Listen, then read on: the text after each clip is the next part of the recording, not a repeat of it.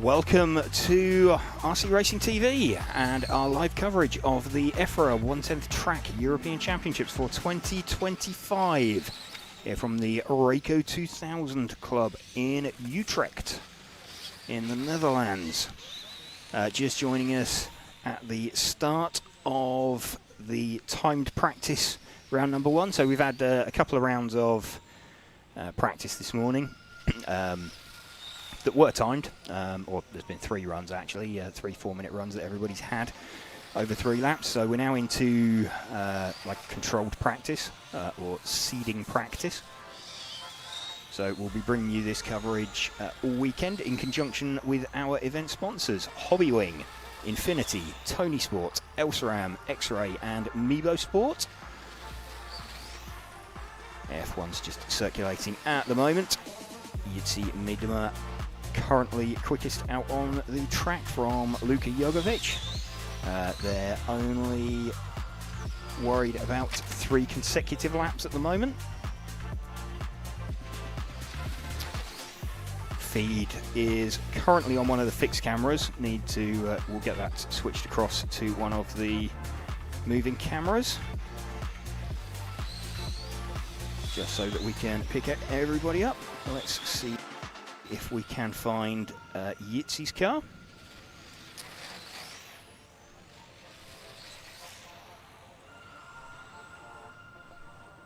Looking for the current quickest car out there on circuit, Jitsi Miedema.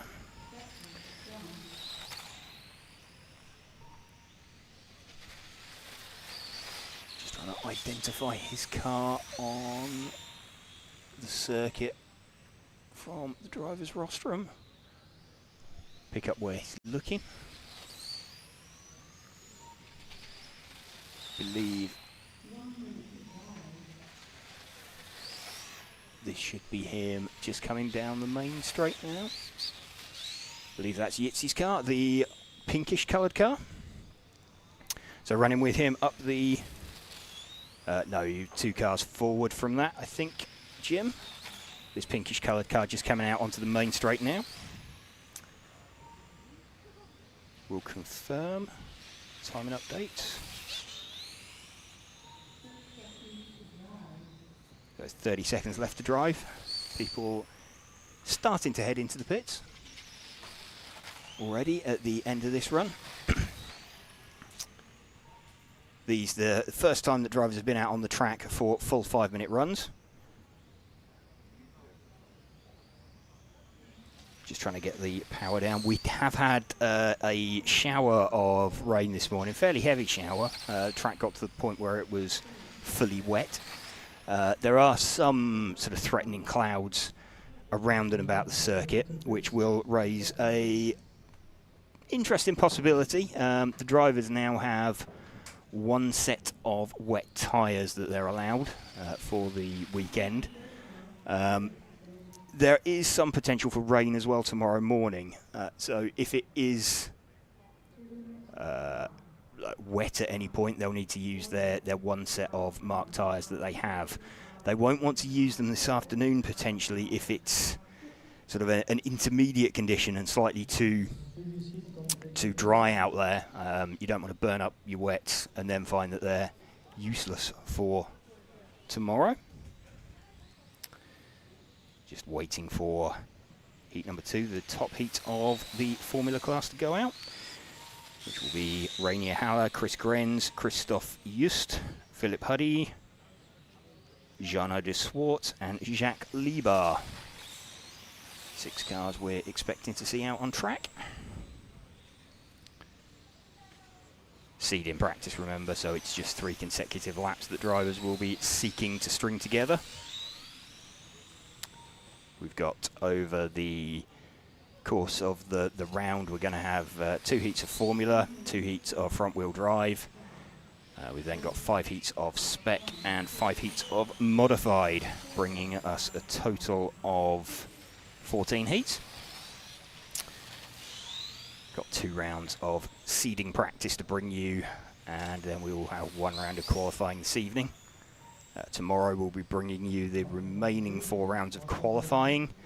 And then on Sunday, we will be bringing you the 3-leg finals for everybody as the timetable currently stands.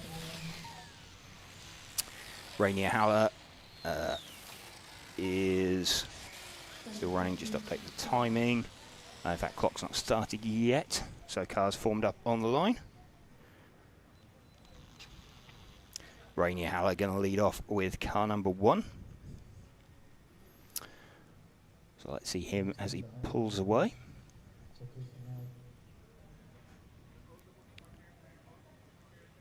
Waiting for the 5-minute countdown to start. 10, 9, 8, 7, 6, 5, 4, 3, 2, 1. Start of car 1, 2. Here we go, car 1, Rainier Haller leading away. Down the main straight, a little bit different here at this circuit, which is it's a bit of a curve rather than an actual straight.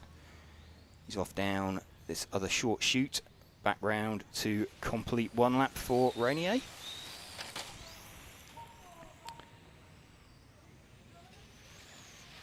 Relatively short circuit, quick-ish lap time. Chris Grenz with the fastest opening lap. Chris 1 car behind Rainier. Let's see if we can pick him up. The number 2 car, he's like the greenish blue coloured car. So he comes down the main straight, here we go. And the curved main straight to a short hairpin into a bit of an alpine section. It's a banked sweeper up there. Then down another short, what looks like a straight but isn't completely. It's more a bit of a confidence wiggle that the drivers will have through that. Again, welcome to you if you are just joining us for our live coverage this afternoon here on RC Racing TV of the EFRA 1/10 Track European Championships.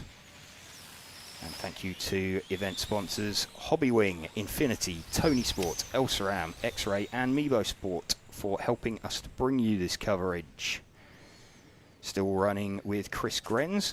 Jacques Liebar's got himself to the front now. Let's see if we can pick up Jacques' car.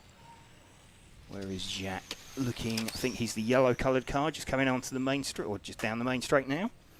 There we go. This is Jacques Liebar's car. So Jacques, the quickest car out there on circuit at the moment. A little bit of over-rotation on power for Jacques, but he has managed to hang together from Chris Grenz, who we were just running with. 3 consecutive laps, very slightly quicker. So he's about quarter of a tenth faster over 3 laps. So absolutely nothing in it. Possibly a bit of a surprise for Chris because he started out car 2, Jacques started out car 6. So they're circulating around about 4 seconds apart.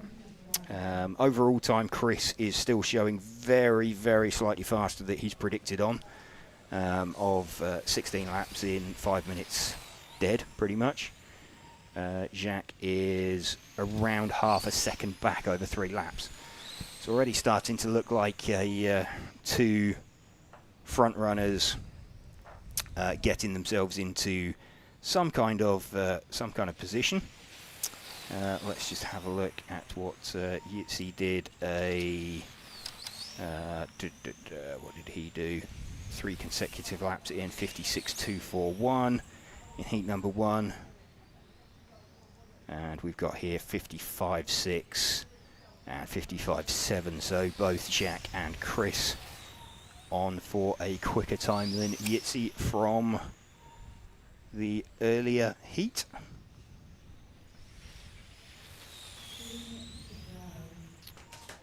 And yeah, 55.6 for Jacques, 55.7 for Chris. So Jacques found a tiny amount of time. Already looking like this could be developing into a bit of a 2-horse battle, certainly for the top seeding position. Early on, this all yellow coloured car that we're following of Jacques Liebar as they come out onto the main straight once more. He's quite comfortably faster than everybody else running in the heat. over 3 laps. They are about 4.5 seconds quicker than Rainier Haller. About 6 seconds quicker than Philip Huddy.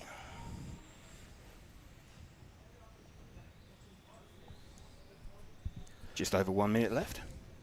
Over rotation on power is my pop punk band name. Over rotation on power, yes. Yeah. It's the car wanting to continue turning as you accelerate. It's a relatively common thing with these F1 cars because they're quite long for their width. They're a little bit out of proportion, and they resist turning. And then once they have turned, you've got quite a lot of weight from a long way back, and they just tend to want to keep moving once the pendulum has started. I was talking to Chris and Rainier yesterday about the car setup, and Rainier apparently is helping design a lot of bits with David Airbar, and who 3D prints some very nice looking front and rear wings. Shouldn't have mentioned his name because he's not sponsoring the stream, but still, anyway, very cool stuff. So you can have, like, basically you want to manage how much aero you're having on the front, balance it with the rear wing, which can only be a certain height and a certain width. Obviously, it has to fit within a box and all that. Yep. And then you start working on your suspension settings, and it was like, this is pretty cool. I was like, okay, so diffusers aren't allowed. Can you have, like, widen the chassis so there's, like, slot gaps and stuff like that? It's like, nope. You have to, because you're going over curbs, you're touching the chassis, so you can't have it too wide and all this. And yeah, so anyway, let's anyway, this is Frank. That's James. And as Michael Orlovsky was just saying there, make sure and check out the EFRA merch on rcracingtv.com/collections. And let's hear really quick from our EFRA associated members.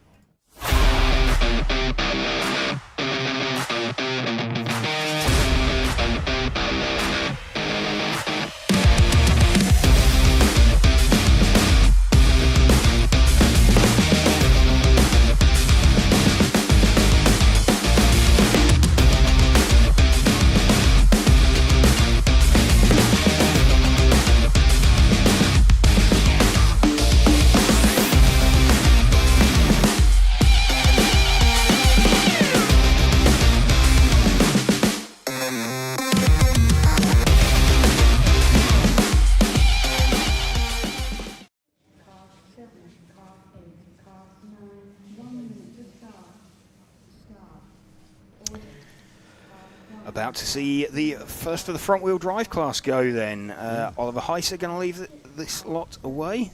2 heats of front-wheel drive we're going to see here. Yeah, and as has been guessed in the live chat, we have a couple of support classes, basically. So F1 and Fronty are the support classes this year. Just 2 heats. 2 heats of each. Yep. Yeah. But yeah, I mean, it's the F1 stuff, obviously very cool. Fronty, hugely popular, but the actual championship classes this year are the Spec and the Mod 4-wheel drive. Yep, 5 heats of each of those that we will be seeing later on. So Oliver Heiser going to lead this one away. Looked like they were a little bit reluctant to pull up to the line there. I think what they've realised already is that the loop is not far after the start line. So if you start further back from the start line, you cross the loop at full speed. And your first lap, when you've got extra voltage in the stock classes, that all counts. So you get sort of a good shot at a flying first lap. Whereas if you're starting quite close to the loop, your first lap you're accelerating down the straight and around the line, so your first lap's slower. Yeah. So that's something they were trying to get away with, but the race director spotted what was going on. Gergo Valent is leading this one with the number 2 car. I think he is the, let's have a look, the white and pink coloured car out there. No, number 2 car is the all-white coloured car, so we had him there. Looks fairly close, actually, between Robert van der Wolf, the 3 car, Oliver Heiser, the 2 car, Gergo Valent, the 1 car. So in the middle of those 3, I think we've got Gergo. He is the leader but all three of them very, very close on time at the moment. You can see 57.332, 57.337, and in fact 56.7 now for Robert. So if we can move back one car, you can see him all over the back of Gergo Valent. And I think Winston Sinijo with the 6 car as well has found some speed.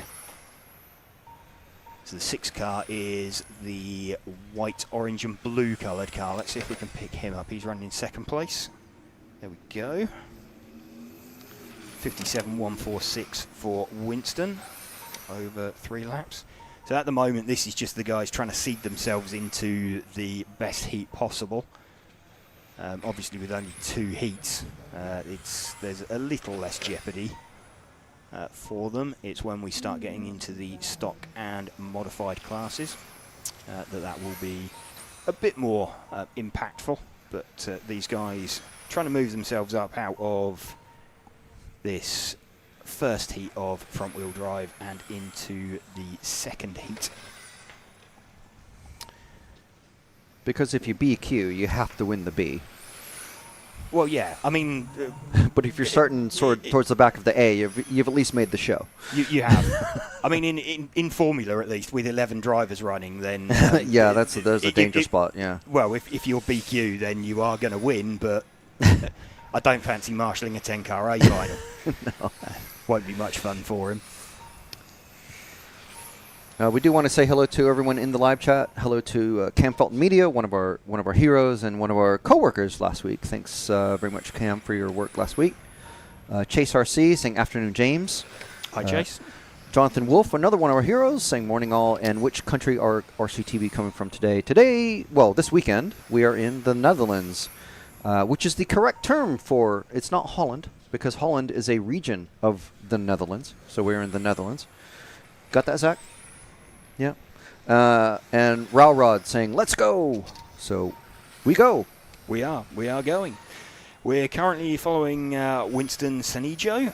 Let's see if we can pick up the lead car again of Robert van der Wolf, who was the number 3 car.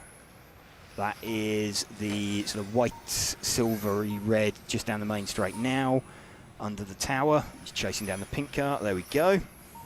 This is our lead car, the only driver to go sub 57 seconds over 3 laps currently. So Robert's got this one fairly hooked up. New driver from the Netherlands. Nice line down the main straight and puts it on its roof. So a bit of a... It won't affect him at the moment. He's landed back on his wheels. Bit of a tight line... or too tight a line down the main straight. Speaking with some of the drivers yesterday, you need to give that curb in the curve on the straight. You need to give it some respect. It sort of drags you into the inside of the corner. So the best way is to give yourself like half a metre from the curb as you fly down the straight. Bit easier to place your car in this front wheel drive class. Robert does look like he's got a bit of a horsepower advantage, though, over some of the other cars around him. Looks like the car is carrying quite a lot of corner speed. There we go, he's just ducked past 2 cars, out on to the main straight once more. And he actually feels he's done enough and has pitted, so that's the end of that one. Robert van der Wolf taking that one from Winston Sanyo and Olivier Heiser. Make sure you take your marshal position. Getting set for the top heats now.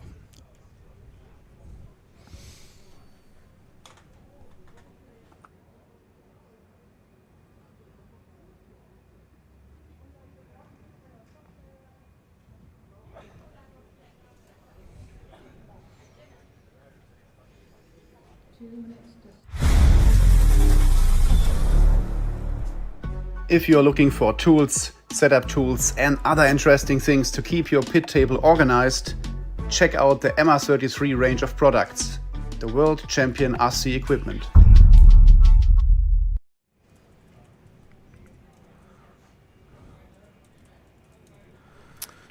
top heat of front wheel drive. Just getting set.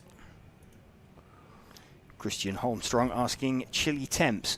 It's not too bad. It's sort of like 17, 18 degrees at the moment. We did have a rain shower this morning. Track's fully dry now.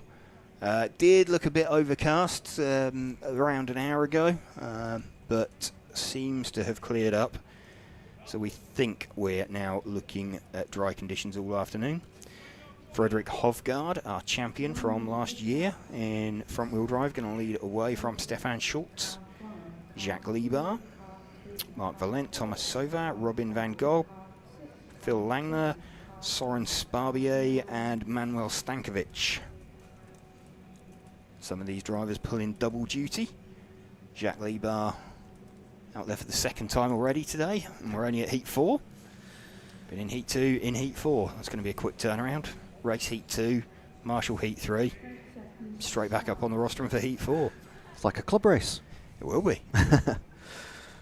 Phil Hoggart saying, hey guys, hope to see you all Sunday. Yes, for sure. And much respect to Phil, because his YouTube avatar picture is him on the rostrum. So you know he's into his RC. Oh yeah. Very good. That's always good to see.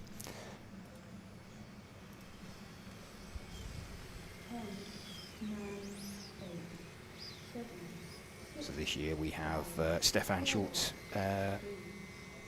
being kept apart from Adam Isay. Adam not running front-wheel drive this year, after they had a little bit of a coming together in the finals last year. 2 or 3, yeah. Two or three, maybe. So quite clearly the fastest car, but neither of them managed to get in clean runs, and Frederik Hovgaard managed to, if I remember, it was on countback, it was on fastest time as well, so that he managed to get that one, so tied on points. Drivers are off and running.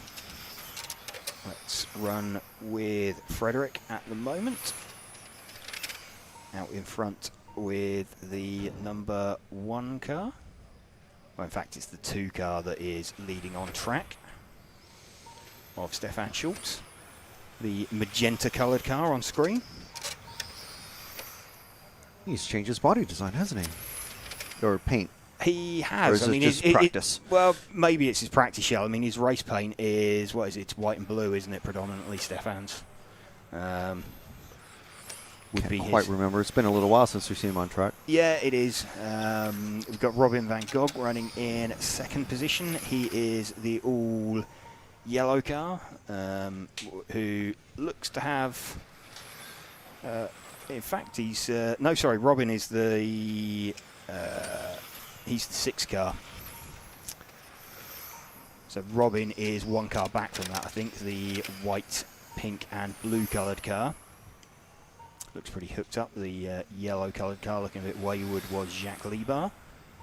Yeah, indeed, that is the 6 car. So let's run with Robin, quickest driver at the moment, by just over a 10th from Stefan Schultz. Phil Langner up into 3rd position, but over 3 laps he is currently 1.3 seconds down on this car that we're running with, of Robin van Gogh. So Robin's car looking nicely hooked up. Carrying quite a lot of corner speed. Pretty important in this front-wheel drive class with limited power. Takes a while to build up the momentum. You really don't want to be losing it. Down the main straight once more, fires it through the curve.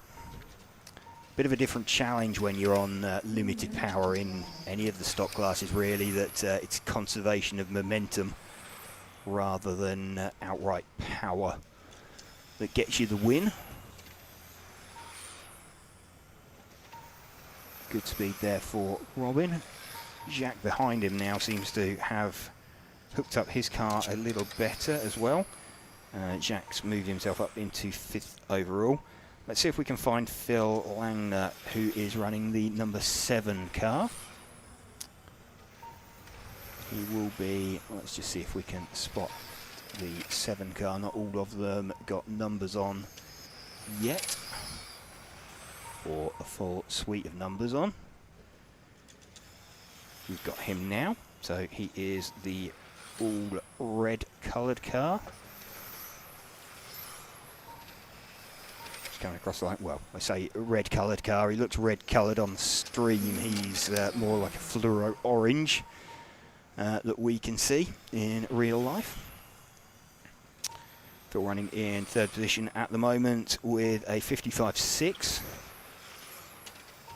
Robin and Stefan both with a 54.3 for Robin and a 54.4 for Stefan. Best lap, in fact, Stefan's got the absolute best lap with a 17.8. Robin with an 18.0 currently. Phil, who we are running with, Phil Langner with an 18.3 fastest lap. Stefan, the only driver going sub 18 seconds over a single lap. Robin beating him on consistency. Robin's predicted time overall a 17.510. Stefan's 17.511. Looks like about half a second between them. So it's the 6 car and the 2 car. They won't be anywhere near each other on track currently. Frederick Hovgaard, defending champion, having a bit of a mare at the moment. His over 3 laps, he is currently like 3 seconds off the pace. We've got 40 seconds left. Let's see if we can pick up Stefan again, the 2 car. So the all pink coloured car, just about to come out onto the main straight now. With 30 seconds left. Stefan currently lapping quicker than anybody else. He's second overall after 3 consecutive laps, but he's doing, his last lap round was an 18.2 compared to an 18.5 for Stefan. Or for Robin, sorry.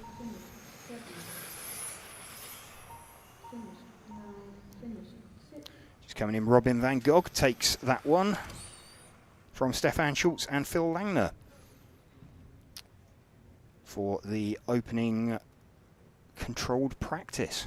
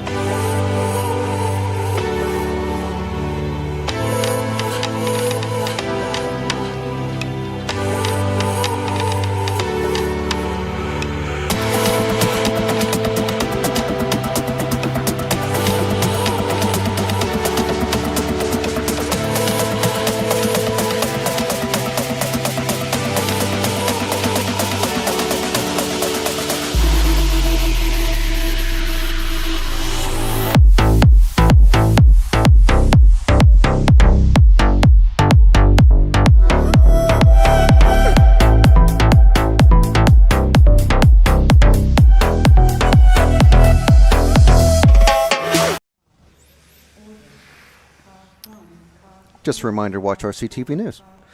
Absolutely. And hello to Wesley Van Helmen, saying hello in the chat. Saw him a couple weeks ago, well, a few weeks ago now. I can't even remember. I don't even know how many weeks ago it was that we were at the Hootie Arena. But yeah, last saw him there. Yeah, maybe you can drop by. I'm sure, like, you know, Netherlands is, you could just drive down the street and be here, Wesley. So pop in whenever you can. I think it might be a bit bigger than that, given how long it took us to drive here. Yeah. 20 seconds to start. Looks like we're a little bit short on drivers, maybe on the rostrum. How many have we got? We've got 5 up there. I think we're missing a few from this heat. We can have a look on the rostrum cam. There we are. We can. So we have 5 drivers and the yellow jacket on the far right hand side. That is Franz Heinsbruck, the one of the referees this weekend. I think tomorrow we should have the EFRA referee, but Franz is of course the NOMAC referee representative. Yes, that will be Well, he should be there as well for the first round of qualifying. Yeah, for Yeah. so that will be on later. Daniel Heisch leading at the moment after the opening lap with the number 7 car. So slightly faster now, the 13.5 powered cars. The 7 car is the all-orange colour car with the black rear wing, just coming onto the main straight now. So we do have a question in the chat. When is Michael out? Which is a very timely reminder that we should let everyone know the rough time schedule. Of course, subject to delays, which may or may not happen. We don't know. So the qualifying today starts at 4:45. That's Central European time. Michael, well, let's say top heats. Are they split across the 2 top heats, the top guys in seeding practice? No. Do we know? No. They're all just crammed into the top. Okay. Yeah. So top heats, let's say top heat of Spec is out at 1:48, so that's not long away. The top 2 heats of Mod are out in heat 13 and 14, and they are out at 2:20 and 2:28, again, Central European time. And then right after that, we're into the second heat of timed practice, and then heat 9 is the top heat of Spec, which is 3:40, and then the top 2 heats of Mod are out at 4:12 and 4:20, again, Central European time. So that's when Michael, Mark, David, Alex, all the big names, those guys will be out probably in heat 14. Well, in fact, Bruno. David is heat 13, as is Yours, because they didn't race last year, so kind of top heat is Right. It's based off of last year. That's certainly for the time practice. Obviously, we don't know who's in what heat when we get to seeding practice. I need to stop gesticulating because I've hit the window just there. But, Yeah, we can't. I've already broken one window this year. We can't have RCTV breaking another window. When I'm trying to emphasise something and moving my hands and just punch the window, so it's all right. I didn't need my knuckles anyway. But yeah, so obviously there'll be this is the seeding practice, so they're seeded. That's the sort of pre-qualifying, if you will. Yes. And So then- over yeah. 3 consecutive laps, then they'll be seeded into heats based on that. So the order for this sort of seeding practice was set by results last year. So you've got some quick guys who didn't race last year, like David. But the race director can move them around as where they would expect to have them. So no, there is- the top 10's pretty Yeah. fixed. If you were in the top 10 last year, you'd But be I mean, like David, he's not starting in the bottom. No, group. he's been put in like the penultimate heat. Yeah, sort of a sensible location for it. And he's not going to be racing against the slowest guys in the seeding practice. No, they wouldn't put me out there on track with me, for instance. Or Zach. Yes. So Yeah. that's the general idea. But the top heat, you'd be, if you made the top 10 last year, you'd expect to be in the top heat for seeding practice. Although we have got quite a few drivers that were in the top 10 of classes last year not running, and you've got guys like Simon Lauter, who won stock last year, participating in modified this year. So he sort of retired from stock racing. Yeah. After winning Moving up to the big boys. Yeah, after winning the Worlds in Bakersfield last year, and has moved on to running modified, freeing up that space. You got Ollie Payne, who was second last year, not here with us this weekend as well, in stock. So a couple of opportunities for people to be moving up there. What have we got out on track at the moment? Yaroslav Kritz, the number 8 car. Let's see if we can spot him. Out on circuit. He is fastest over 3 laps from who is Nathan Atlani, I believe, is running in second position. He is over 3 laps, so a 48.5 from Yaroslav. 30 seconds. Just watching him flash down and get it all sorts of wrong. Doesn't matter, he's already pumped in 3 laps.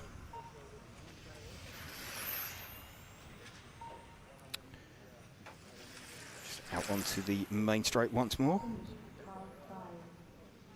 Bit disconcerting. It looks like quite a heavy curve on screen. Then down this short straight into banked corner.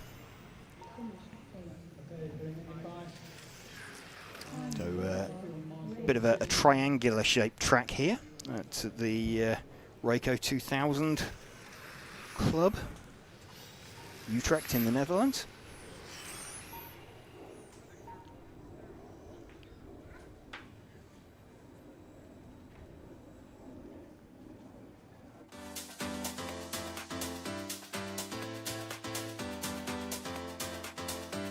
Makes an error. Marcus Currup is through. Now it's a four-way battle. And Finn's on the inside. He's got him.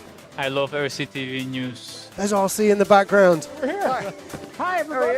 This is mine. Okay, fantastic. Yeah. So we are here at ETS round number 3 of season 17. Davide Ongaro, associated European champion, and didn't he deserve it? Bruno Coelho is your champion. Today, mamma mia, super happy. It's like a real now. It's like a real.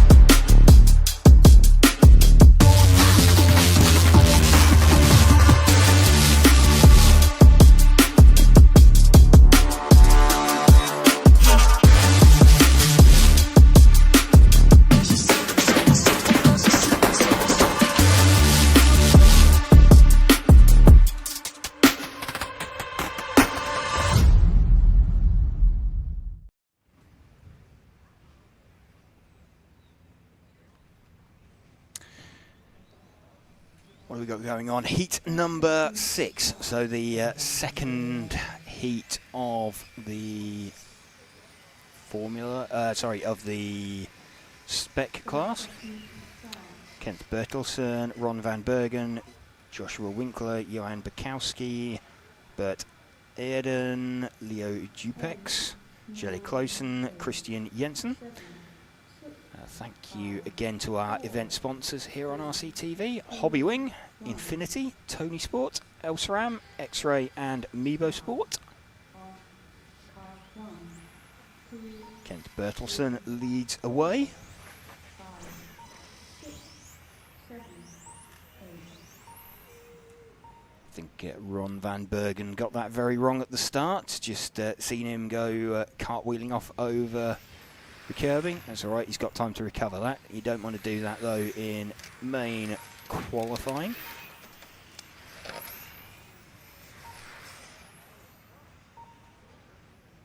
Give it another lap to settle down and then we will pick up to see who is the quick car out there.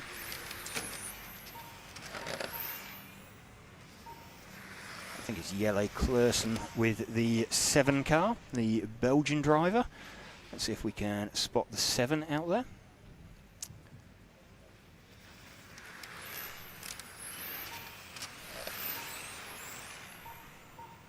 I think he is the blue coloured car that's just popped it on its roof. Bluey purple coloured car. Down the short straight, let's just confirm that's the 7. Yep, that is the 7. So he's out on the main straight now. There we go. He's, yeah, dark blue coloured.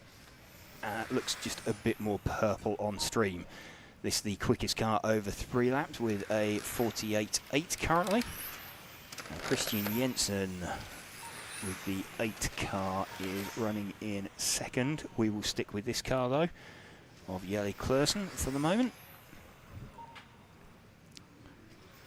Still fastest out there as he flashes around onto the main straight once more, giving that curbing quite a wide berth. Seems to be the favoured line by a lot of the quick guys, not wanting to scrub too much speed. Of course, any steering lock that you apply does mean that you're not moving forwards. They're trying to minimise steering inputs as they can, carry as much corner speed as possible, whilst remaining on some semblance of a racing line. Car's looking pretty good though, pretty hooked up. 48.5 now over 3 laps. compared to a 48.9 for Bert. So he's about 3.5 tenths up over 3 laps, just over a tenth a lap he's got in his pocket. Let's see if we can find the 5 car of... But in fact, let's see if we can find the 8 car of Christian Jensen. I think that might be 1 car back from the car we have been following. It was 1 car back. I think he should put it on the grass, just as I said we would pick him up. Let's confirm that was the 8 car. It was the 8 car, so the 8 car is the all-white coloured car just coming onto the main straight now. Still running in 3rd overall, improved to a 48.7 over 3 laps. So really, really close actually between Christian Jensen, who we are running with, currently sitting in 3rd position over 3 laps, and Bert Aerden, also on a 48.7. He's, what is it, 48.767 to 48.771, so it's like 4 100ths of a second between the two of them over 3 consecutive laps. Super, super close between these guys. Let's see if we can find the 5 car out there. And of Elec Klursen. Sorry, that's Bert Aerden, the 5 car. Let's see if we can spot. He's near the end of the lap, I believe. He is, I think, he is the yellow and blue coloured car. Just going down the short straight. Confirm as he comes back to us. No, that's the 1 car. Followed by the 7. The 6. There'll be a 5 out there in a moment.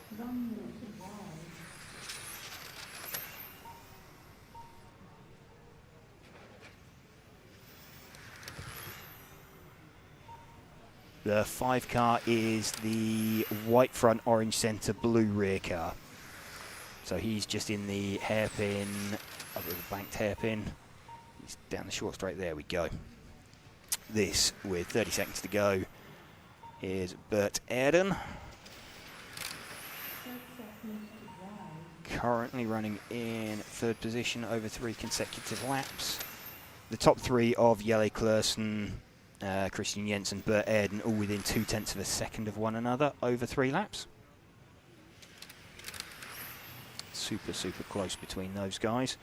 They look like they've got a bit of an advantage over everybody else in the heat, so they'll be expecting to move upwards in the seeding, I would imagine. Timing just expiring for these drivers. So that should be called and they'll be coming back in. Elec Klursen taking that one then from Christian Jensen and Bert Aerden over the 3 laps.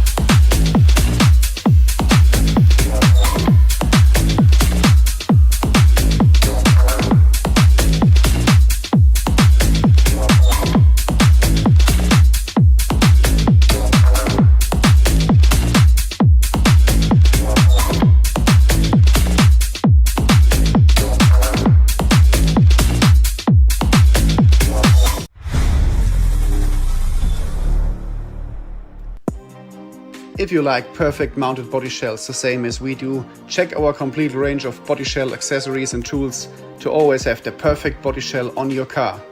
Choose MR33 and use the World Champion RC equipment.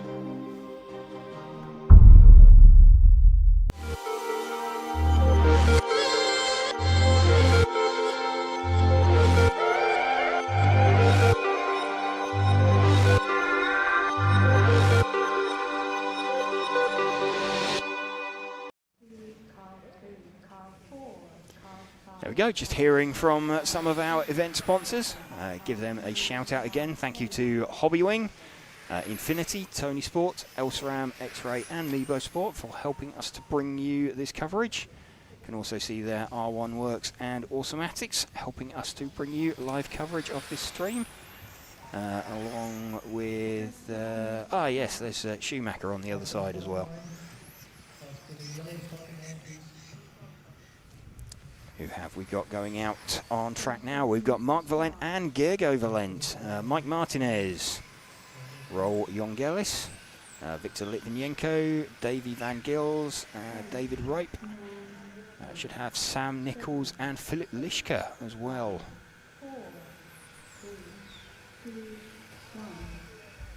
Car's getting set to go. Mark Valent leads away. The pink-coloured car will run with him for a couple of laps.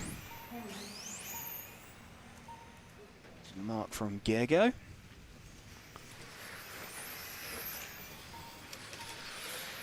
And very close between the two of them on the opening lap.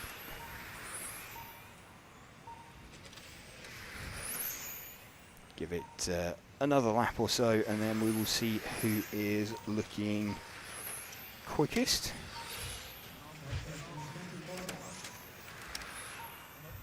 Looks like the 4 car of Roel Jongelis is the quickest at the moment, so let's see if we can pick up the 4 car. It is, I believe, by process of elimination, the blue-coloured car with the green or orange, yellowy-green bottom to the doors. So he has just made a bit of a mistake, I think.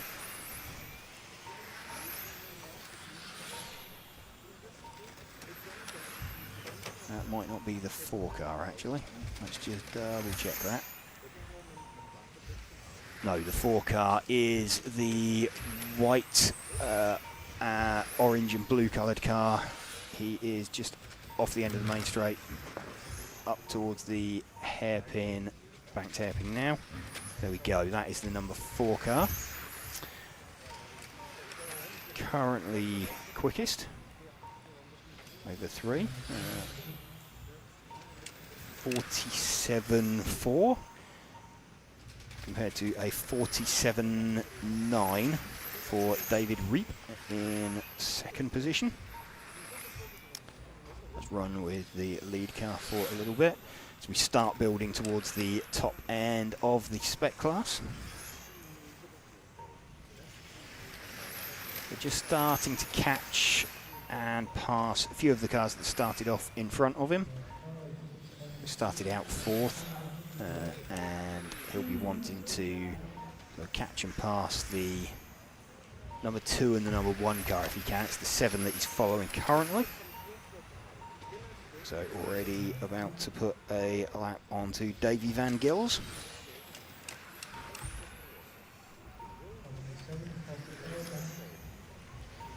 So 7 jumps out the way.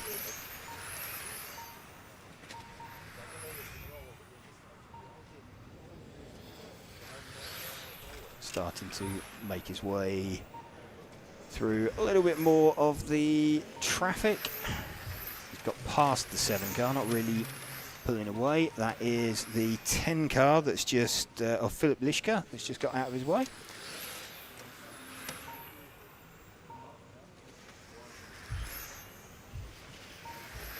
Still running with the number 4 car, leading at the moment. From David Reap, Mark Valent, Gergo Valent, Sam Nichols running in 5th position.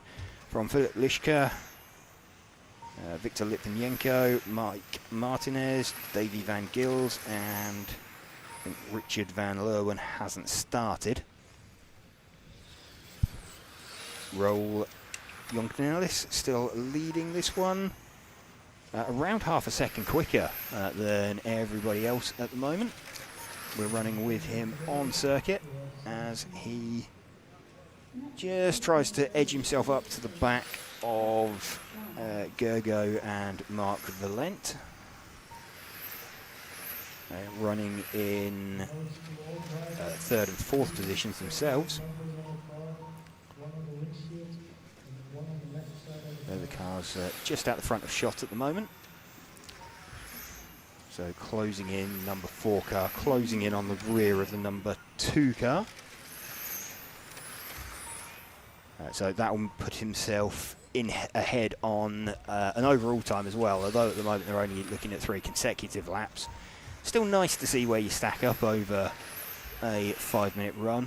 When we get to qualifying later, that is what will become important.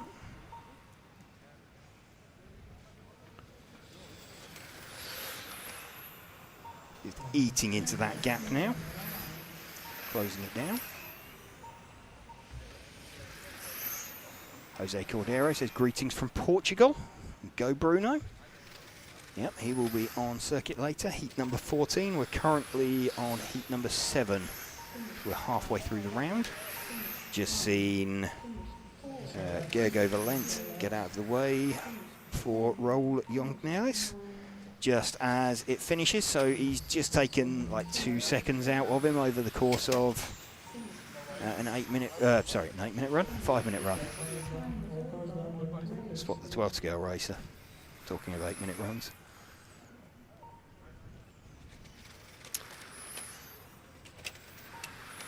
So heat number 7 of Spec complete. A few drivers going sub 16 there on a single lap. It's just a matter of hooking that up over an entire run. 2 minutes to start. Start. Order. Car 1, car 2, car 3, car 4, car 5, car 6, car 7, car 8, car 9, car 10. We're starting at the yellow line.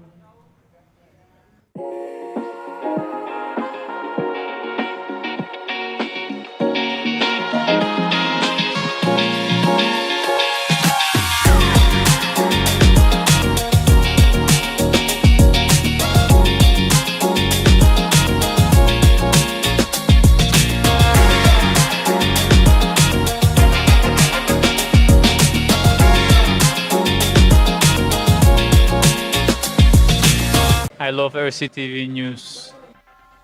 I'm Matt McCallum. And I'm Frank McKinney. And here are your headlines. There's RC in the background. We're here. Hi, everybody. There he is. Totally secret, no one knows. You got any thoughts on it? No, we don't have a clue what you're talking about. That leads us nicely to the 12th Euros. And this week's hot topic. This is a hot topic. Okay, these are rookie numbers. These are rookie numbers. Right where we're sitting now is where that crash happened. We did what you expect of us. We tried to stir up some drama. Another good one. Yeah. Okay, just catching up with a bit of RCTV news there. Penultimate heat of Spec about to go out. Nico Catalani, Jan Rathajski, Tim Benson, Rick van der Acker, Bart Vubben, Timon Konen, Martin Huddy, Frederick Hovgaard, Enzo Ruslin and Phil Langner heading out on track to wind up there on the driver's rostrum. 3, 2, 1. Start. Off. Car 1. Nico Catalani leads away. The all pink coloured car. Being chased by Jan Rathajski, by the looks of things. We'll stick with Nico for a couple of laps. Front two seem to have already pulled a bit of a gap. Let's just confirm that's the case. I think it might be Tim Benson that's had a pretty bad opening lap. Frederick Hovgaard with the quickest opening lap with the number 8 car. So he'll be quite a long way back in the group. Let's just see if we can spot the 8. The 8 car is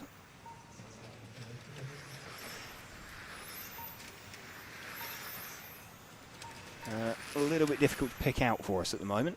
So we'll stick with Nico whilst we're keeping an eye out for the 8 car.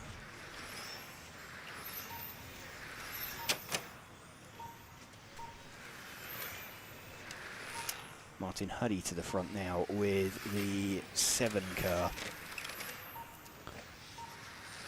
Word is that the X-Ray guys, or a lot of the X-Ray guys, are running a prototype car this weekend. No pictures of it, unfortunately. We've been asked to not have any real focus on it. Martin he's just out of the main straight now, I believe.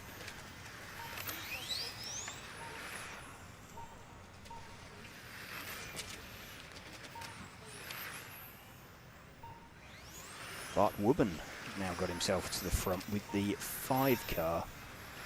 See if Bart is a little bit easier for us to locate.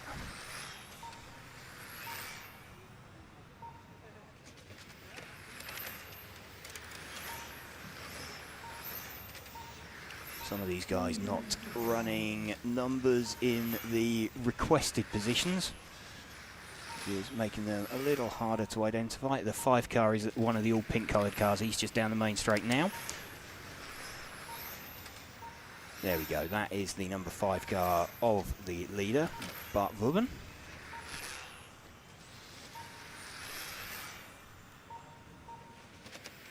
He loops out onto the main straight. Again, giving that curb a little bit of respect. Seems to be the fastest line, as defined by a bunch of the quick guys. The curbs here quite aggressive, so you're not really wanting to ride too many of them or get too tight into them. It's down the short straight towards the banked hairpin. Again, using the banking there to pull the car into the corner. Down the main straight once more. Over the grid hatchings. Just under 2 minutes left. Enzo Ruslan in second position with the number 9 car. Let's see if we can spot him out there somewhere. The 9 car is the white, pink and green coloured car on the main straight now. There we go. That is our second position, like half a tenth off over 3 laps.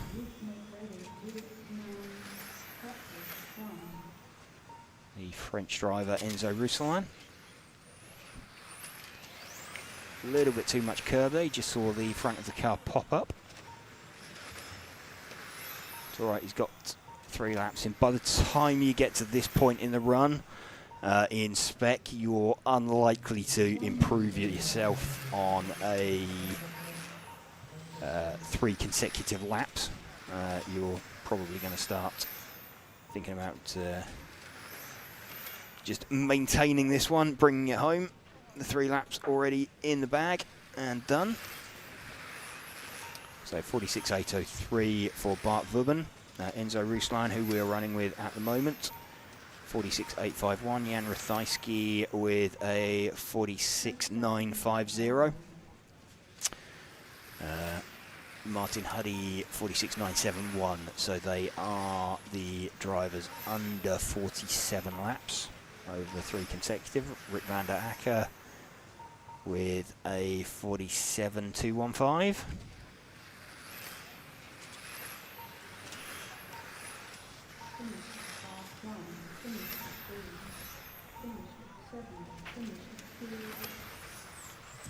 Time has expired. Bart Wubben is going to take the overall, I believe, on this one.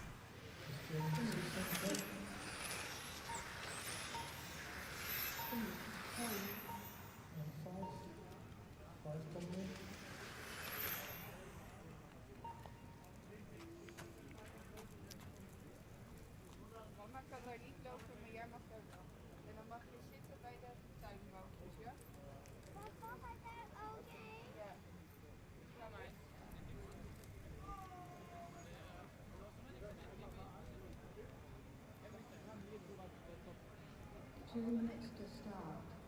Start. Order. Car 1, car 2, car 3, car 4, car 5, car 6, car 7. MR33 offers all the chemicals you need to keep your RC car going smooth on track. No matter if you're looking for diff and shock oil, CA glue, grease, thread locker or bearing oil, MR33 offers all the products in premium quality, as MR33 is the world champion RC equipment.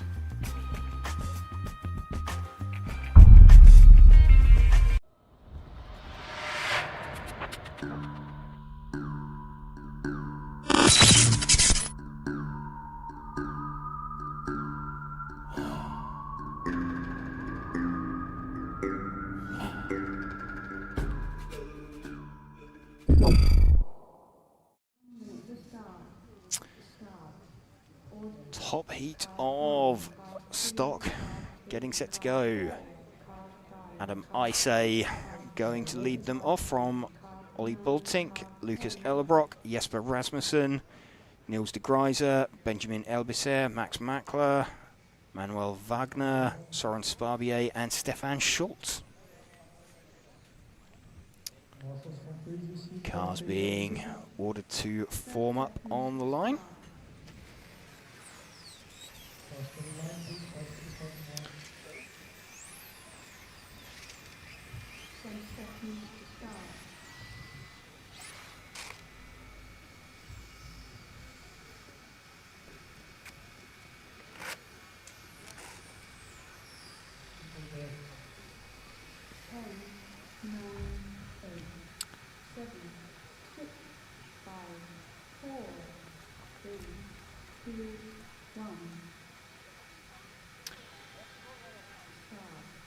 Adam Isay leading the top heat away then.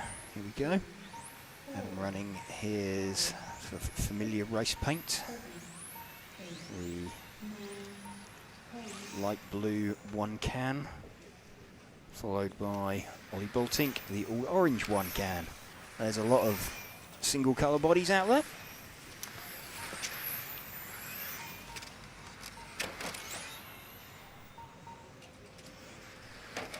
So Adam Isay from Ollie Bultink opening lap. Soren Sparbier up in third position.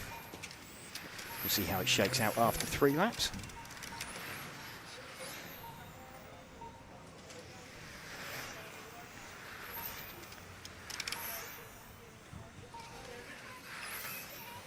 So we've got Adam Isay currently quickest from Ollie Bultink. Lucas Ellerbrock in third. Not everybody crossing the line for the third time yet. Pretty close. Let's give it a 4th lap just to let everything settle down. So Adam Isay leading from Soren Sparbier. Let's see if we can find Soren's car, the 9 car.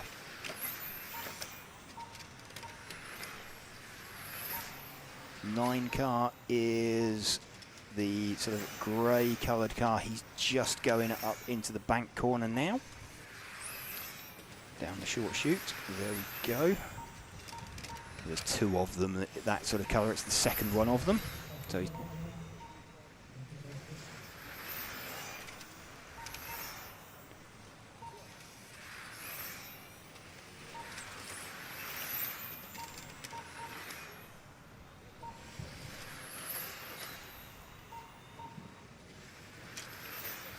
just following Soren Sparbier round now. With the number 9 car, he's trying to close in on a couple of the guys in front of him. They are about 2 tenths off of Adam Isay. Max Mackler running in third position currently with a 45.7 over 3 laps. So Adam with a 45.4. Soren a 45.6, Max with a 45.7, Ollie Bultink with a 45.7, Benjamin Elbisser 45.8, Lucas Ellerbrock a 46.3. So top 5 all going sub 46 over 3 consecutive laps. Overall run time, we have got Soren Sparbier, who we are running with, predicted a 20 in 7. Max with he's also showing a 20 in 7. In fact, Max is now showing the quickest overall time heading for. Let's see if we can pick up Max's car. Then he's running in third at the moment. He's the 7 car, so he's, I think, 2 cars forward from where we're following. Similarly coloured car. So he's just coming out onto the main straight now. There we go. This Max Mackler running in 3rd position overall. Gets that slightly wrong. So this isn't going to help his overall. Again, I think with this far into the run, likely to get times settling down a little bit. And not going for overall sort of faster times.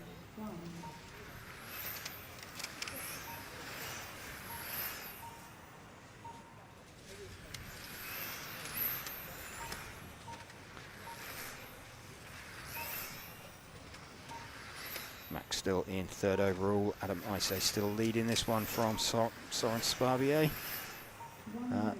Let's see if we can pick up Adam again as we've got 1 minute left. So he is the number 1 car.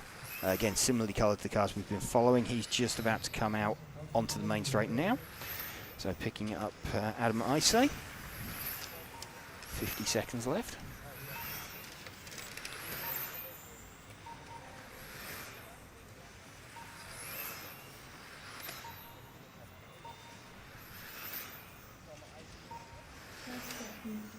The aim of this is just going to be for guys to get themselves seeded into the top heat, if they can.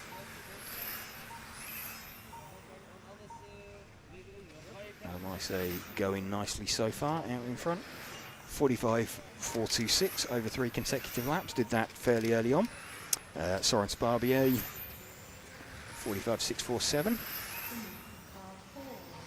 Soren and Max predicting quickest over a run. Soren with predicting a 20 in 5:10. 5:10.0. Max 0.2 of a second behind him over a 5-minute run. So there we go. That's the top heat of Spec. Let's just check on the overall where they fitted in against the guys from the earlier heat. So yeah, Adam, it's Adam from Soren from Max as the top 3. Ollie Bultink, Benjamin Elbisser, Lucas Ellerbrock, Jesper Rasmussen, Bart Vubben, Enzo Ruslin. So some of the guys from the previous heat managed to get themselves into the top 10. And looking to seed into the top heat. Still 1 round of seeding to go though for those guys. Take your position. Track is open.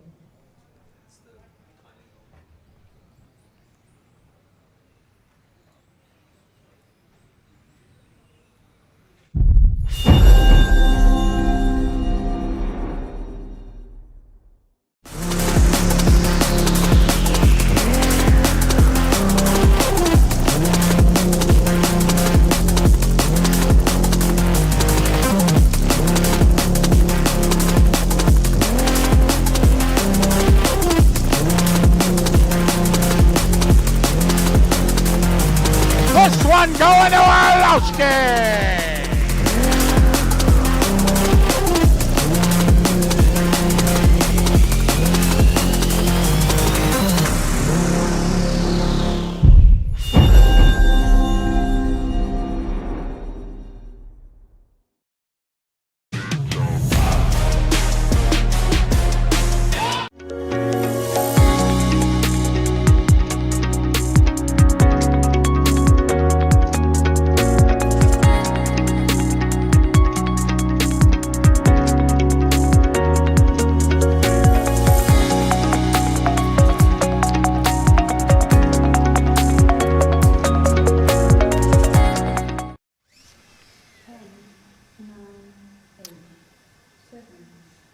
Set then for the first of the modified heats. We're going to have Dai Sakaguchi leading them away. So these cars much faster. Huge power from these guys. Dai away nicely in front. Let's just see. I think we're maybe a few drivers short up there on the rostrum, so might not have a full heat. Looks like we have got 6 of the 8 cars running. Dai Sakaguchi leading from Jose Pereira early on.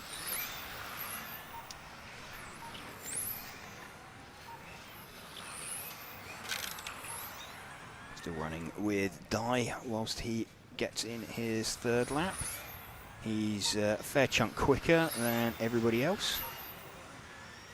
14.3 over 3 laps versus a 14.8. Sorry, not over 3 laps, on a single lap. Let's just wait and see for that to update over 3. Yeah, 43.7 over 3 laps versus 44.8. So he is 1.1 seconds quicker over 3 laps. It's a fair chunk.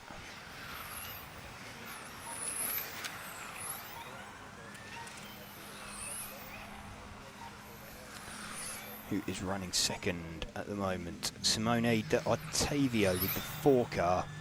Let's see if we can identify the number 4 car out there. We cannot run with him for a few laps. Again, not everybody running completely clear numbers. I think the number 4 car might be the one just coming out of the main straight now. The white and orange car with the blue roof. We'll just see if we can confirm that next time he crosses the loop.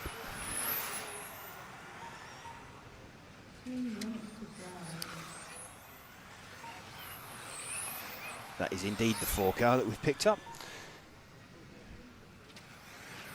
Having to rely on the timing loop to confirm, with the number not being completely visible at these speeds that the modified car's capable of doing. 44.1, so he is about 4/10 off of Dai over 3 laps. It's not terrible.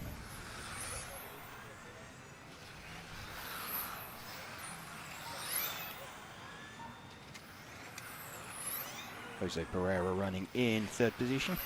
Again, welcome to you if you are just joining us here on this Friday afternoon. We're RC Racing TV and we're bringing you live coverage of the EFRA 1/10 Electric Track European Championships for 2025 from the Rayco 2000 Club in Utrecht in the Netherlands.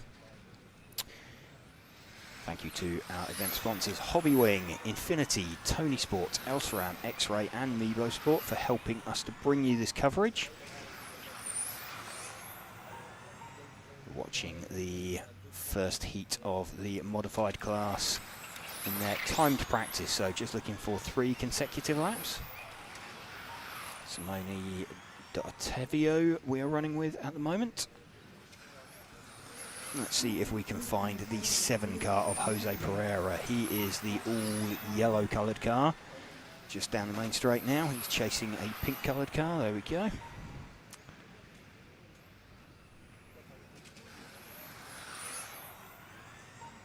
So closing in on the back of 2 cars now is Jose. 44.3 over 3 consecutive laps.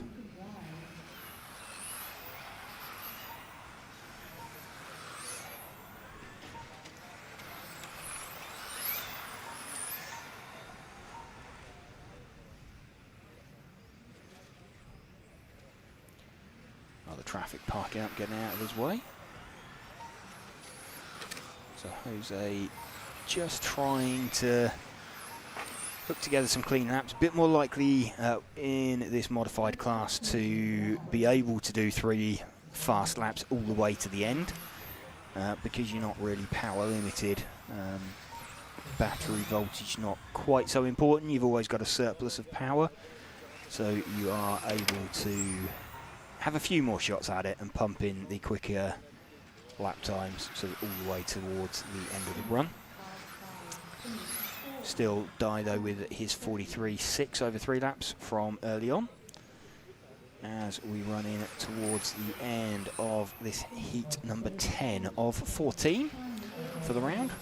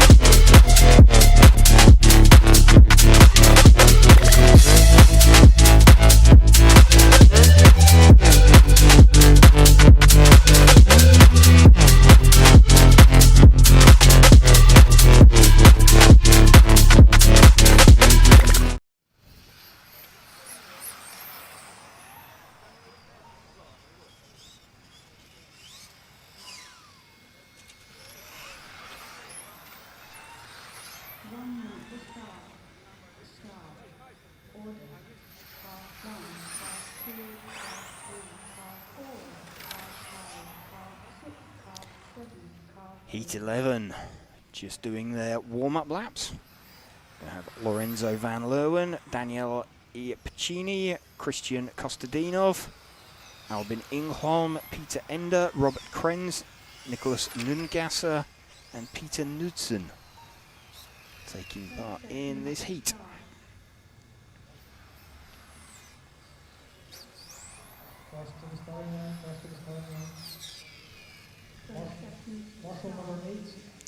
Cars just getting ready to form up on the line. Again, welcome to you if you are just joining us here on this Friday afternoon. Coverage of the 1/10 European Championships from the Reco 2000 Club, Utrecht in the Netherlands.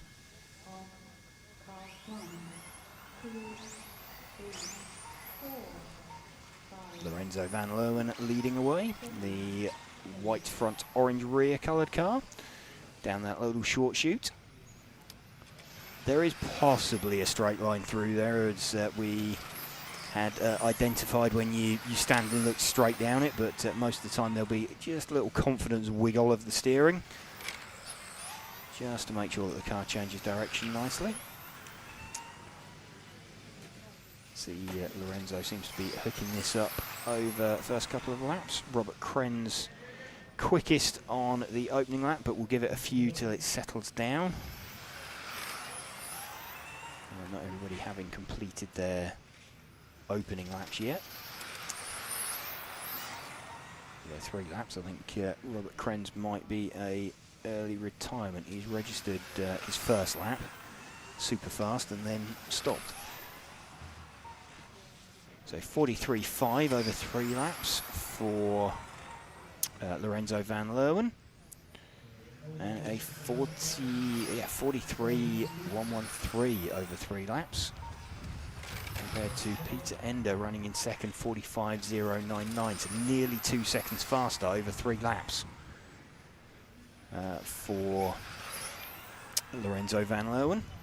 He will definitely be seeking to bump himself up into a higher heat, and in fact, I mean, he's massively faster than anybody else, because Peter Ender is a further 1.5 seconds up, so he is now on a 42.979, so he's more than 2 seconds faster over 3 consecutive laps than anybody else, Lorenzo Van Leeuwen. So he will be approaching other cars out there like they are running in a different class. Expecting to see Lorenzo featuring in, if not the top heat, I would think he will be the second heat down with this kind of pace.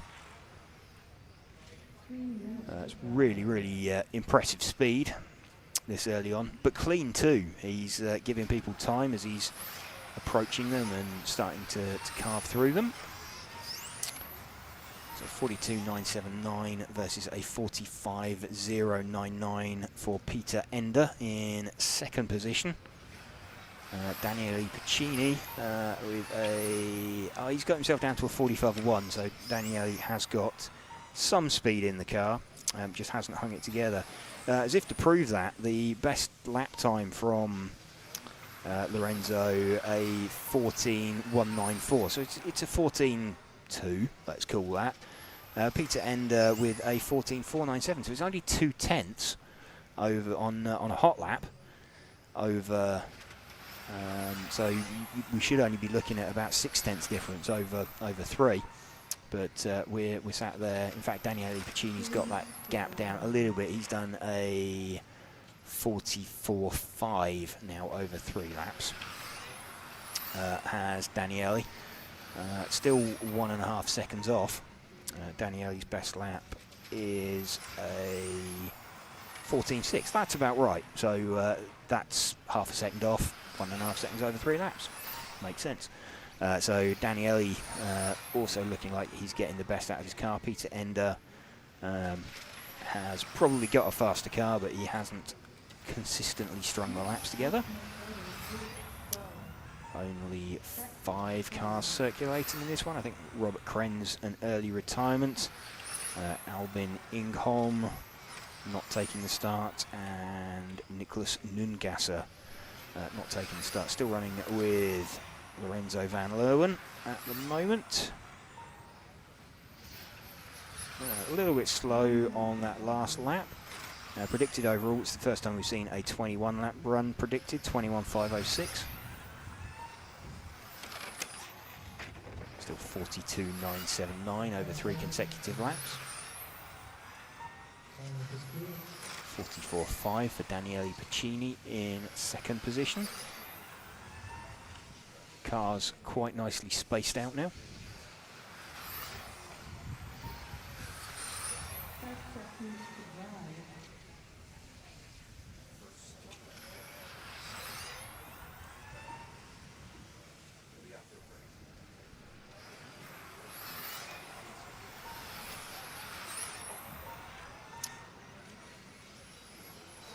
Lorenzo Van Leeuwen still leading. Final 10 seconds now. Still looking at a 42.979, so not going to improve on his overall.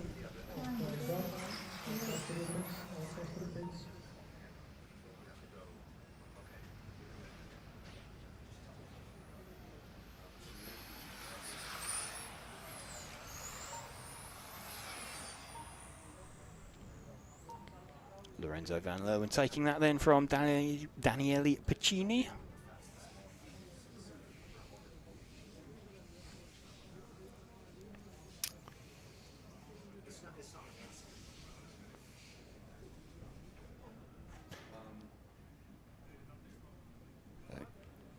Again, I'd like to thank our event sponsors for helping us to bring you this coverage. So shout out to Hobbywing, Infinity, Tony Sport, Elsaram, X-Ray, and Mebo Sport.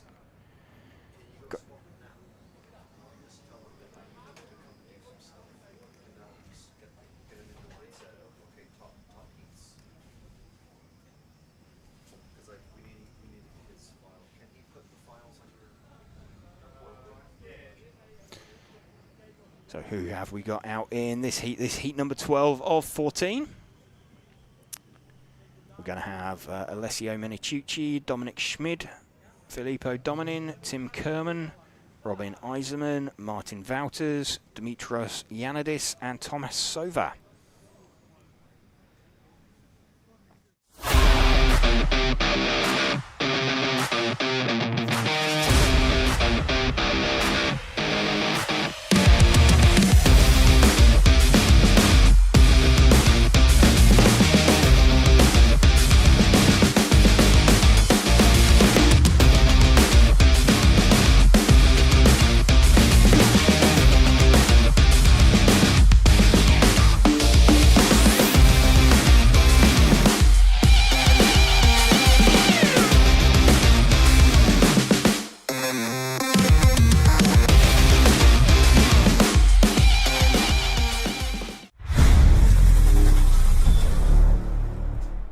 If you're looking for tools, setup tools and other interesting things to keep your pit table organized, check out the MR33 range of products, the world champion RC equipment.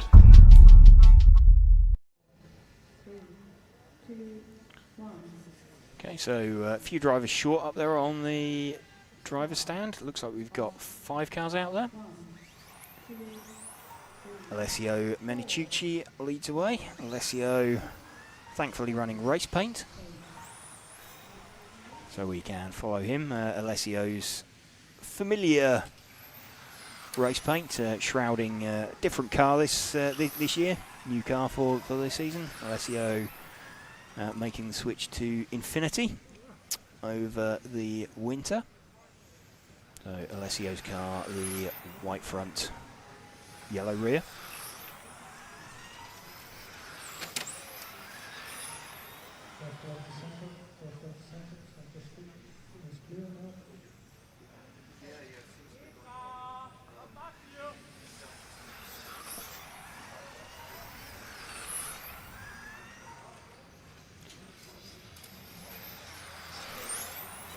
So we're running now with the car of, I believe that to be Dominic Schmid. So Dominic Schmid running in second position with the 2 car. It is Dominic Schmid that we're running with.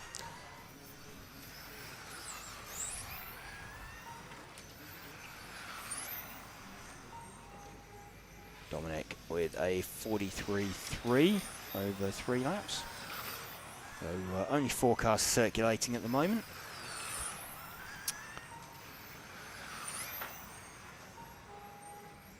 And Alessio has now got himself back to the front over 3 laps.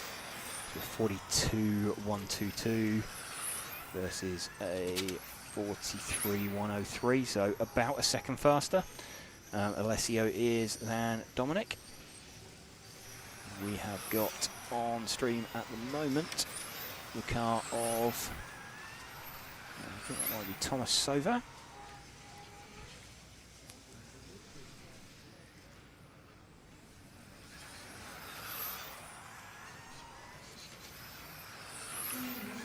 And the 5 car of Robin Eiserman running in second position. Let's run with Alessio Menicucci. We've got him on stream at the moment. Alessio quickest over 3 laps. Only 4 cars circulating at the moment, so nice opportunity for all the drivers out there to start pumping in some consistent laps.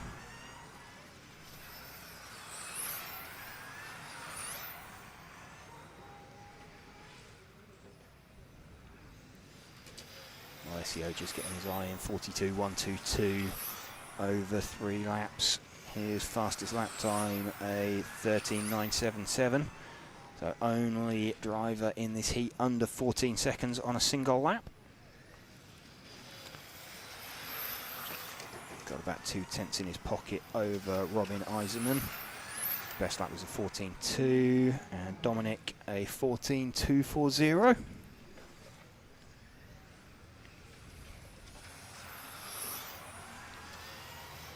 Car's just getting out of his way. That was the 5 car of Robin Eiserman, jumping out of the way of Alessio. Alessio a little bit slower on an overall run. He had a bit of an off moment into the grass earlier. But looking like he is still the quickest car in this heat. A little bit sideways there for Alessio. And just backs out of it. Lets surrounding traffic through, does it the right way, doesn't rejoin too quickly. Doesn't attempt to just jump back on the power. And get in everybody's way.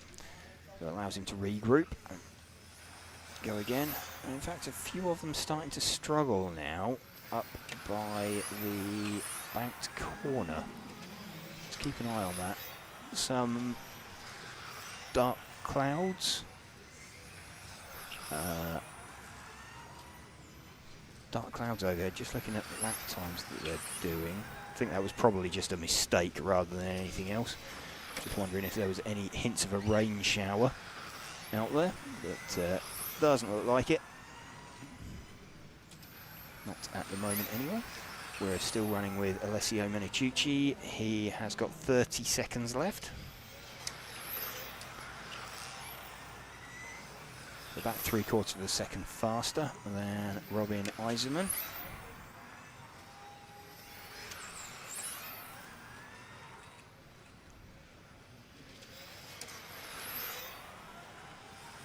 Into the final 10 seconds now for Alessio.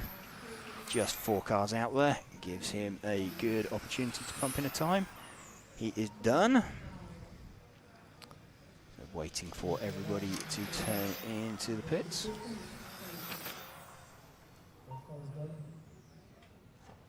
Everybody heading in.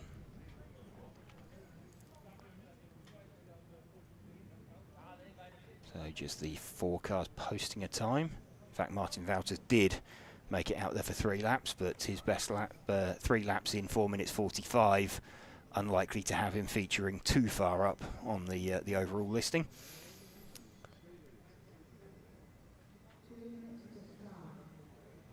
Attention drivers.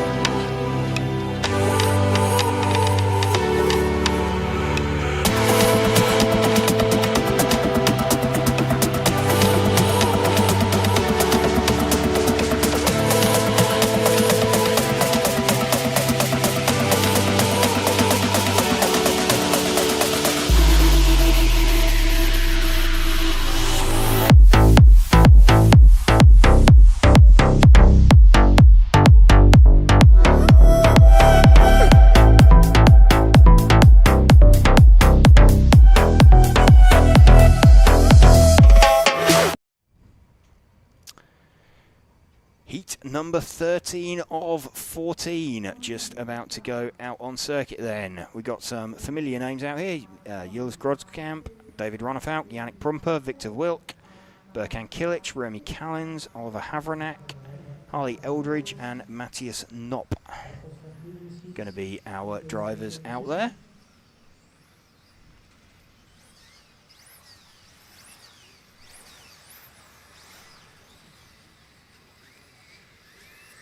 So expecting some of these guys to try and make their way into the top heat.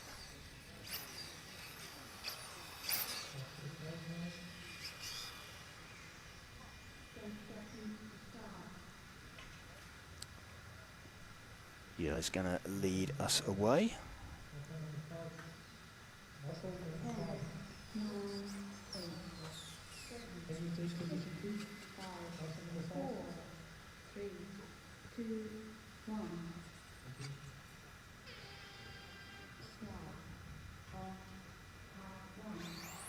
Yes, Grosskamp leading away. All white coloured body shell from David Ronnefauk, running an all white coloured body shell. So running with Yers as he opens it up down the main straight.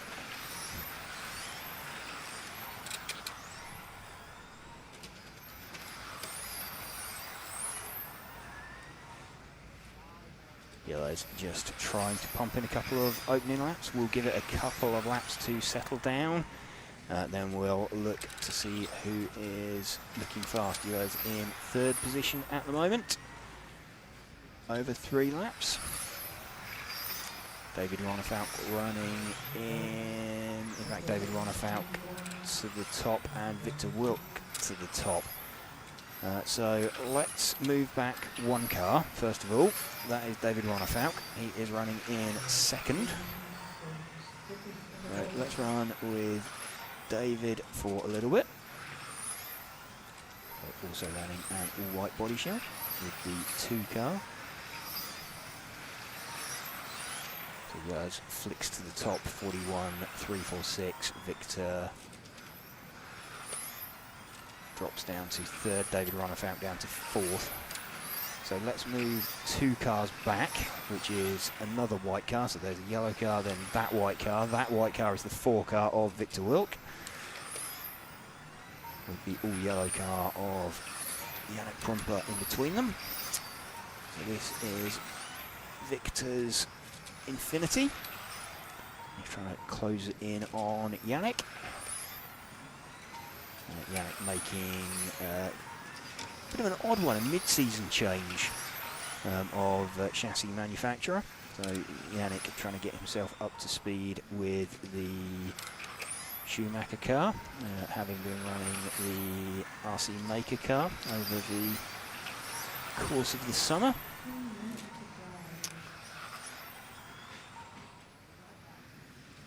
Yannick now opens up for Victor. We've got Remy Callens running in second with the 6 car. He is the white car with the orange rear. Let's see if we can run with him in second position. That is... there's 2 white cars with an orange rear. He is just coming down out towards the main straight now. There we go. Rear of the car looks a bit more yellow on stream, but it is orange. So Remy Callens running in second position. There's Groskamp, who we ran with earlier, out in front, 41.270 over 3 laps. Remy, who we are running with, 41.535. Victor Wilk, 41.663. David Ronafant, 41.757. So a slew of drivers getting themselves under 42 seconds over 3 consecutive laps. Top 4 in this heat are all predicting a time, a 22-lap run as well over their 5-minute run. So Yellow's predicting a 5:08.765, Victor 5:09.415, Ronafalk a 5:10. Remy Callens is a 5:10 as well. So Yellow's still the quickest. Let's see if we can get back to Yellow's, the 1 car. So it's one of the all-white cars. I believe he's coming down the short chute now. That's the 2 car. So the white number 1 car.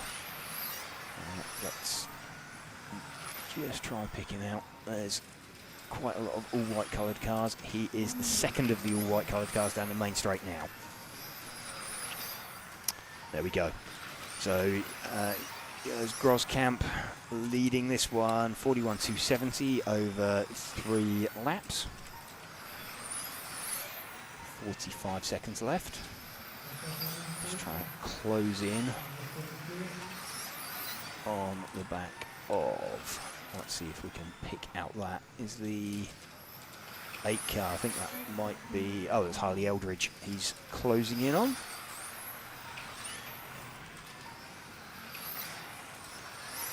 So just creeping up on the back of Harley as they come out to the main straight once more.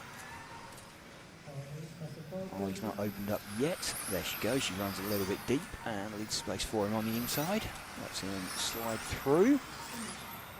Yellow's leading this one then from Remy Callens in second, Victor Wilk in third position, David Ronafalk 4th, Yannick Prumper in 5th currently.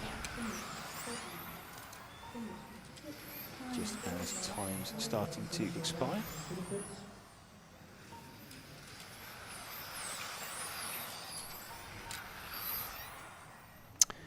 There we go, 41.270 over 3 laps.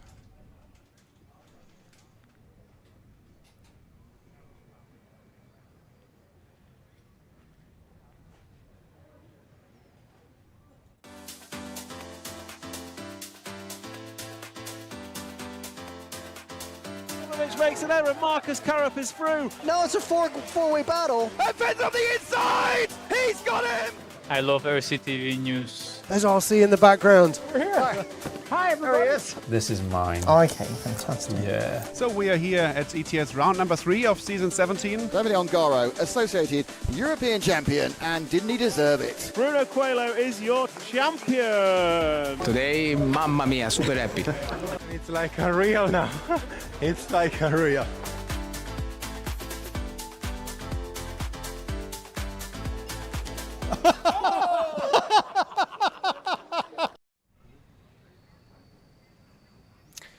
Here we go then, top heat. Getting set.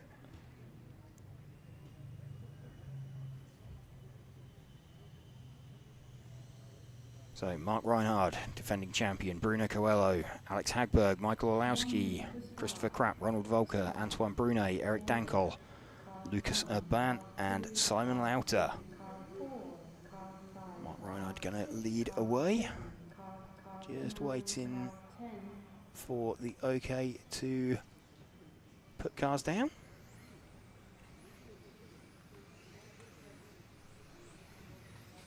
Pitmen trying to put cars down on the racing line so as not to contaminate tyres.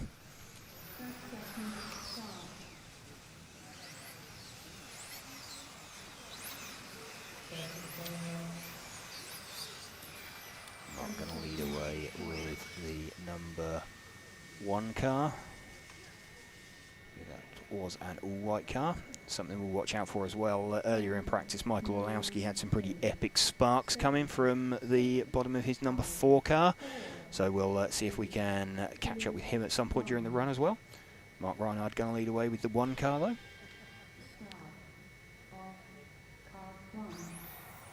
Mark launches it off the line. Just going to try and settle down into some consistent lappery. Mark looking like he was right up there in practice earlier on.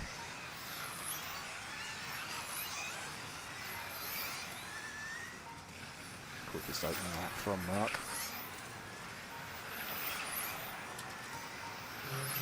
Waiting for that to update. There we go. So Mark's still quickest over 2 laps. Ronald running in second, Michael running in third. No, Bruno running in second there because he was the only one to complete 3. In fact, Bruno running in second, so it is still 1 and 2. Let's move back 1 car to pick up Bruno. He's another all-white car.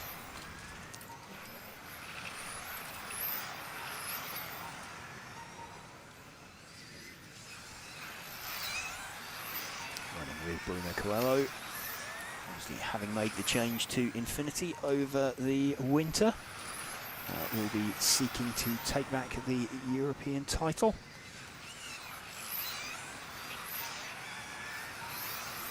Having won it in Belgium last year. Let's move back 1 car, a little bit of over-rotation there. Let's move back 1 car to the 4 car. That's the all-blue car of Michael Olowski. Let's see if we can actually catch any of those sparks. I think it might be down the main straight where they're occurring, so we might not catch them. Can't quite catch them on stream. They're happening right underneath the camera, so unfortunately can't capture them. But this is the car of Michael Olowski, who we're running with at the moment. In 3rd position overall, Ronald running in 4th. Believe he's 1 car further back, the sort of minty green coloured car, so let's pick him up. V6 car, there we go. There's Ronald Volker running in 3rd. A 41.1 over 3 laps, so Mark Reinhard with a 40.7. Mark and Bruno, the only drivers going sub 41 so far. Over 3, Mark doing effectively 40 in 0.75. Bruno a couple of tenths back from that, over 3.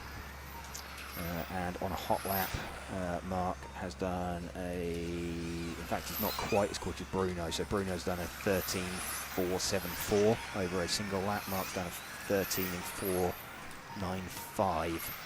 So a couple of hundredths in it on a single lap. Overall times, we've got Mark with a 22.505, Ronald with a 22.505. We've got Bruno predicting a 22.502. So let's see, they're starting to close up. Let's see if we can pick up Mark and Bruno. In fact, I think Bruno is now in front of Mark on track. He is, so Bruno is down the main straight now, the white coloured car. Let's pick him up. So the first of the two white card cars, he's just going into the hairpin, banked hairpin, there we go. That is the car of Bruno. So yeah, Mark's dropped off over the 5-minute run. He's made a small mistake out there.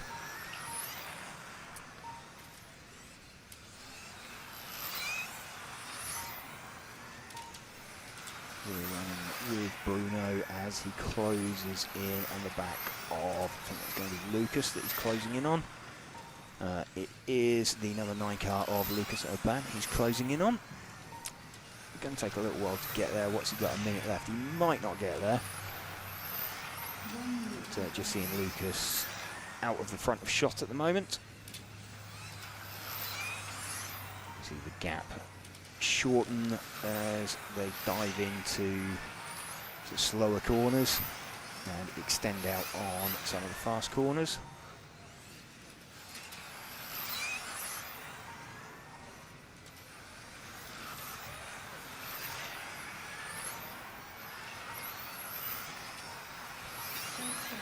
Bruno not being able to make any impact onto that advantage that Mark had over 3 consecutive laps, although heading for a faster time last time round. Bruno with a 14.5, Ronald with a 14.0, Mark with a 14.1. Michael Orlowski with a 14.0 as well. In fact, Ronald on the last time round has just pumped in a 13.7, and Bruno right at the end there with a 13.7. So Bruno having good pace to the end. He didn't quite get up to the back of Lucas. There we go, Mark Reinhard then. After the first round of seeding practice, the top seed. As we start, or get ready to go into the second round of seeding practice. So it's Mark from Bruno from Ronald, Jez, Michael, Chrissy Krapp, Remy Callens, Victor Wilk, David Ronafalk, and Lucas Urban. The top 10 in seeding. Car 4, car 5, car 6, car 1, car 2, car 3. Just going to see if I can bring up the that information.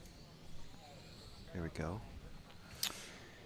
So this is the overall 3 fastest laps from all of the mod heats. Yes, so you've got guys who were in that top heat, like that didn't have a great run, like Alex featuring, you can see him there in 12th. Alessio Meniciucci, who was quick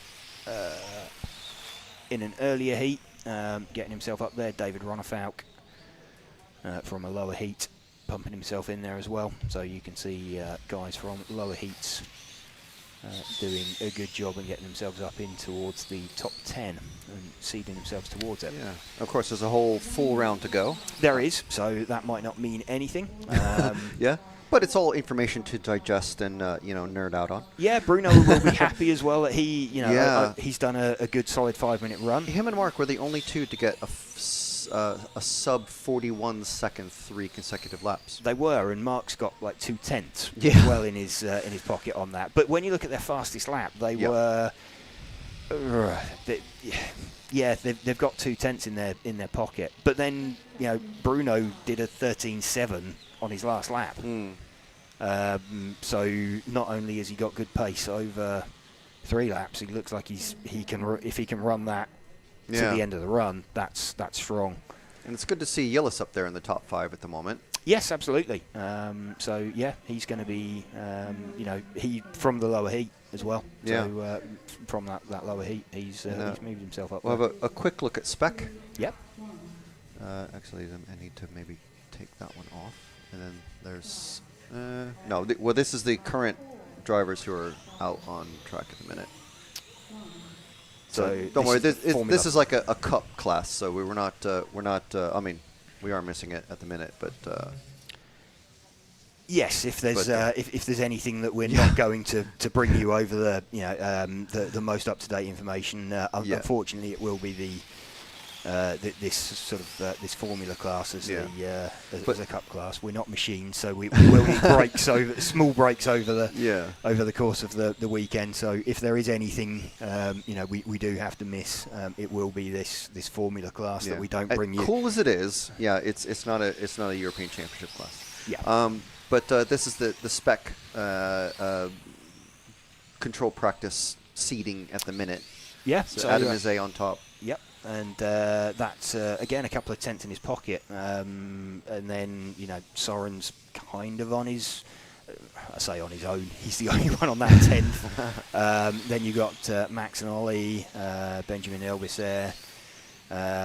So the top 5 have got a good chunk ahead of everybody else. Lucas Ellerbrock looks like he's going to have a bit of a, if that continues all weekend, he's going to watch 5 cars going that way in front of him and 3 cars disappearing behind him, and he'll be driving around by himself all weekend. Which is, it's nice, but it's not nice when that happens. It's sort of like, I can't do anything. Hopefully that's not what happens, but we'll have to see. Of course, again, as we were saying, a whole round of seeding practice to continue, and then we're into qualifying. Yes. So as you can see, the Formula One on track now. So we do just want to say hello to everyone who's following along in the live chat. Thank you very much. Just to catch up on things. HNL RC Crew is asking, no Swiss boys here. No one's from Switzerland. There are a couple of Italian racers here. We thought there weren't because there's not an Italian flag hung up, but most of the other countries are represented. RC Car Lover Luxembourg saying, is it too early for an adult beverage? Well, you can have a 0.0%. But he's saying if there is some cold Heineken, Utrecht is perfect for an EC. And Jason saying, out of all the beautiful tracks the Netherlands has, they chose this one. Well, it's still going to enjoy a nice weekend watching RC racing. Well, thank you very much. But however, just keep in mind that it's the clubs that have to put in their proposal to their federation, which then propose them at the EFRA AGMs. It's not the matter that EFRA just goes, well, these guys have decided to pay more money, so we'll go there. It's the clubs have to be prepared enough to put in. Of course, we've been to a few tracks around. We were at Belgium last year. I've been to Groningen the year before, and there are some great tracks. We can't fault the effort that the club have put in as well. I mean, when we got here the other day, they were painting the grass at the edge of the track. So that just goes to show the effort that they have put into preparing it. And there was some early criticism, but it's I would say it's been 95% all sorted, and it's generally it's all it's going fine. So EK's saying, let's go, Tom G, keep pushing, and I think we know the Tom that he's referring to. Matthew Lack saying, afternoon, James. Mark Chinnery saying, asking how many heats in total there are. As we saw, there are, 14? 14, yes. And then, of course, the question of where's the track. This is the Netherlands. This is the Utrecht track, the Raco 2000 track in Utrecht. And that catches us up. So if you do have any follow requests, we haven't had any yet, but if you do have any follow requests, just please pop them in, and we'll do our very best. Try to give us at least one heat's notice of who you would like us to follow. And we'll definitely do our very best. If you are a hero, though, you get priority over everybody else who's putting in their follow requests. So if you want to know about that, click the join button. You get a cool logo next to your name. You get some stickers. You get discounts on RCTV merch and a bunch of other cool stuff. So make sure and check that out. So I'll hand you back to James. Thank you, Frank. Also worth a shout out to our event sponsors as well for helping us to bring you this coverage. So thank you to Hobbywing, Infinity, Tony Sport, Elsaram, X-Ray and Meebo Sport for helping us to bring you this live coverage. So what have we got? 40 seconds left of this Formula class. Yitzi Medema is currently leading this one with the number 2 car. These Formula cars sometimes looking a little bit unwieldy and not necessarily wanting to rotate. Yitzi running the looks like Castrol liveried car, which is the sort of white and green coloured car, just through the hairpin. I think he's 2 cars forward from that. In fact, he's just pulling off the circuit now on the grass, so he's the last of those. There we go. Yitzi, having completed his time, so he just rolls into the pits. there we go. That is the end of that one. So 2 heats of Formula. We're going to have 2 heats of front-wheel drive. Then into 5 heats of Spec, 5 heats of Modified. So we'll be able to bring you after this, the sort of after each round, what the overall seedings are. So everybody just trying to seed themselves into the top heat.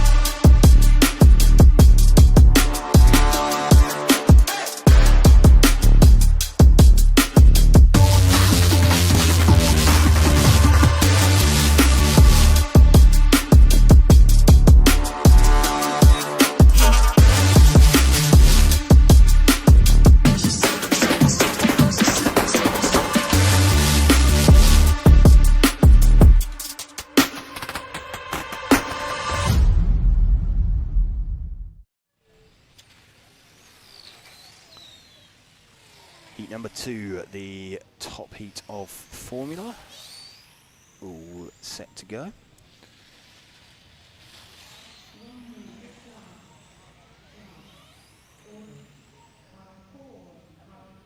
Got Yitzi currently quickest at over 3 laps.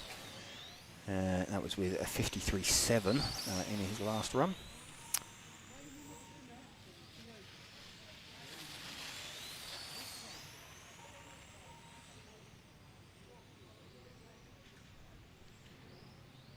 Drivers just still doing warm-up laps, and the run hasn't started yet.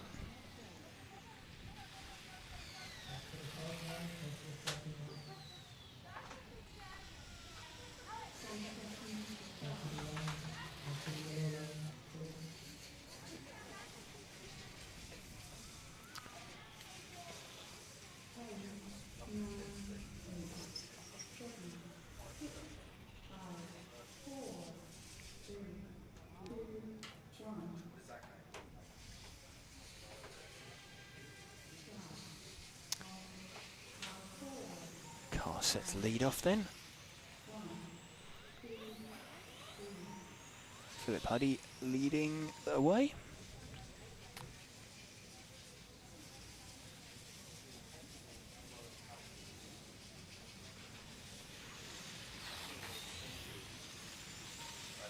Philip crosses the line for the first time.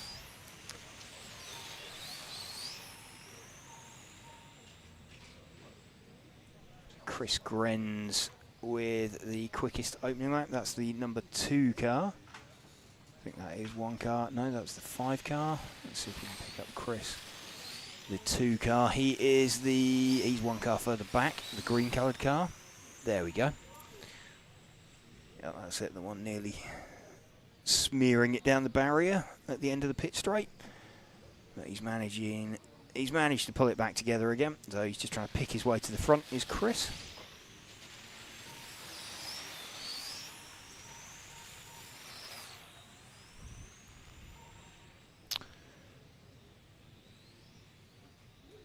Just looking actually at the starting order of this, I've got a feeling that they haven't quite got the computer set up right. I think they're starting them off over their 5-minute time, not their best 3 lap time, which could get a bit entertaining later on in the heats. If they haven't quite got that right. Not so much of an issue yet, but we'll just keep an eye on that later. Because Chris Grenz was quickest last time out in this one. Chris Grenz 55.7.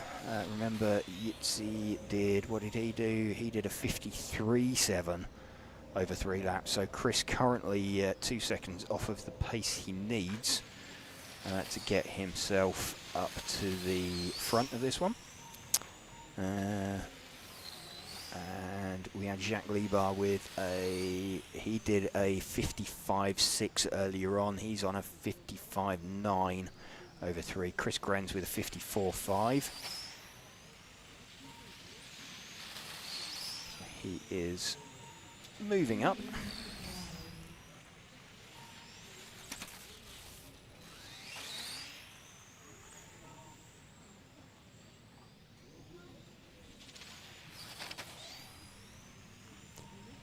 Chris Grenz from Jacques Libar, 54.245 from Chris. We're running with him at the moment, the number 2 car. Needs to find, what have we got, 54.2, 53.7 from Yitzi in the earlier heat. Best lap time from Chris, a 17.967. So he needs to find a couple of tenths per lap, really. He needs, yeah, if he can find 2 tenths a lap, he's going to get himself somewhere near. Still showing 54.245. His last time was an 18.465. So he's lapping about half a second off of the pace that he started out with at the start of the run.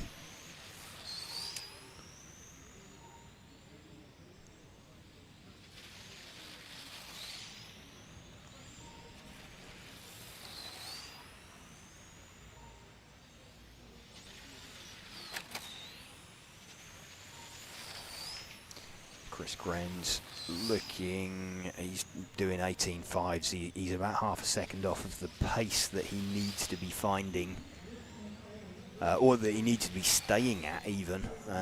So I think we have already seen Yitzi Medema from the earlier heat setting himself up to be starting out number 1 in the top heat.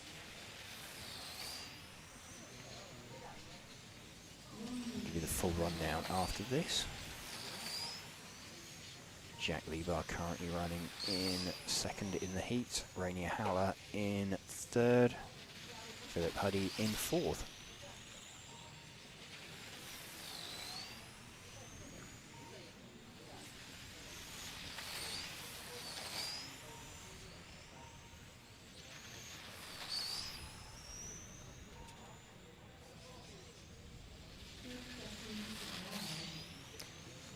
Chris Grenz with sort of 25 seconds to go.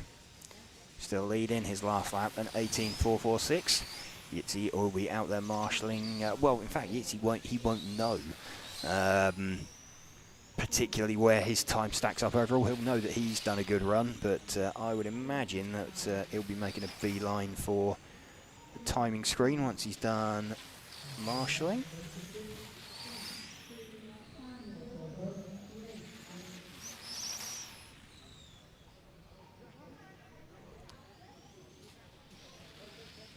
So that is Formula done. Let's have a look at the overalls. So we're going to have Yitzi Medema from Chris Grenz, Jacques Libar, Robert Campanale, Luka Joricic, Michael Lipperheider, Paul Sane, Rainier Haller, Philip Huddy, Gino Desvart, and Roy Desvart, looking like the... well, that's the 11 drivers. So I don't quite know how they're going to split that. It will be a 5 and a 6, I guess, or a 6 and a 5. And then don't quite know how they're going to manage that for a finals with the 11 cars. But they will do what they can. On to front wheel drive then. We have got at the moment... we had Robin van Gogh quickest over 3 laps in opening practice, 54.302. Stefan Schultz, 54.412. They were the only drivers to go sub 55. Phil Langner was 3rd with a 55.6. So this is going to be not this heat, but the next heat. We're expecting to see... We're going, yeah, they've definitely got the computer set up wrong here, because Thomas Gavell is showing as being off first, and he's actually slowest overall. So he's got the quickest 5-minute time in the first run, but they're sorting the starting order for the second run off of their 5-minute times, not their 3-lap times. So don't know if anybody's aware of that in race control yet. It might get a bit. It's not too much of an issue. Team managers will let them know. Yeah, it's not too much of an issue at the moment, but it might become an issue sort of as you get further up the heat listing. Here's the F1 listings overalls, but this is basically a nicer packaged view of what you can find on myrcm.ch. Yes. So yeah, I was catching up from my RCM, but there you go. You can see Yitzi with a 53.7. So what did he have? He had about half a second in his pocket over Chris Grenz over 3 laps, 3 consecutive laps. So he will be starting out on pole, and you can see that reflected in the best lap time, a 17.795 against a 17.967. So yeah, 1.5 tenths times that by 3, and yeah, you end up with 4.5 tenths. So that sounds about right. They're getting the most out of their cars. Front wheel drive running. Gergo Valent is the early leader after 1 lap with the number 2 car. So let's see if we can pick him out.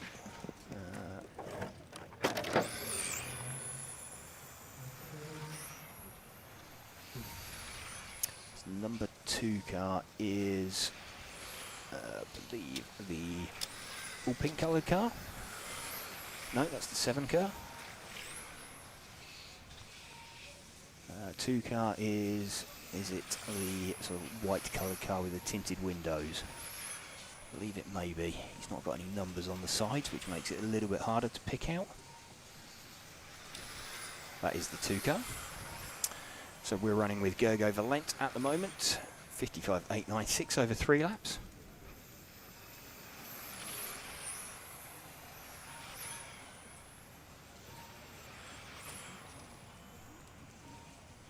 Winston Sinigio running in his 3rd place actually. Robert van der Wolf in 2nd. He is the number 3 car. So that was the 2. Let's see if we can spot the 3 out there. 3 is the red and silver coloured car down the main straight now.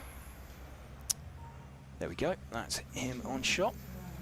So this is 2nd place man. Just under 3 minutes remaining.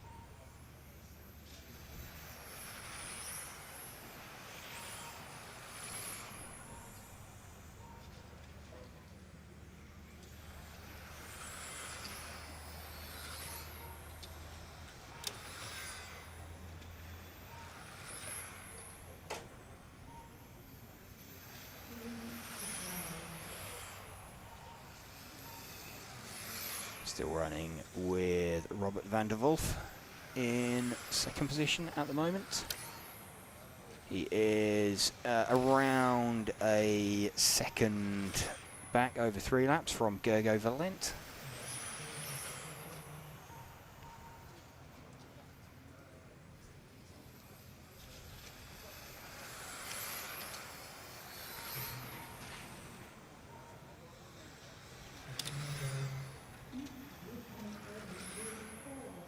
Let's see if we can get back to the lead car, the 2 car of Gergo Valent. Remember, he was the sort of whitey coloured car.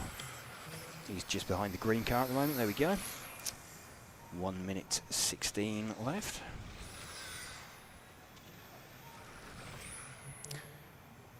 Nice Dive inside some of the slower traffic.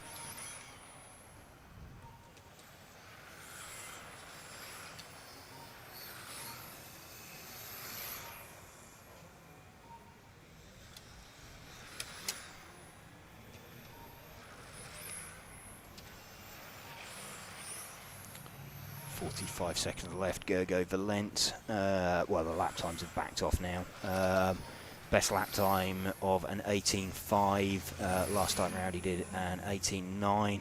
Robert van der Wolf, best lap time an 18.8. He did a 19.2 last time round. The car we're running with of Gergo Valent, the only driver able to go sub 19 still at this late stage in the run. This is the heat number 3, the first heat of the front wheel drive class.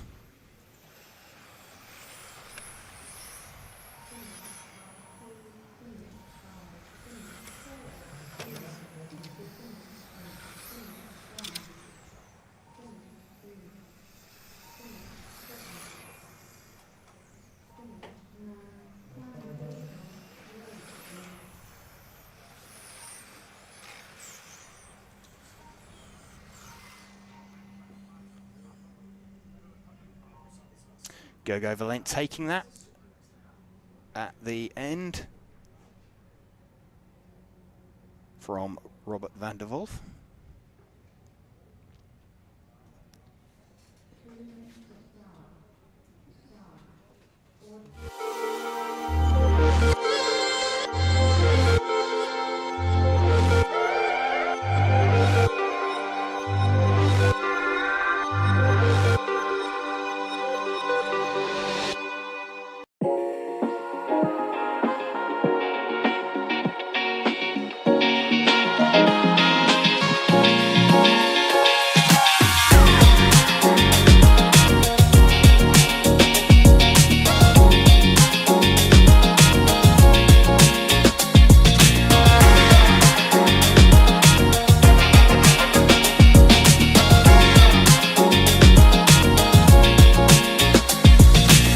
I love RCTV News.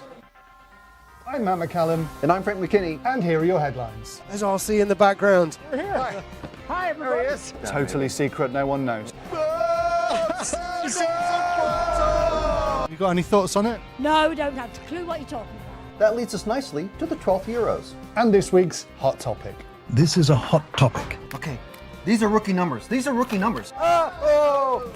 Right where we're sitting now is where that crash happened. We did what you expect of us. We tried to stir up some drama. Another good one. Yeah, yeah.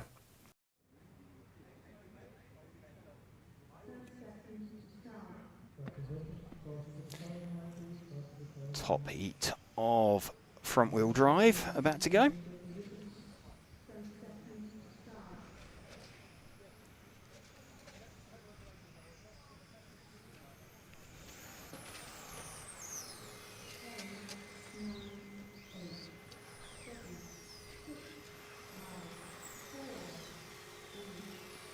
Bit of a rush to the start for these guys as well.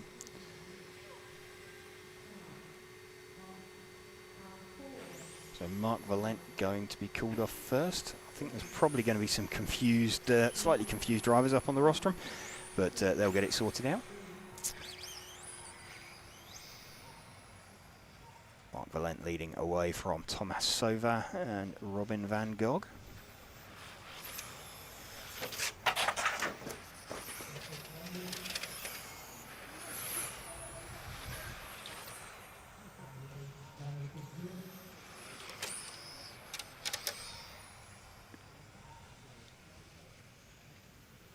Stefan Schultz into an early lead with the 2 car. Stefan not running his usual sort of white and blue race paint. Let's see if we can pick him up. He is pinkish coloured car, just got it a bit crossed up. He's down the short chute now. There we go. That's Stefan Schultz. Comes around to complete the 3rd lap. Don't think he'll be particularly quick over 3 yet because, oh, tell a lie, 54.906. So despite that moment. He has still got himself to the front of the field.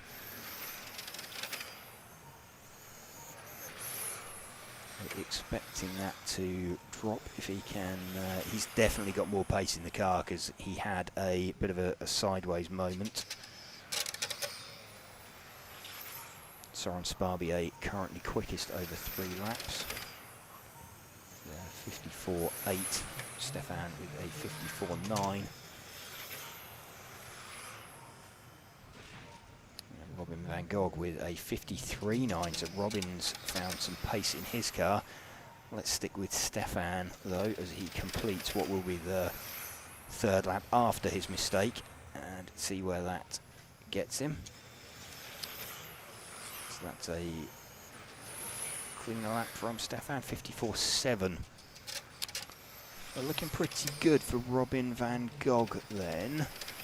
See if we can find Robin. He is the 6 car. He is white, pink and blue down the main straight. This Robin van Gogh leading 53.948 versus Stefan Schultz in second, a 54.744. So it's looking pretty good for Robin at the moment. Robin, the Dutch driver, so feeling that this is home turf.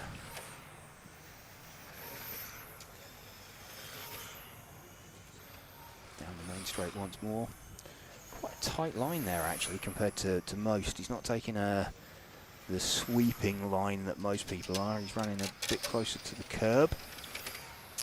A bit easier to do in these sort of lower powered classes, like the front wheel drive class. So he's very much minimising his track usage. Just trying to keep it as efficient as possible. Very straight line down there through that short chute. Car looking pretty good for Robin, pretty planted. Still got about 3/4 of a second in his pocket over 3 laps. His best lap time a 17.921. Stefan's best lap time an 18.0, so they're pretty close on that one. They're now lapping in, what are they, 18.3, so they're about 3/10 off. So I think that overall order with a minute to go is going to be fairly well sorted. 54.302 last time out for Robin, so he's beaten that. Stefan Schultz at 54.412, so Stefan hasn't beaten his time that he did last time round. Phil Langner, they're all, they're kind of, what did he do, 55.6, Phil Langner 55.2, so he's improved. Soren Sparbier's the big jump. He's gone from last time out 55.6 to a 55.2. So yeah, it's kind of some people finding time, some people not. But Robin van Gogh finding about 4/10 over 3 laps, and Stefan Schultz losing some. So Robin was already quickest, but finding a little bit more. 20 seconds left now for Robin, just to bring this one home.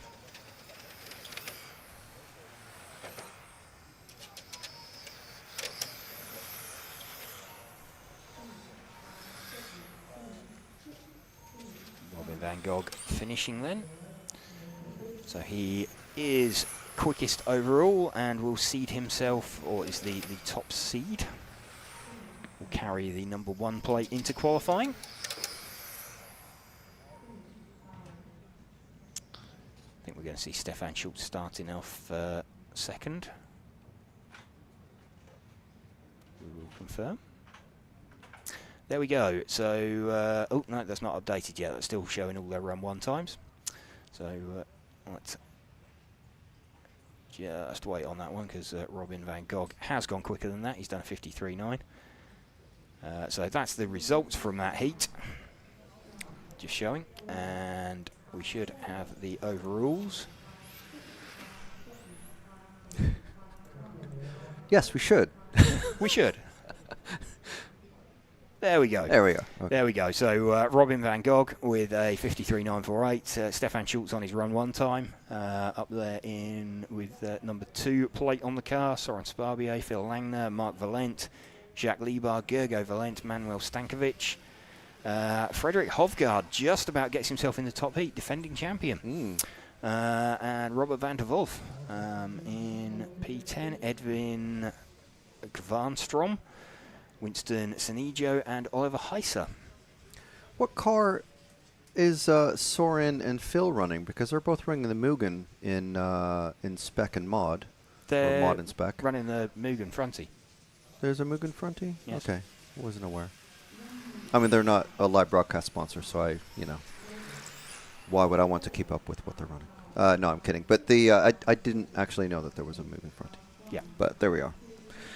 Now you know. Indeed. So what have we got now? We've got the first heat of Spec going out.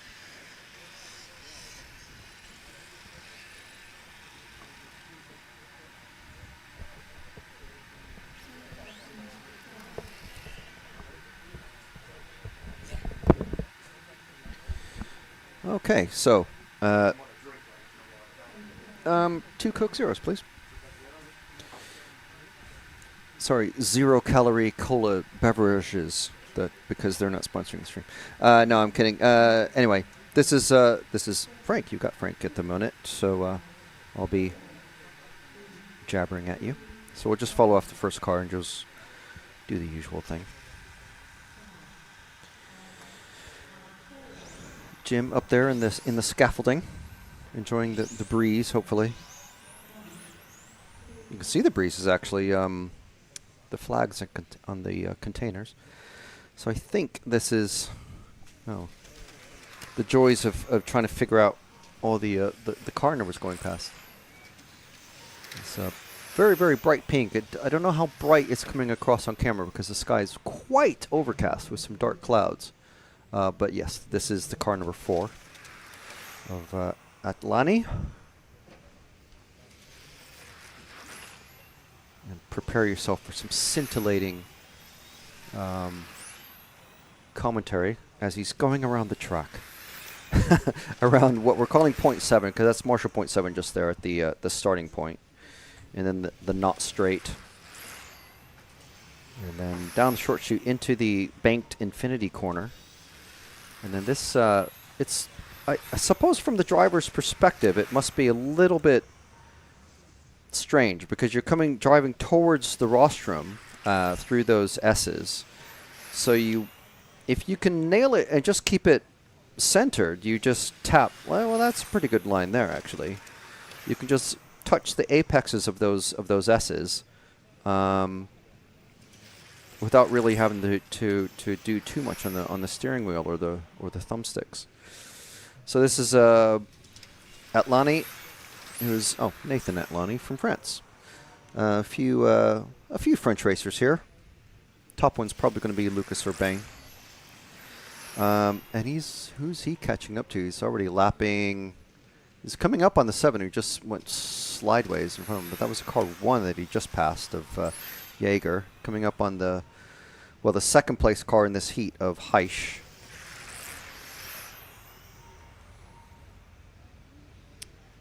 So we're getting some little extra bonus footage of these 2 cars. Of Heisch out there has just dropped to 3rd, actually, Daniel.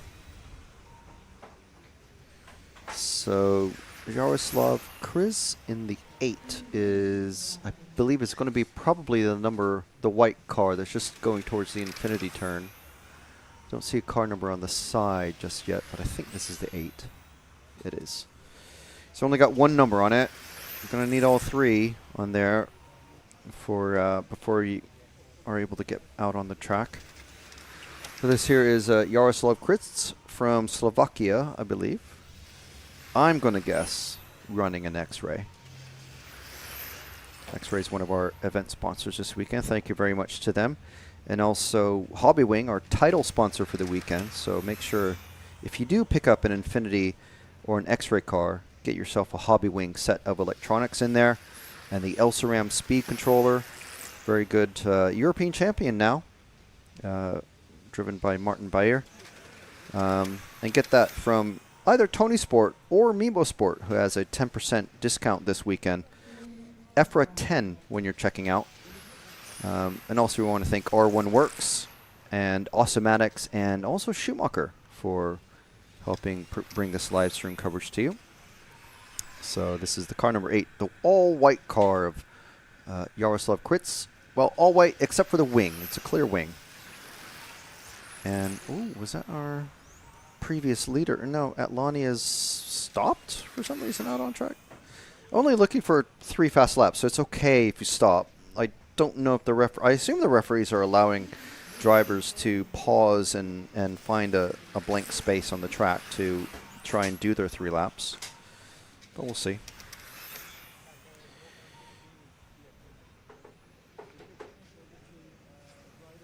So a minute 10 left. So who else can we pick up of who else is running? There's 8 cars in this one, but only 5 are running. So there's very few to actually pick up. The car 5 is, I think, the pink car that's coming down the S's now.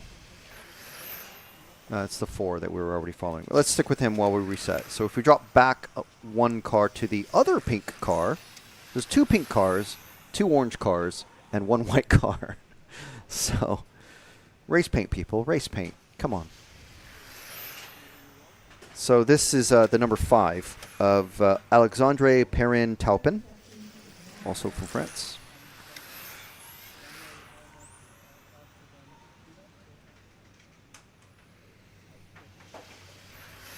Going towards the infinity turn. And you can see why we call it the infinity turn, because there's a huge infinity banner right there. And that is... There is a mild banking, and then as you tuck into the, if you start to touch the curbing, the curb kind of goes in a reverse camber. So it's quite a tricky one. You basically want to stay off the curbs. And there's our finishing positions from that one.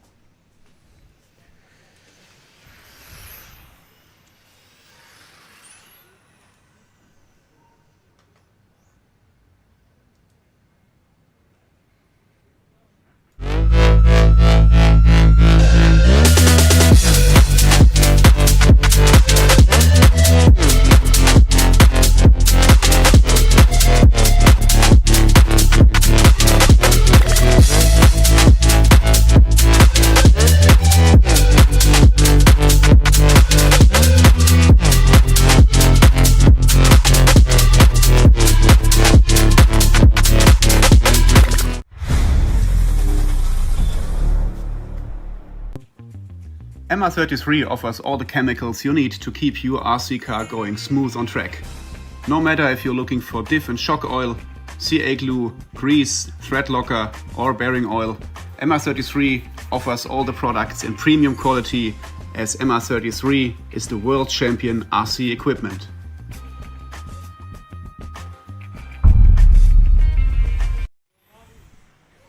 So there we go. Some messages from our broadcast partners. Thank you very much for helping us bring you this coverage live and for free all weekend long. Don't forget to get your EFRA or RCTV merch on rcracingtv.com.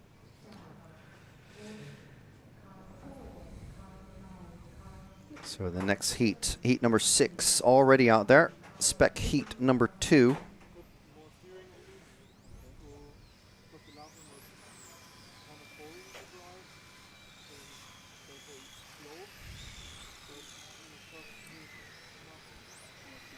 So we do want to thank everybody for joining us in the live chat.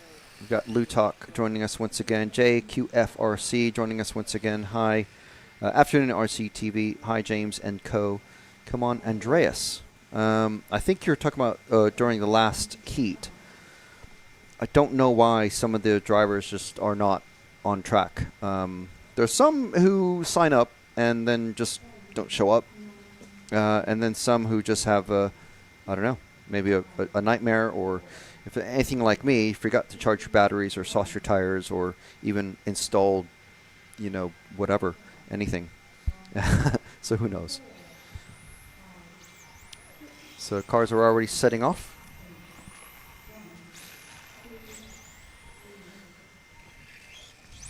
So heading into that short chute, coming back, the S's towards what we're calling 0.7, but it's more like the set down. Well, it's not really set down. It's kind of the starting area of the for qualifying and practice.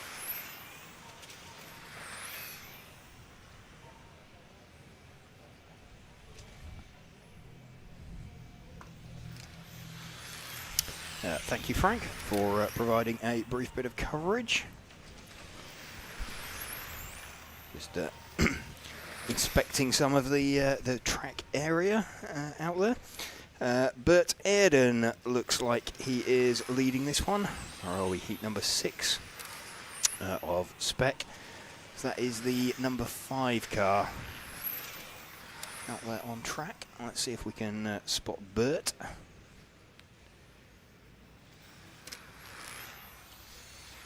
I can see 6 and 7.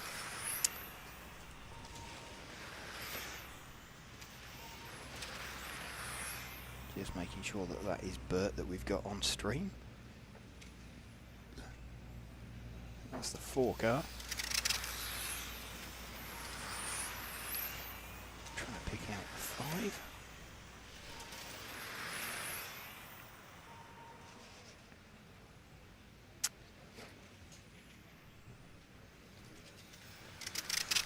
We have got Bert now. We do have a question in the chat. Is the Spec class 17.5 combo? Yes. So, Okay. yes. Well, there you go. Well, it's not a combo, but yes, it's 17.5 Blinky. I think what they mean, yeah, the common, easy to find Blinky Speedo / 17.5 motor that you can get from various suppliers, but very commonly Hobbywing. Yes, indeed. Just see the leader Bert there getting it a little bit crossed up, but getting himself back up and running again. But yes, it is 17.5 Blinky that they are running. Yeah, the combo commonly refers to like the fixed timing setup that they run in the fixed timing motor setup that they run, more commonly found in the front wheel drive class. So are they running fixed gearing as well, like they would in ETS or some club races? It's open. Gearing is open. They're just checking the speed controller is running Blinky. And that will be it. When we say Blinky, that's a predefined profile that all of the ESC manufacturers have agreed on. It's referred to as Blinky because, to make it easy for the scrutineer, the LED on the speed controller, either in the power button or next to the power button, it will sit there and it will flash at a predetermined rate so that you can see with no throttle input. It's referred to as Blinky because the LED on the ESC blinks. And that's just something that's been made to do to make it easier for the scrutineering team to visually inspect it. Of course, if someone's was blinking but their car was extraordinarily fast, there are further, more detailed checks. But it's a quick visual reference that it makes it a bit easier. It's a bit like some of the things in tech where you'll put, like once a wing or a body shell's been passed through tech, they'll put a sticker on it or they'll put a bit of paint on it or something like that, so that a sticker with some nail polish on the corner. Yes, absolutely. So the sticker can't be peeled off. And it will just define that it's already been checked once, and then provided it comes through tech with that still in place, it means that they haven't got to check it again and go through the detail of checking it again. So, trying to get through 10 cars pre-race tech will be pretty time consuming. So that's, a lot of that stuff got done yesterday with body shells, with it's all part of the registration. Yes, batteries, making sure that they were the correct weight, that they were the right dimensions, that they effectively matched what was homologated, because of course no battery manufacturer would be unscrupulous enough to put a different label on there to what was used. We have got out in front now, Christian Jensen has got himself to the front of this one, rather unseen. But we have like 5 seconds left, so we're not going to be able to catch up with him before the end.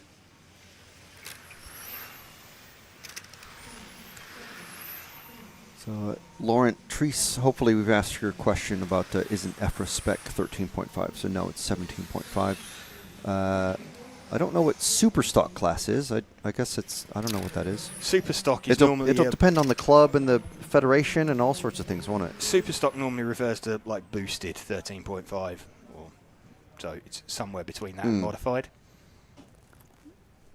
And then, yeah, so I mean, he's saying is that 13.5 open ESC? So yeah, it's kind of like in the old days when around the time I stopped racing, it was just people would be buying like half a dozen stock motors at a time and just running the best one. Of course, this was brushed, and then a modified speedo, which would be, you know, you're talking that's like $400 or $500, like all in one go. I knew one kid, he had nothing to spend his money on, so his mother would buy him like 4 or 5 different stock motors every week, and he would just like test it, true it, and just run the best one every week. And he was obviously always fast because he would just burn through motors like nobody's business. It was ridiculous. But yeah, so Blinky and LiPo and stuff like that, it just makes it all a lot more easy to keep things on a mostly even keel. There's still always subtle variances. Yeah, I mean, the top guys, when we get to them, they won't have boat anchors for motors in their cars. But yeah, you're not necessarily getting specially made equipment. But the most manufacturers have got a good enough hand on QC that they know which is the things that are likely to be the better end of the variance in production tolerance. Yeah. And they still manage to find their way in. But it's a lot closer than it ever used to be. Typically what you can buy off the shelf will, you know, is still good enough for national level competition. What have we got here? We have got heat number 7 of 9 of the Spec class.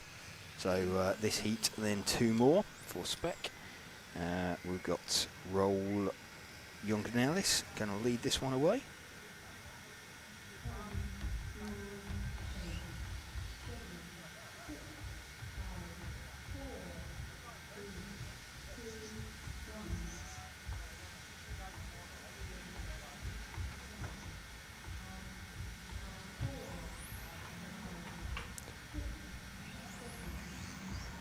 Leading this one away then from Richard van Leeuwen. Victor Litvinenko in 3rd. So already a big lead for Roll. Did have quite a big advantage last time out. Where is he overall in Spec? Let's just have a look at the ranking lists. I think he was somewhere, he was 19th, so yeah, he'd got himself up out of this heat into what would effectively be heat 8. So had moved himself up last time out. Obviously one more to go. We will see what he can manage this time. Mark Valent trying to make a dent on him. They're 3 laps in now. So 48.4. Let's have a look at Adam Isay. Quickest was a 45.4. So where are we now? Victor Litvinenko 48.1, 1 minute in. So there's some way off the pace. What did Victor do last time? Victor Litvinenko was a 48.5. Okay. So Victor's found himself a little bit of pace. Gergo Valent 47.5. Was 48.1 last time, so he's found about 6/10, 2/10 a lap. Gaining pace out there. Let's see if we can find Gergo, the number 2 car.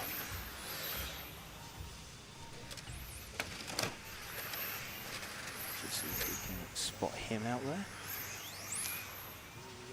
He's one of these 2 cars coming down the short chute now. It is the first of those, the sort of whitey coloured one with the teal windows down the main straight. There we go. That is the 2 car. And he is being followed by the 3 car of Mike Martinez.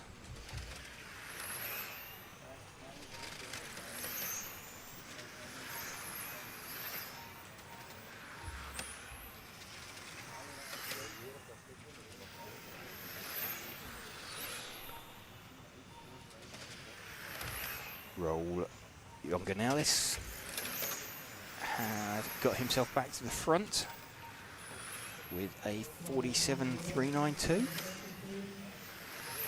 So again, all of these guys seeking to get themselves out of this heat number 7 and put themselves up into the penultimate heat. That's going to be heat number 8. Or heat number 8 currently. We're assuming we're going to stick with 14 heats. I think we probably will. Formula, there's 11 cars. So I think that's going to stay as a 5 and a 6.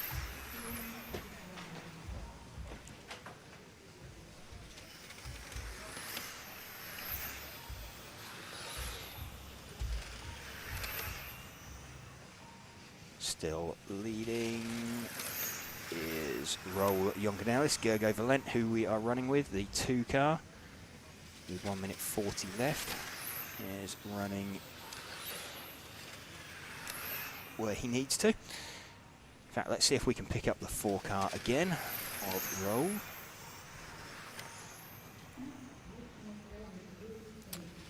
He's just come down this little short chute now. He has. So he's the white car, blue centre, white rear down the main straight now. Number 4 car we're running with. 1 minute 10 remaining. So lap times unlikely to be improving. Again, best lap time of a 15.6.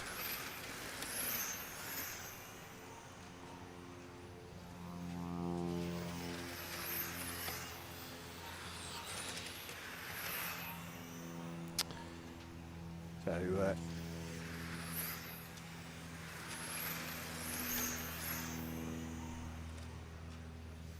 just to clarify, actually, and correct a bit of an earlier error, stock is 13.5, not 17.5.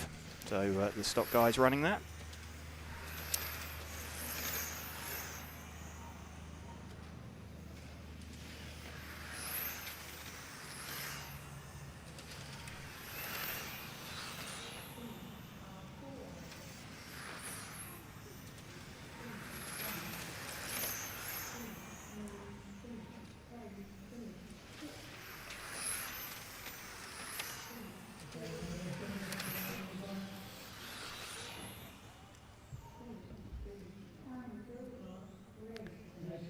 Yonganellis taking that one then.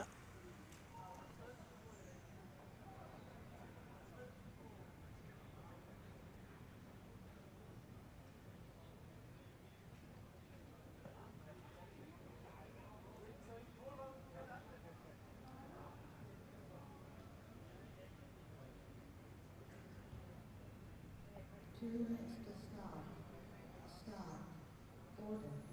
Car 4.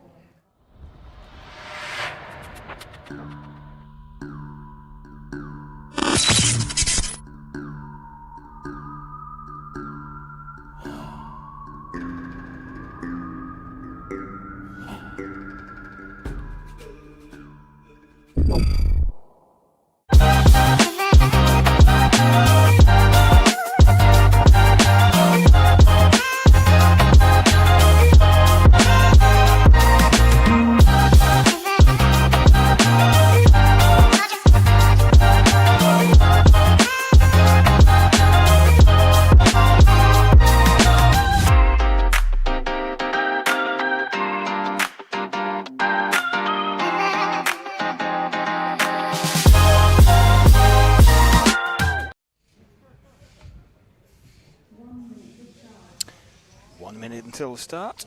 So penultimate heat of Spec. Rick van der Acker going to be leading this guys off. Maverick was 14th overall after one.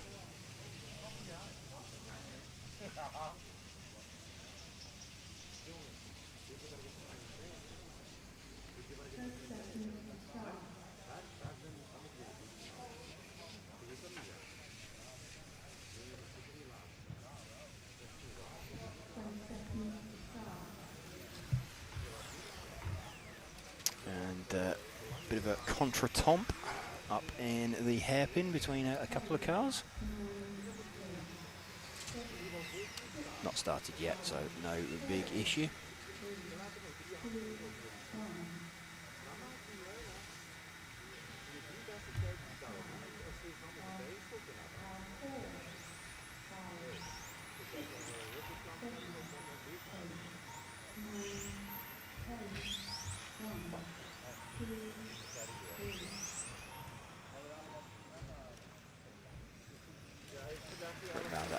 Has led away for the opening lap, but we're one car back with a slightly faster opening lap. In fact, let's move back one car on him then to the magenta coloured car of Bart Ruben.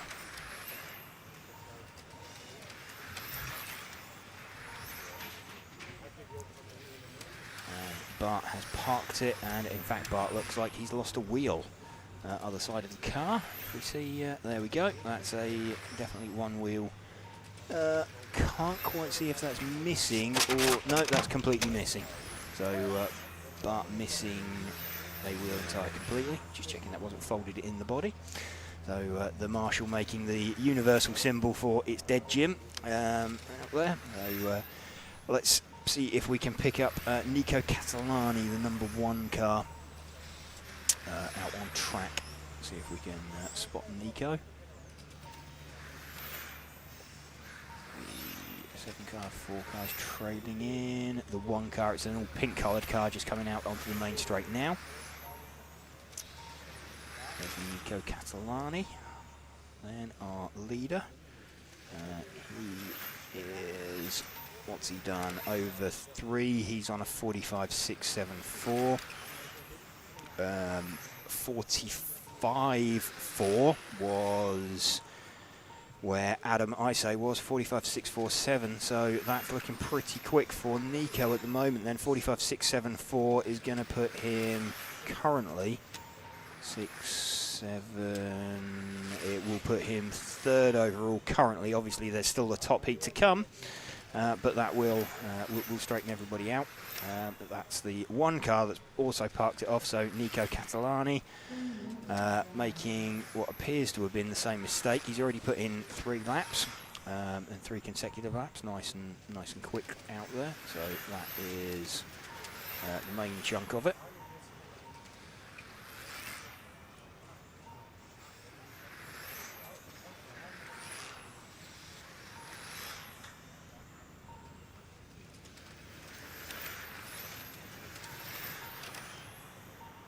Still circulating, 2.5 minutes left. Let's see if we can find Martin Huddy then with the 7 car. I know I did spot he was running his race paint, so he's 1 car behind Jan. He is the white, orange and blue car down the main straight now.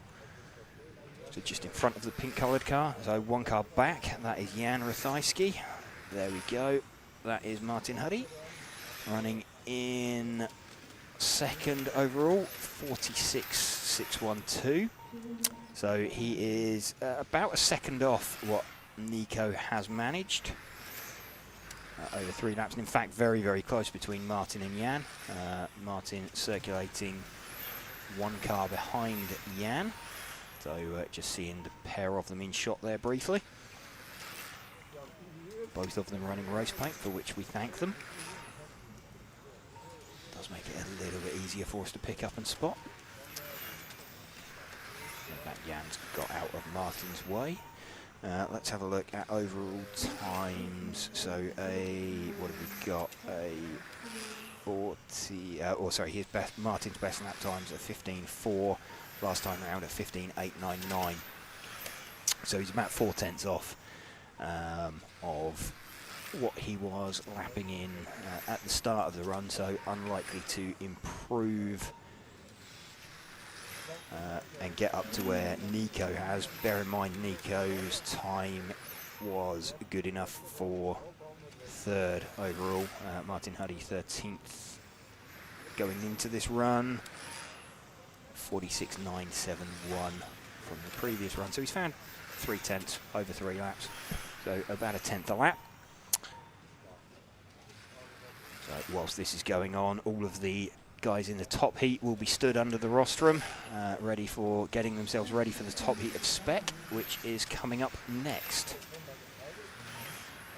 So this heat number 8, 9 heats of Spec. So we'll be watching those guys going next. Nico Catalani doing a pretty good job to get himself right on the verge of being in the top 10.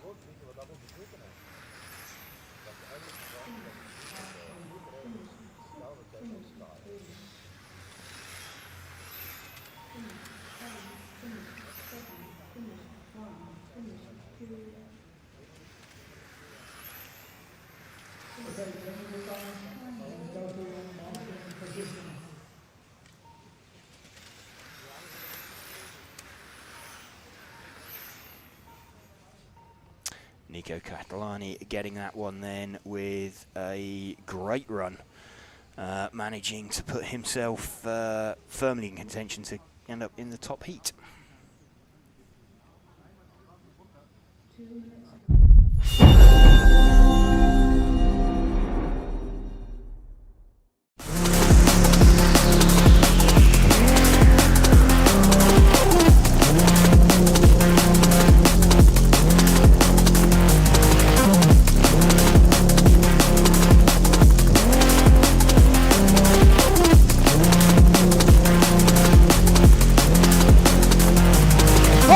Going to Orlowski!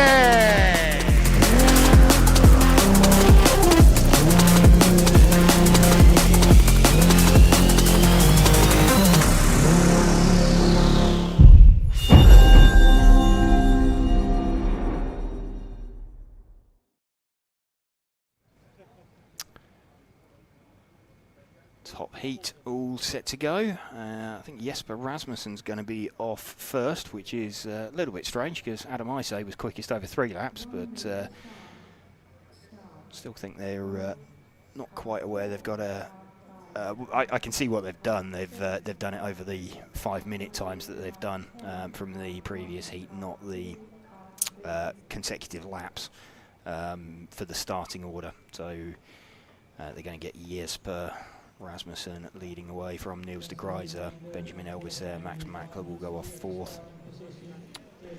So it'll take a little bit of picking up to get the correct order, but it should shake itself out eventually. It's not massively important so long as they get themselves into the top heat. But will be looking to seed themselves up there if they can. 9, 8, 7, 6, 5, 4, 3, 2, 1. Start. 4, 5, 6, 7, 8, 9, 10, 1, 2, 3.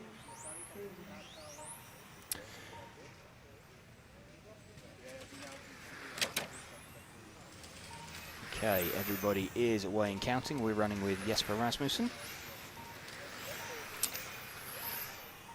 Looks like Max has had the quickest opening lap. We'll give it a second lap and then we'll start to see if we can pick up the fast guys out there.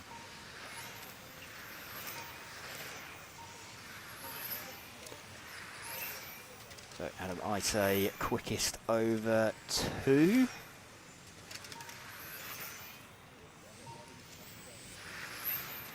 Let this settle down after a 3rd lap, then we'll see if we can pick up the leader. So it is Adam Isay from Max Mackler at the moment. Let's see if we can pick up Adam with the number 1 car. He is the It's a tealy coloured car. He's down the main straight now. Just behind the green coloured car. There we go. So this is Adam Isay. Currently leading from Max Mackler. Adam's best time 45.3 over 3 laps. Max with 45.5. So Adam has improved. Max has improved onto a 45.8. So it's currently Adam from Max. So Adam would be car 1 if it stays as this. Max would be car number 2. Ollie Boltink at the moment with a 46.145. He has not improved. He did a 45.7 on his first run. Just see someone trailing in. I think that's the 9 car of Soren Sparbier. There's a few quick looking sort of green coloured cars out there. We're running with the number 1 car of Adam Isay.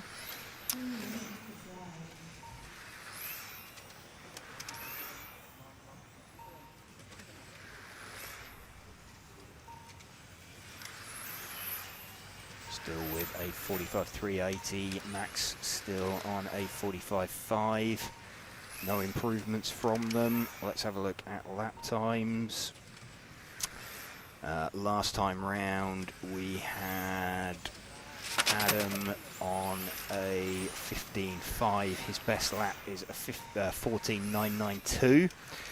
So with 2 minutes 20 left, it looks unlikely they're going to be able to get to that. Max was a 15.5 and his best is a 15.007. We're running with Adam Isay at the moment. Let's see if we can find Max out there. He is the 7 car. He's just about to come out of the main straight now.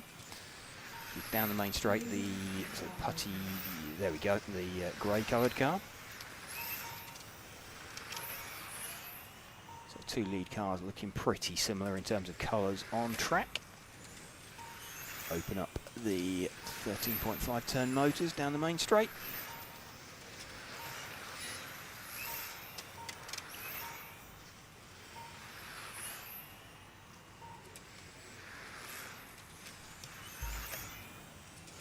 And Max looking like he is heading for P2 in seeding.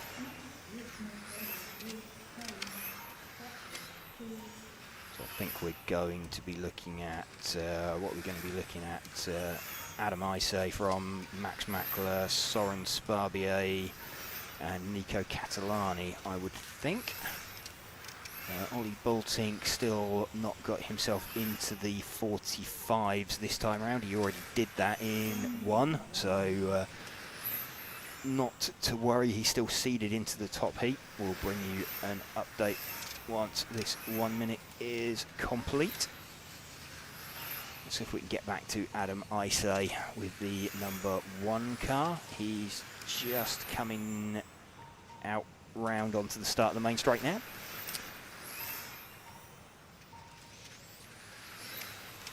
Got 30 seconds left as Adam comes down to run for home, top seed. Comfortable, no one's going to get to, no one's likely to improve over 3 now. 20 seconds left. They're now lapping some 0.8 of a second off of the times that they were doing at the start of the run. So I'm not going to string together a consecutive 3 from that. So there we go, Adam Isay then getting that one from Max and Ollie Boltink. And we can bring you what that's done for the overall as soon as everything has updated.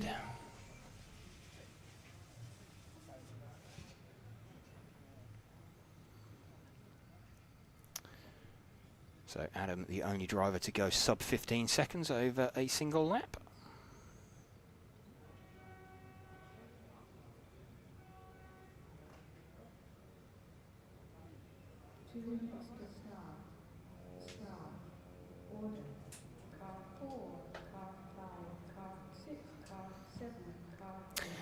There we go then. That is the order. So Adam Isay will be leading away qualifying from Max Mackler, Soren Sparbier, Nico Catalani, Ollie Bultink, Benjamin Elbisair, Jesper Rasmussen, Lucas Ellerbrock, Martin Huddy and Jan Rathijski get themselves into the top heat. Stefan Schultz will lead away the penultimate heat. Yeah, missing out. Yeah, so indeed, that was a stonking run then from Nico Catalani from the previous run. Got himself all the way up into 4th. So Yeah, quite a few drivers going slower as well. Yeah. Adam and Max interesting. improving, but guys like Ollie Bultink losing sort of, or not going sub 46 over 3 laps. And when they were able to previous run, so they'll probably be going back and having a look at that, wondering if there's anything that they need to need to tweak, need to get wrong. And again, Soren is run 1 time, so yeah, quite a lot of guys there. Into the first of the modified heats now. Yeah, we had some live comments comments in the live chat saying these cars are going pretty quick. This is Spec. It was Spec yet. So again, we just clarified something earlier. It is 13.5 Spec. Not oh, is it? It is okay, 13.5 right. Spec. Yes. So on that. So yes, apologies if we misled with that earlier. But, Spec is 13.5. Still blinky speed controller. It's not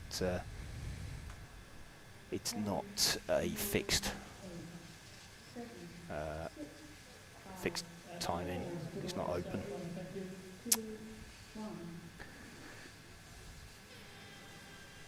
Simone D'Ottavio going to lead away, open it up for the first time, and yep, a little bit of confusion there at the start.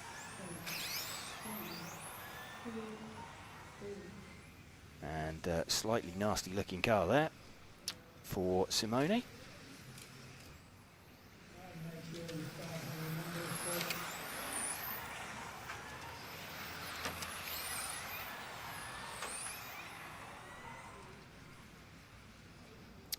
We'll give it a couple of laps and see who pops their way out to the front.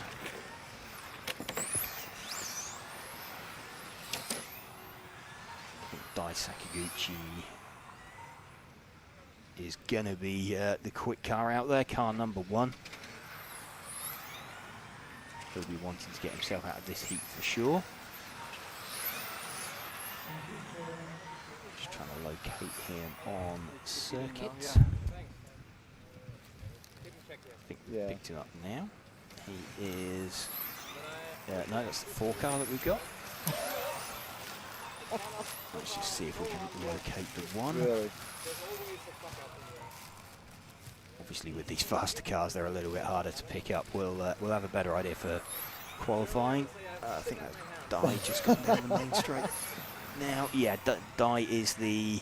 He's on the short chute towards the Infinity banner. Now back down. No, he's the orange-coloured car just coming out onto the main straight now.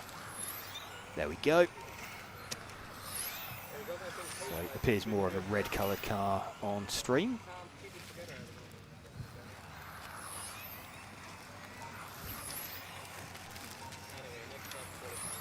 Yeah. Dai currently in 2nd place. Jose Pereira has got himself to the front. We'll stick with Dai for a minute, just see if he can pump in a quick lap. It's a little bit easier to do it later on in the run with these modified cars than it is with Spec.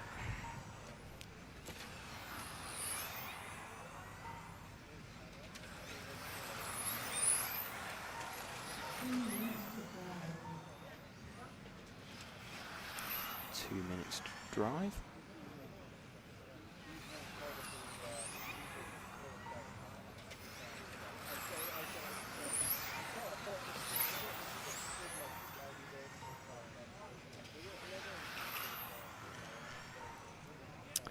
Jose Pereira leading this one then with the 7 car. Let's see if we can spot him out there.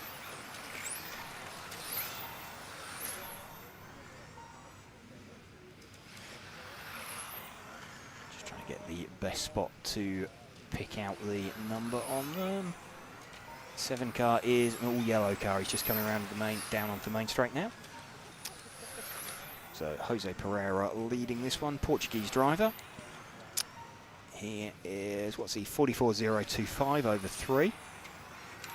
What did he do first time out? He did, Jose Pereira, 44.390. So he's found 4/10 over 3 laps. That's hefty, it's a decent improvement. Maybe looking to move himself up out of, potentially out of this heat into like a heat higher. Would put him, let's have a look. Yeah, that could get him somewhere in the, sort of in the, around the 20. Where's that going to put him? It's still not as quick as Dai was in, Dai was a 43.660, so in fact Dai's lost quite a lot of speed. He is about a second down, so it's not actually going to make a huge amount of difference to Jose's overall position. Although he's improved, it's going to put him like 23rd, 24th overall currently. Though it's always a bit frustrating. You go out there, you improve, and find that your position hasn't changed overall at all. It's, 1 minute left for Jose. Oh, and in fact, Dai's now got himself to the front with the 1 car. Let's see if we can find him again. So he's managed to hang together 3 laps.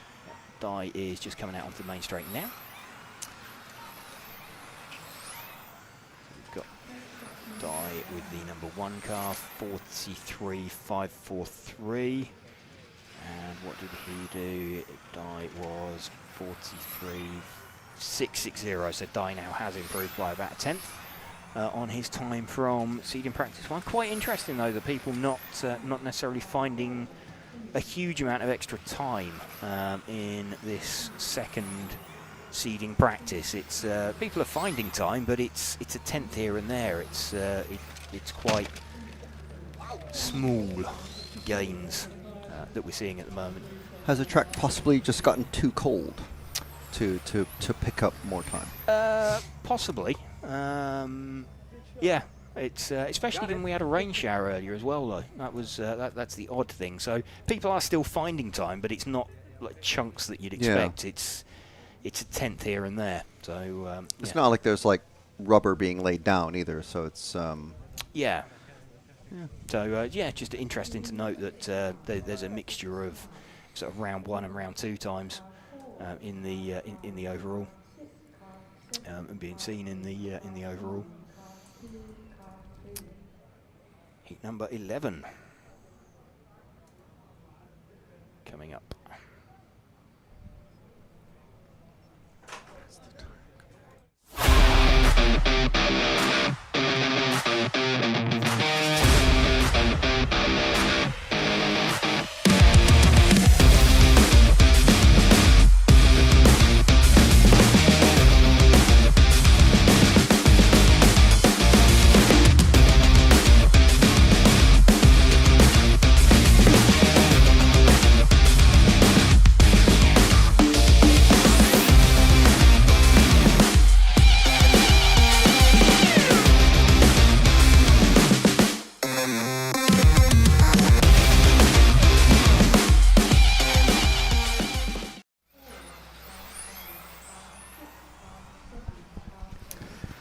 All right, so we did have a question. How does this format work? Best 3 laps count, that is correct. But if you can maybe explain that for people who are watching a Euros, EFRA Euros for the first time.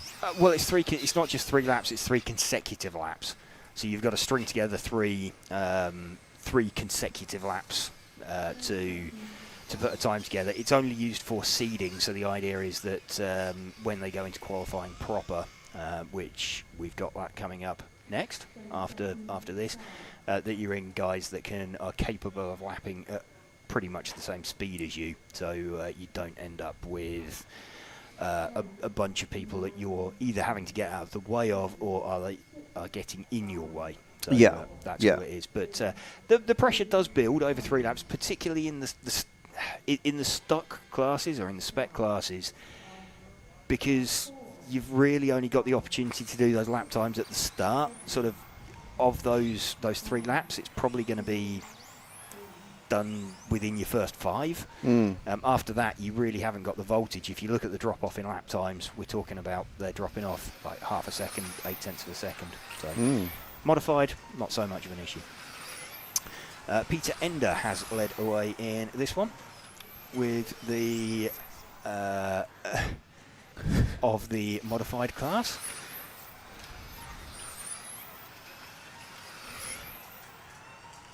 Just confirming we've got the right car number 5. Yeah, that is Peter Ender, the white front, yellow rear. Currently running in 2nd position. He's showing as being at the top because he was the one that started first. He's the first one to complete 3 laps. He is still 2nd overall.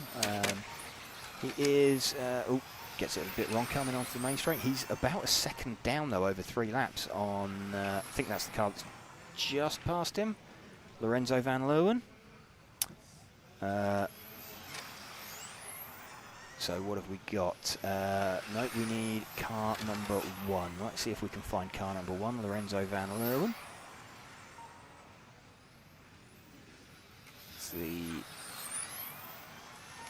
There's the 1 car, the white front, orange rear car. Lorenzo looked pretty rapid first time out, and where was he? He was 21st overall after 3 laps.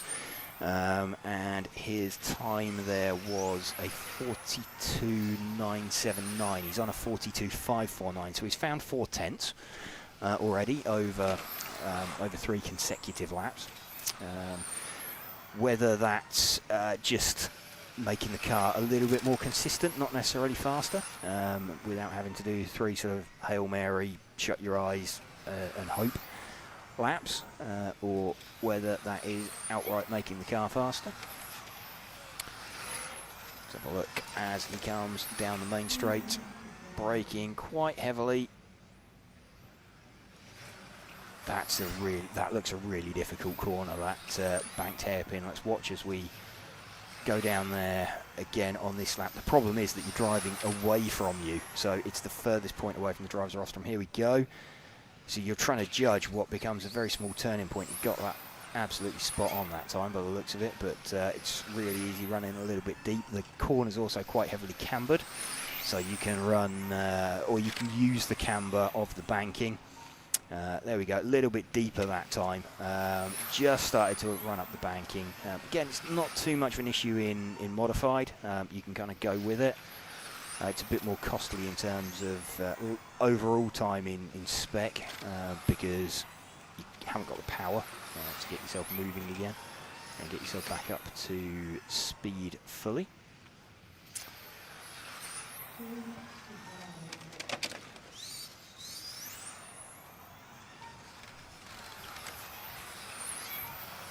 Still Lorenzo Van Leeuwen leading this one, under 2 minutes remaining. His best lap time, a 13.925, the only driver to go sub 14 seconds in this heat. His last lap time, 14.306. So lapping a couple of tenths off of his fastest lap. Will have possibly taken the best out of his tyres by this point in the run. So 14.9 last time out, so not particularly fast. Let's have a look this time. See what he updates to, 14.332, so that was a mistake, that 14.9 rather than anything else. He's just passing some traffic. 14.4 that time for Lorenzo Van Leeuwen. But this would get him out of this heat and up towards the pointy end of the next heat up. And of course then once you get on track, it'll be a bit difficult for Lorenzo at the moment because he's that much faster than everybody else. It will be a little bit difficult to judge where he is slow and where he can improve the car. And of course once you get out on track with cars that are running faster than you, then you start to build a picture of where your car's struggling. At the moment, he'd probably, if you said to him, you know, where's your car good, where's your car bad, he would probably say it's really good everywhere. and then he'll get out on track with some faster cars, and he'll start to realise, actually, you know, they're gaining on me through that section, they're quicker than me there, and you start to realise where you need to go hunting. So always helps if you can move yourself up the heat. Lorenzo has finished. Lorenzo Van Leeuwen then with a fast time.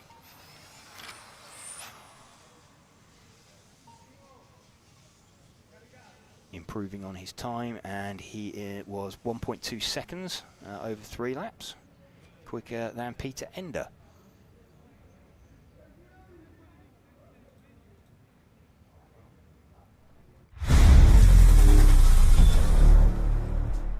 If you're looking for tools, setup tools and other interesting things to keep your pit table organized, check out the MR33 range of products, the world champion RC equipment.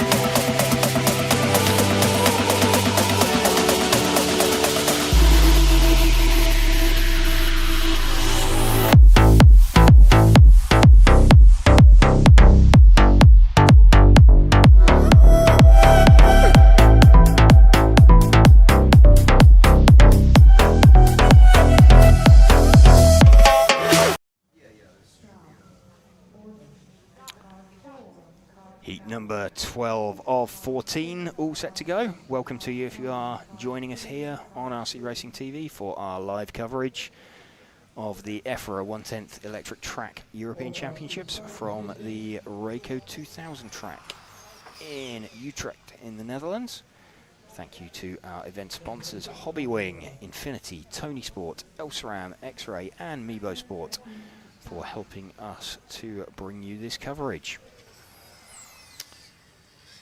Tim Kerman going to lead away then from Robin Eiserman, Martin Wouters, Dimitrios Yanidis, Thomas Sova, Alessio Menicucci, Dominic Schmid and Filippo Dominin. 10, 9, 8, 7, 6, 5, 4, 3, 2, 1. Start on car 4, 5, 6, 7. Tim Kerman leading away for the first lap, just trying to get the car settled. Gets it a little bit wrong in the banked corner. Robin Eiserman now leading. In fact, a few cars looking a bit sloppy out there. A little bit on the nose and wanting to over-rotate. So let's pick up the 5 car, which is the one down the main straight now. This is Robin Eiserman.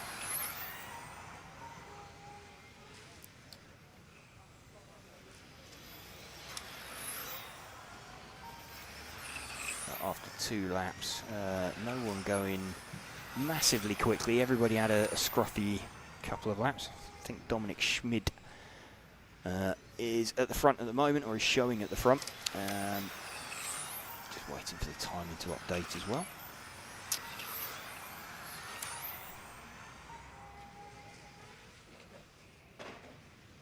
A little bit of a coming together there for Robin. Everybody just struggling to put together some clean laps.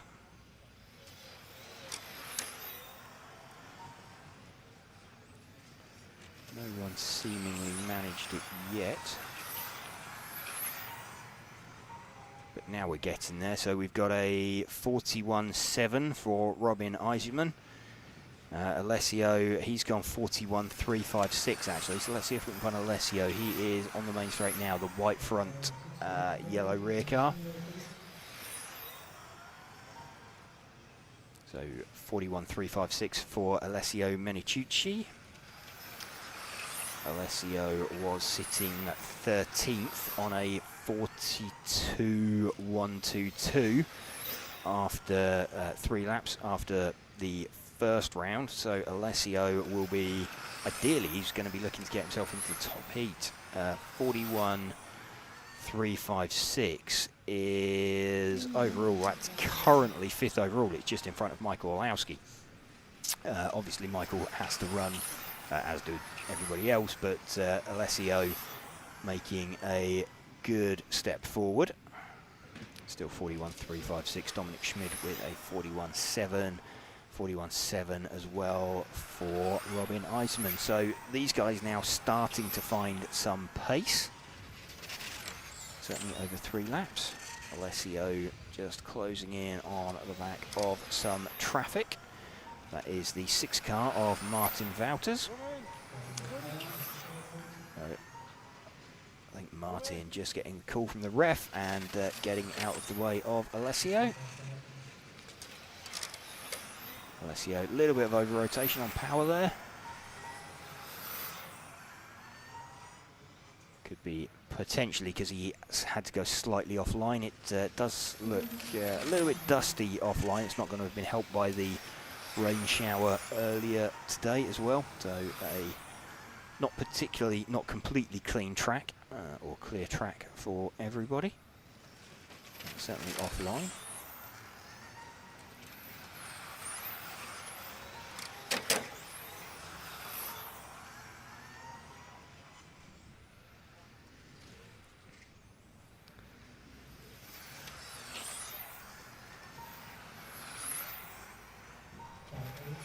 Still with Alessio leading this one. Out in front, Dominic Schmid still in second. Lap time seem to have stabilised. Still a 41.3, 41.7. Best lap time from Alessio is a 13.6. And last time out he did a 14.0. So he's lapping about 4/10 off what he was capable of doing at the start of the run.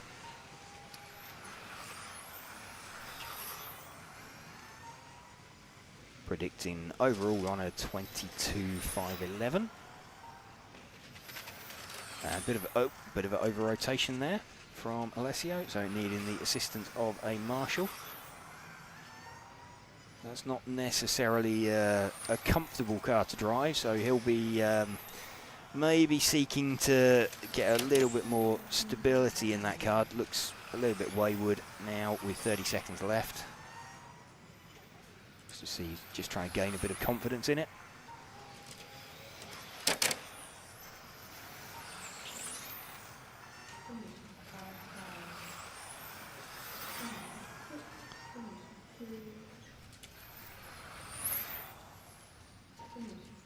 Alessio having finished then, so he takes that one.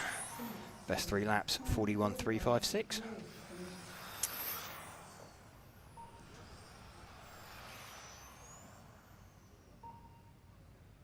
Dominic Schmid in second, Robin Eisman in third.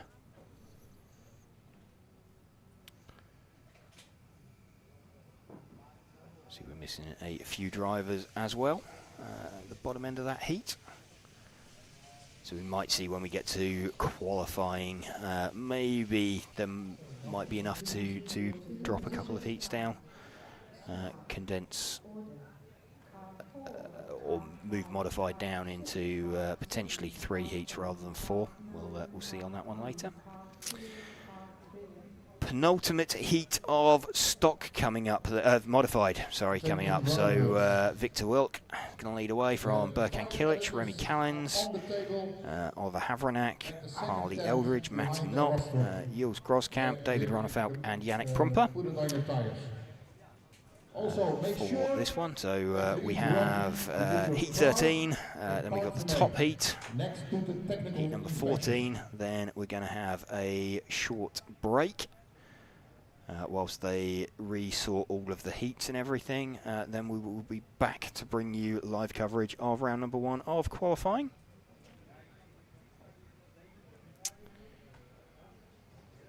So cars just being placed down on the circuit, everybody wanting to place them down on the racing line.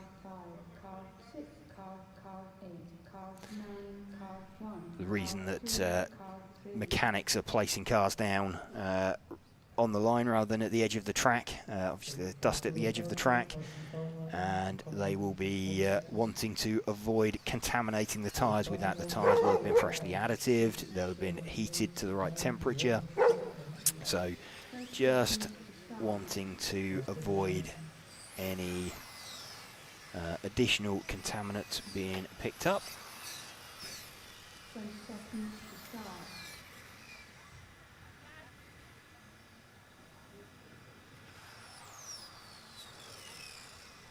10, 9, 8, 7, 6, 5, 4, 3, 2, 1. Start. Off. Car 4, 5. Victor leads away. The all-white coloured car from Berkan Kilic.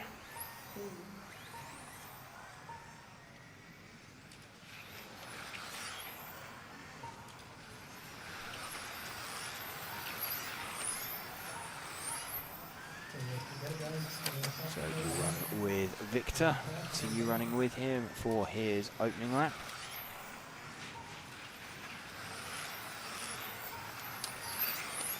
.14.0050, so Victor making a break for it at the start.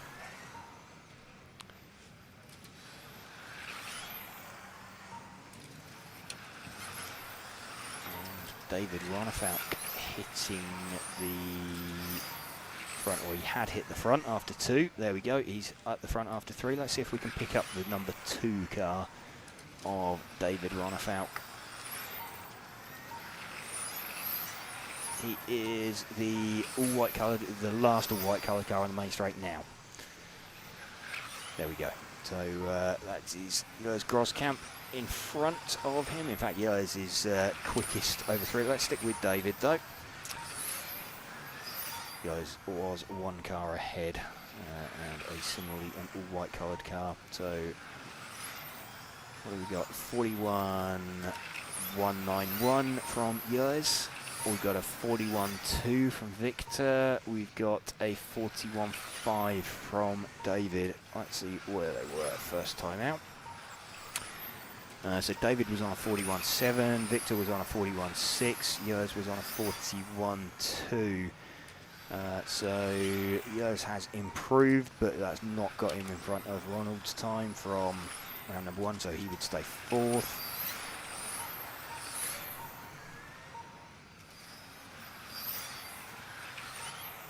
Victor 41.2. He's jumped Michael Olowski. Remy Callens 41.2. He's jumped Michael Olowski.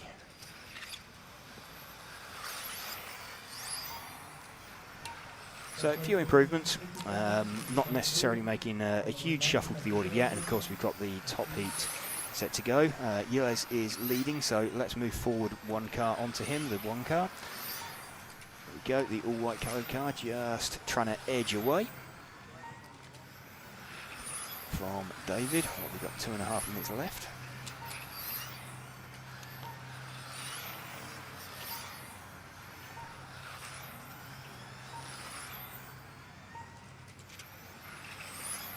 Car looking pretty good. What's his best lap? A 13.627. Last time round a 13.835. So still lapping as we come into 2 minutes remaining. He's still lapping within a couple of tenths of what he was able to do. 13.919 that time round. Still within 3 tenths of what he's been able to do, but I think the edge might just be fading. Everybody seems to have dropped down to the sort of late 13s, early 14s.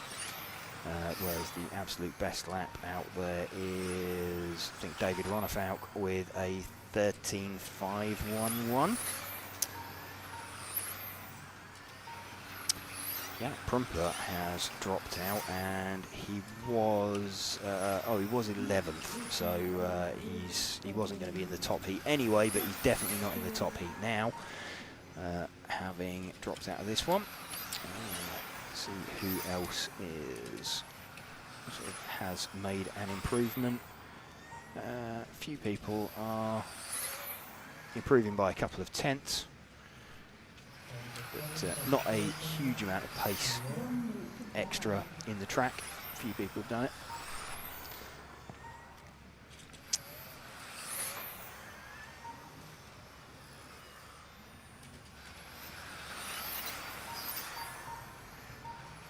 .45 seconds left. You're still leading this one, 41.191.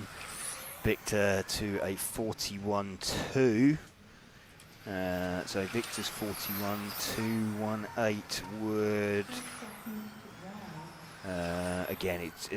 That's not made any. Well, it's improved 4/10 over what he'd done, but it is still going to keep him. That would put him like 5th overall currently. 20 seconds left now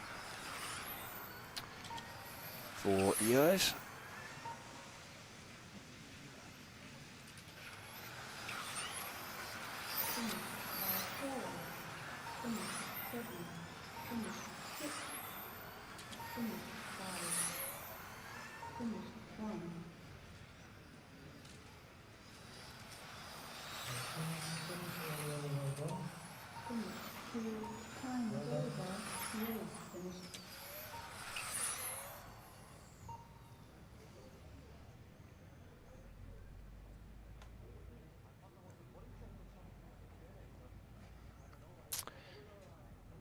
There we go then. Jules Groskamp taking that one, 41.191. That has got himself seeded 4th overall currently. On there, Victor will be 5th overall. Obviously, there's still this top heat to go. So that should, though, get them in the top heat.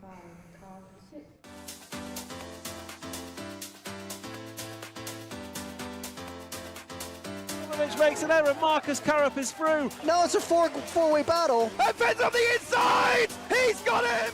I love RCTV News. There's RC in the background. We're here. Hi, everybody. This is mine. Okay, fantastic. Yeah. So we are here at ETS round number 3 of season 17. Davide Ongaro, associated European champion, and didn't he deserve it? Bruno Coelho is your champion. Today, mamma mia, super happy. It's like a real now. It's like a real.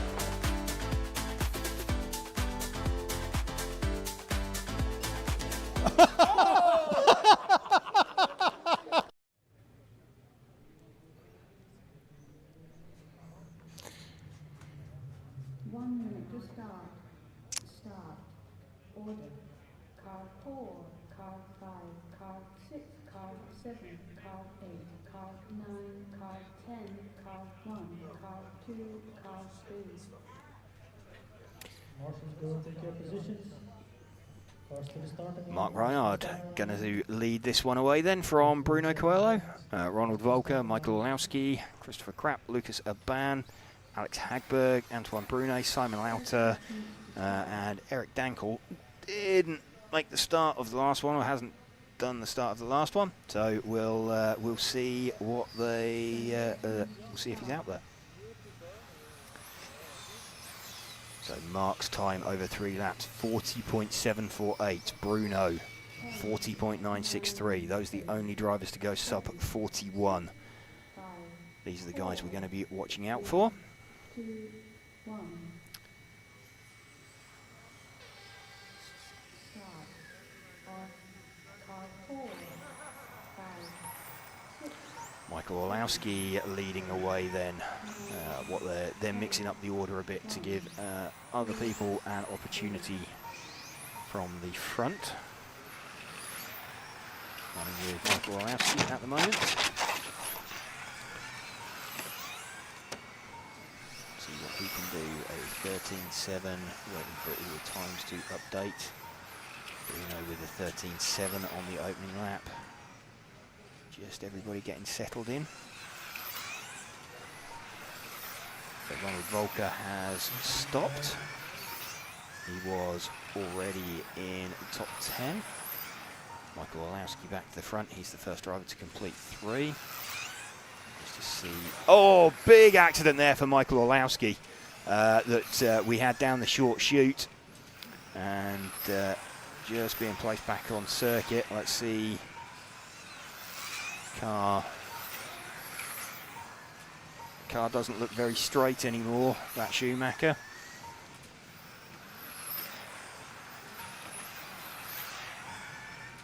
He's managing to hang on to it, but we have Bruno from Mark at the front.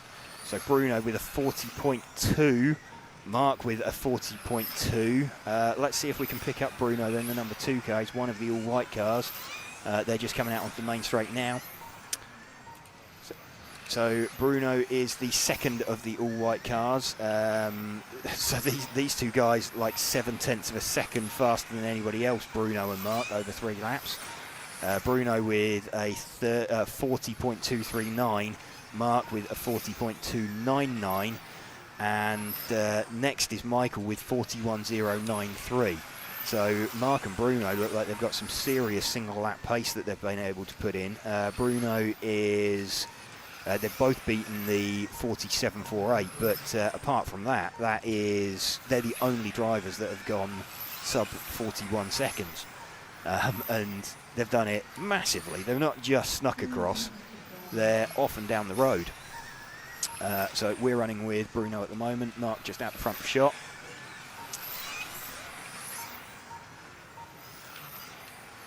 Ronald Volker has jumped up into third. He's done I think he's done a car change potentially. He's popped himself up into third with a 45.39, so he is sub 41 also. So we are watching Bruno at the moment. He's closing in on the back of Mark. Mark, the first of these 2 white cars in shot. Bruno, the second of them. Mark opens up, lets Bruno slip through the gap.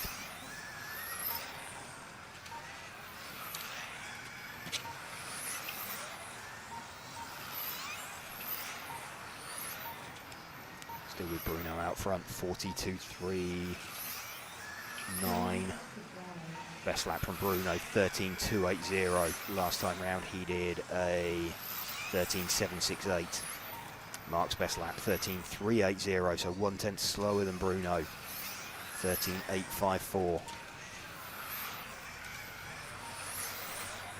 Chassis change for Bruno. The results haven't necessarily. Pace certainly hasn't.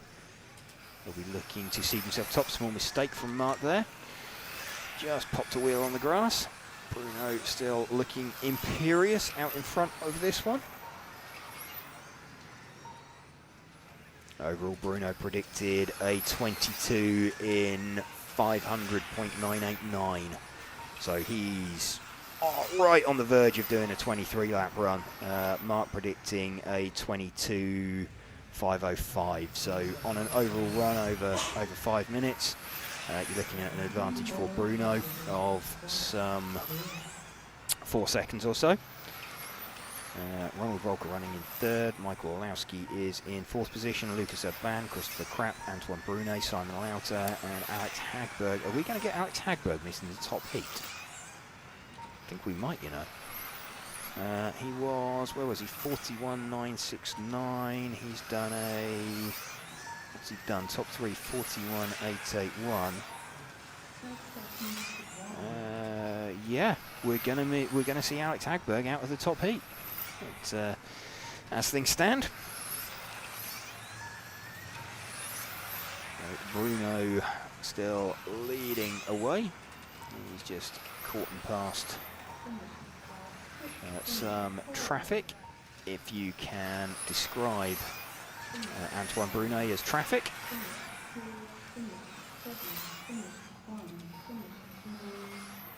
There we go then, Bruno Coelho is going to be our top seed for qualifying. From Mark Reinhard and Ronald Volker. I think Michael Olowski's going to be 4th, and then I think we've got Yellows dropping in 5th. But we'll bring you that at the moment. That's just out off the top of my head.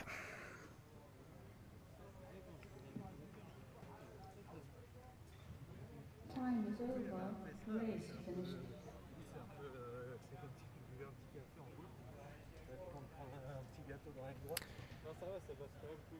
So, quiet falls across the track. There we go, confirmation, Bruno Coelho.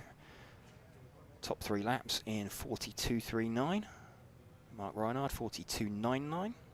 So 6/100ths off.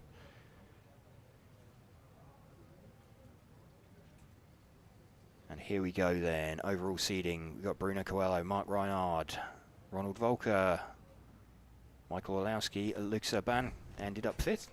Jonas Groskamp, Victor Wilk, Christopher Krapp, Remy Callens, Alessio Menechucci. All the way actually from the sort of heat number 3. So David Ronnefauk. Just missing out. David Ronnefauk just missing out from the heat. And yeah, Alex Hagberg not appearing on that list of the top 13 at all, which is... and everyone going faster on the second run as well. Yes. So when just after we just said, oh, maybe the track slowed down. Yes. Nope. No, not at all. So, shows what we know. Yeah. So let's have a good... woof. In fact, Alex Hagberg ended up 18th. So, yeah, that's... just in the second group, unfortunately. Just in the second group, yes. That's not the start that he would have wanted. No, but, unfortunate. And there he is on screen. Just, well... All right, so we're going to have a little bit of a break now. We'll be back at, as you can see on screen, at 4:45 Central European Time. It's not quite 20 minutes. It's about 18 minutes. Yeah. We kind of all need to rush around and do our own thing. So we'll come back after some messages, and we'll be back shortly.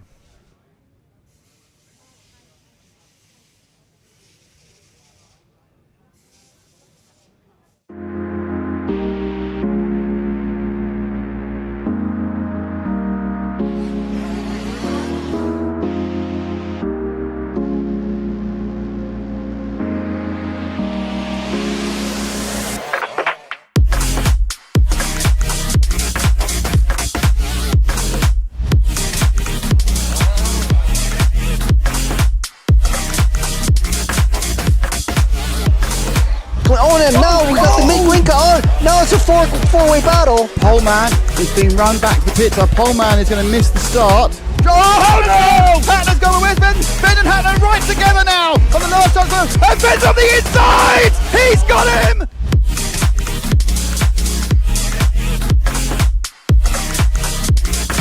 Fantastic display of driving from these two drivers who have pretty much carved up the touring car world between them this year. Kovacic made an error. So Kovacic makes an error. Marcus Karup is through.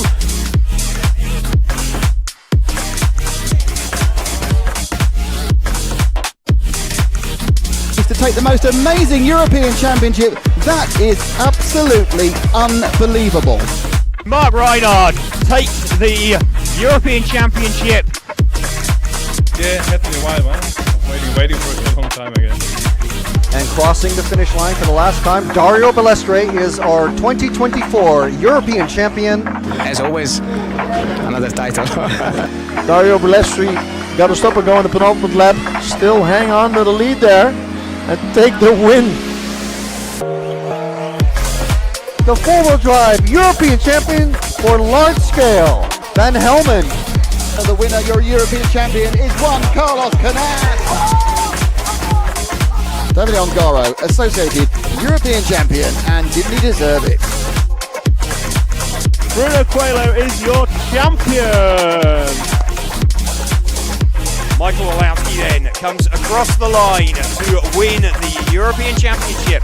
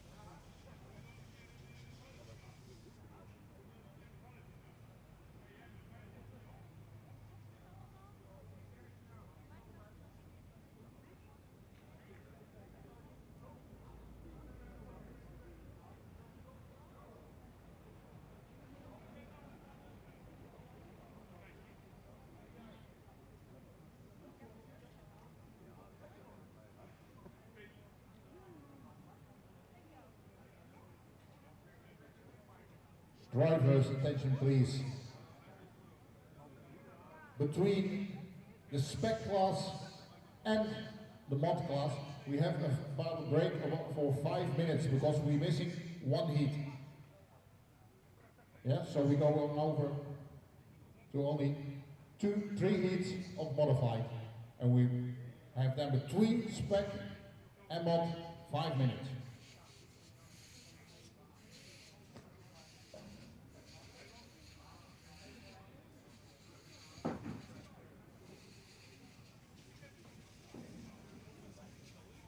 Five minutes to start.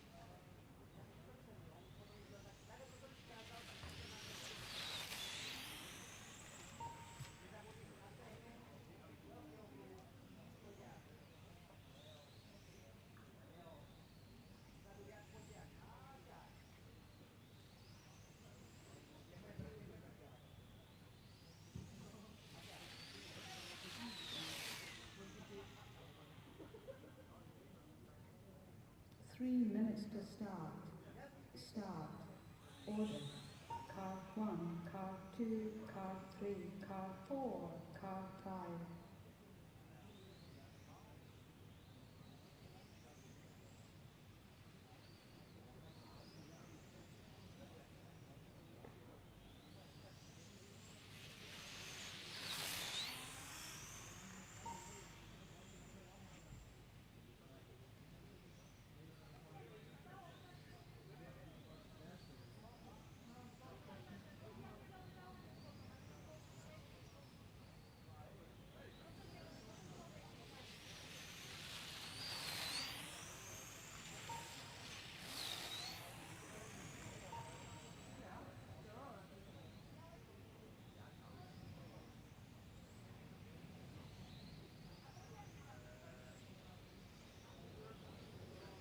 Two minutes to start.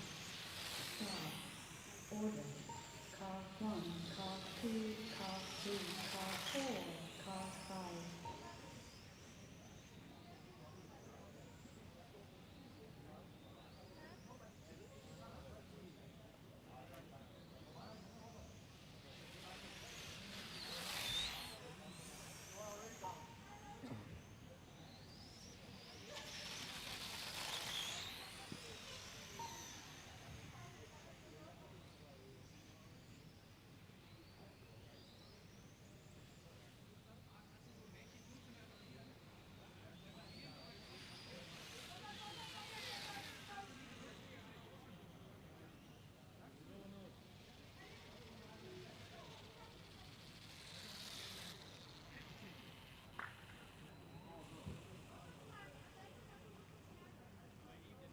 One minute to start.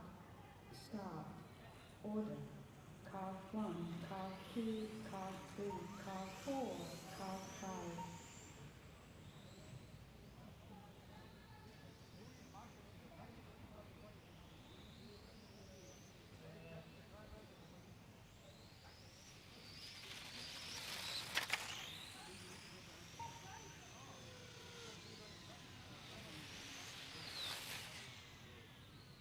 seconds to start.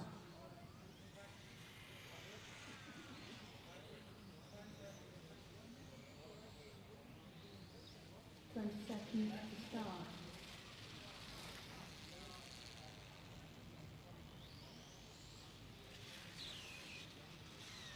10, 9, 8, 7, 6, 5, 4, 3, 2, 1.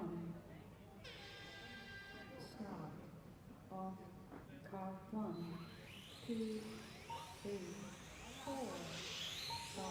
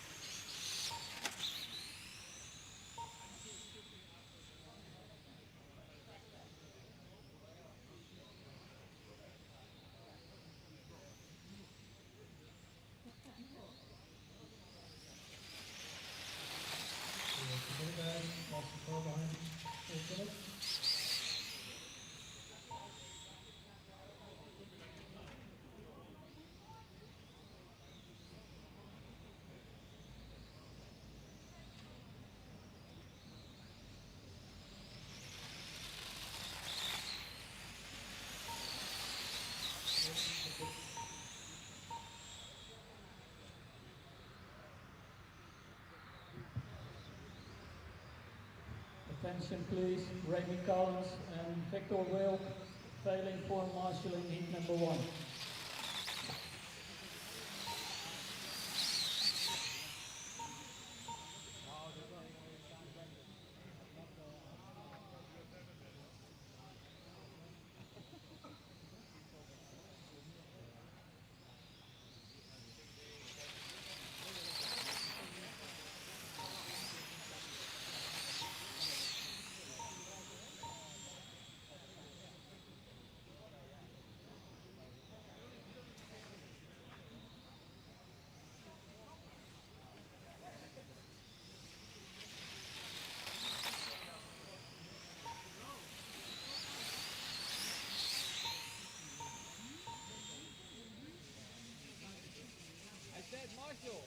I did, yes.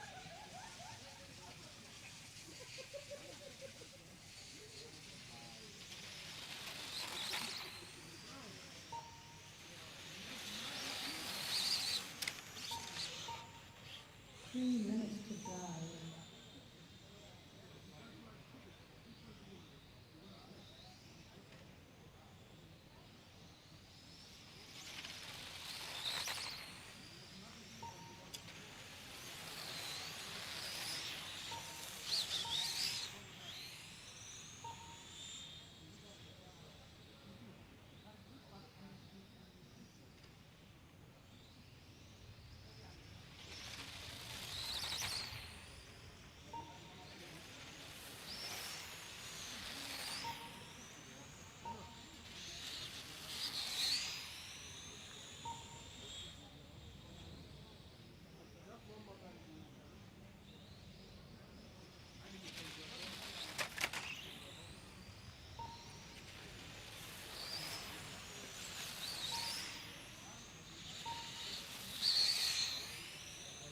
Minutes to drive.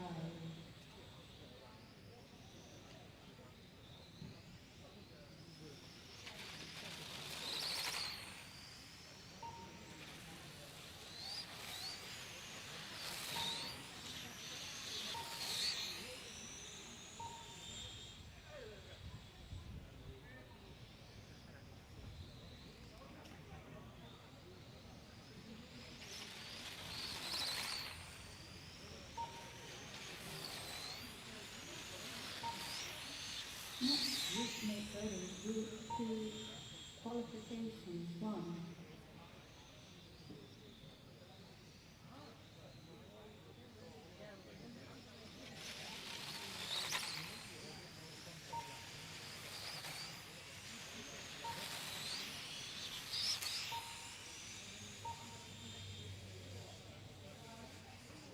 One minute to drive.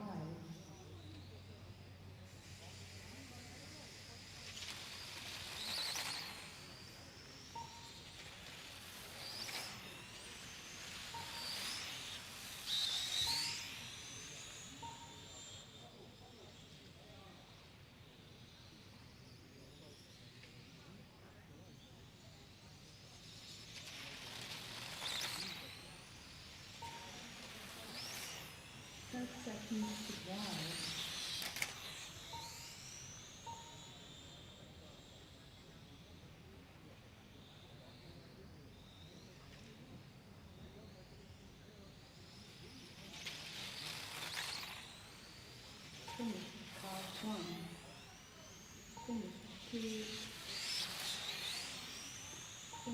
5, finish 3. Time is over, race finished.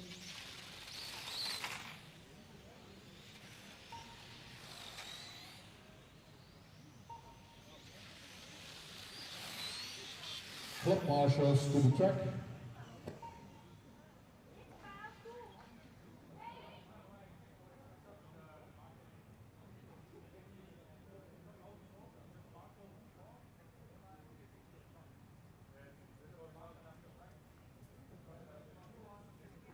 Two minutes to start. Start. Order.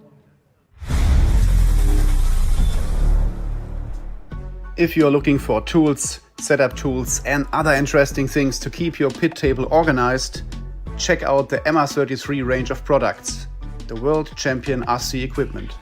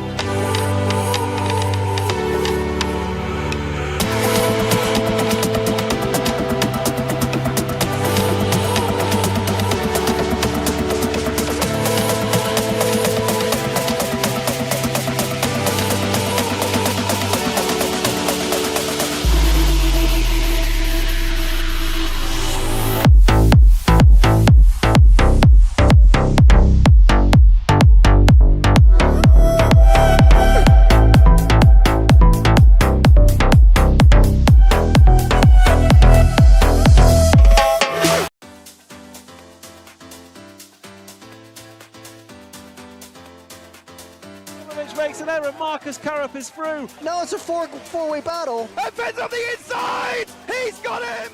I love everything. If you're looking for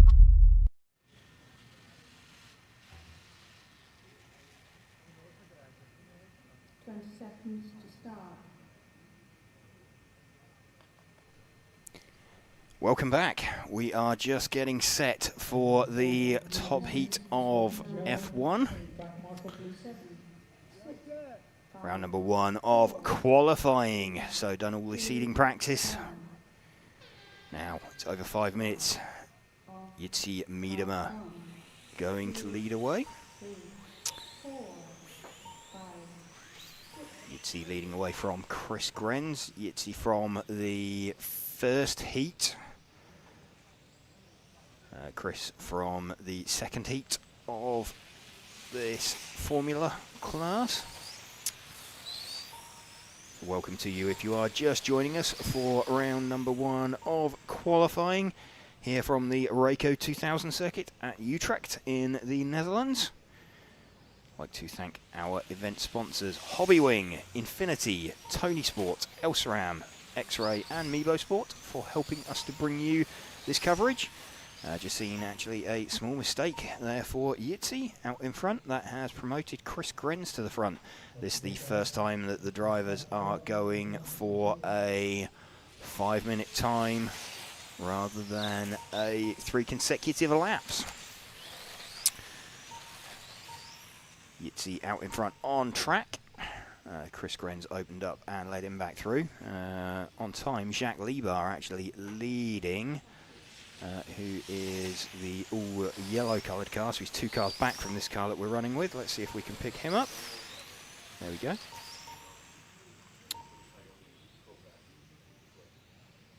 Jacques Libar leading this one. Oh, well, he was leading it. He has now dropped down to 4th overall, so super, super close, actually. There's like half a second between the top 4. At the moment, Jitsi trying to edge away. He's got himself back in front. If we can move 1 car back, the orange coloured car, that is the 2nd place car of Luka Jovicic. Running in 2nd place car. He is now about 1 second behind Jitsi Miedema.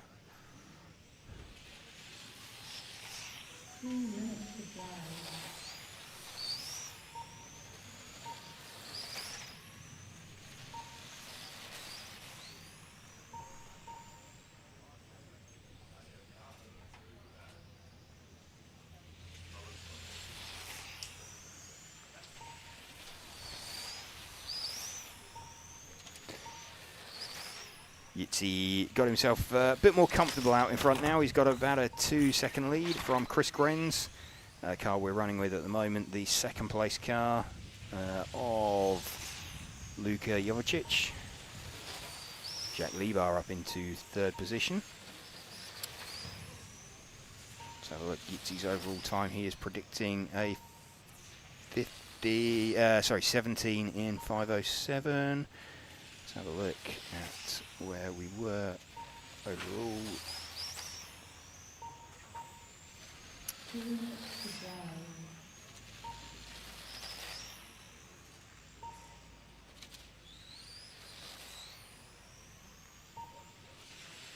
Yitzi looking to get the first round in the bag.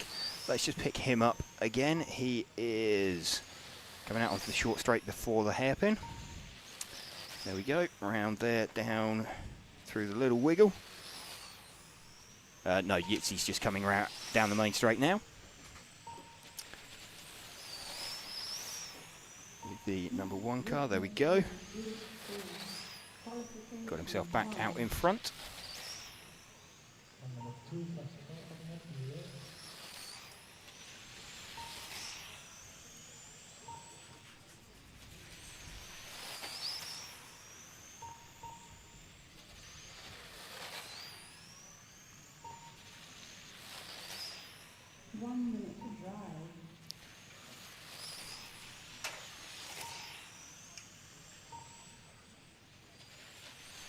Yitzi still leading from Jacques Lebar. He's got himself like 2.8 seconds now. So be looking to get that round win on the board. It's a 2 from 5 to count. We've got 1 today, 4 rounds of qualifying tomorrow. So it's an interesting one, 2 from 5, because after round 1 tomorrow morning, someone could potentially have locked themselves onto the front row, but no one can actually seal TQ till the end of round 4, which the only way you can do that is by winning all 4 rounds. So we might know someone is definitely starting on the front row of the grid tomorrow, first thing tomorrow, but we're not going to know whether they will be on pole until after round 4. And only needing to hang 2 good runs together does increase the jeopardy somewhat. But Yitzi Medema taking the opening round pretty comfortably in the end.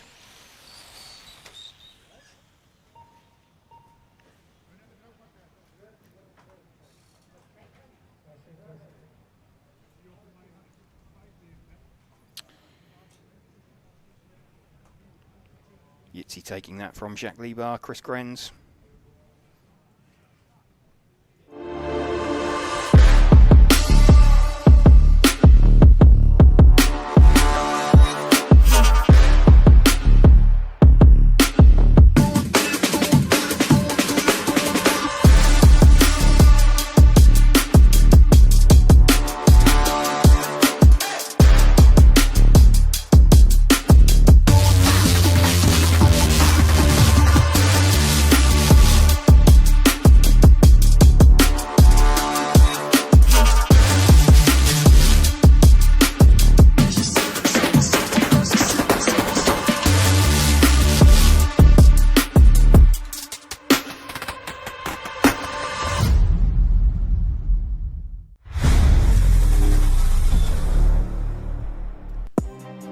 If you like perfect mounted body shells the same as we do, check our complete range of body shell accessories and tools to always have the perfect body shell on your car. Choose MR33 and use the World Champion RC equipment. Car 2, car 3, car 4, car 5, car 6, car Here we go, first heat of front wheel drive. Getting set to go. Welcome if you are joining us for round number 1 of qualifying here on RC TV. We're bringing you live coverage of the EFRA 1/10 Electric Track European Championships from the Reco 2000 Club in Utrecht in the Netherlands. had seeding practice earlier on today. So we are now going to see the first round of qualifying. We've just had Formula completed. We're going to have the front wheel drive class as well. Then we move into 5 heats of Spec. And we're going to have 3 heats of Modified. There will be a short gap between stock and Modified because they managed to condense the number of drivers down in Modified into 3 heats.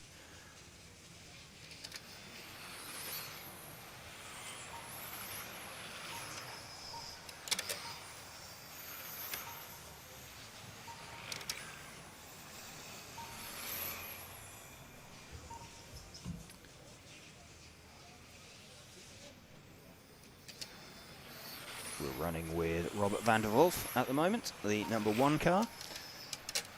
He is being chased by Edwin Kvarnstrom and Winston Sanijo. In fact, I think Winston is probably leading this one. Winston with the, let's just check. So that updates. In fact, Robert is just out in front at the moment. Super, super close out there by the looks of things. I think if we move back 2 cars, we'll pick up the leader, which is the white front, orange centre, blue rear car. Should be the number 3 car of Winston Sanijo. Is indeed the number 3 car. So Winston and Robert doing battle. First time they're going for a 5-minute time. Winston predicted a 16 in 5 minutes for 5 minutes dead, pretty much. About 1 second slower for Robert van der Wolf.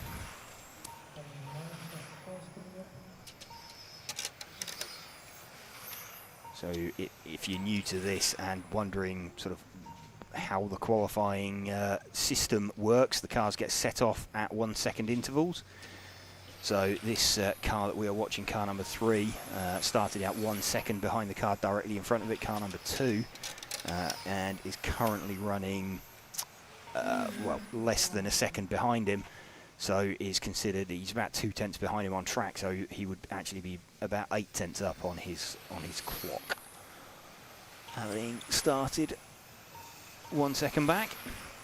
So everybody running on their own individual time clocks, starting out 1 second apart.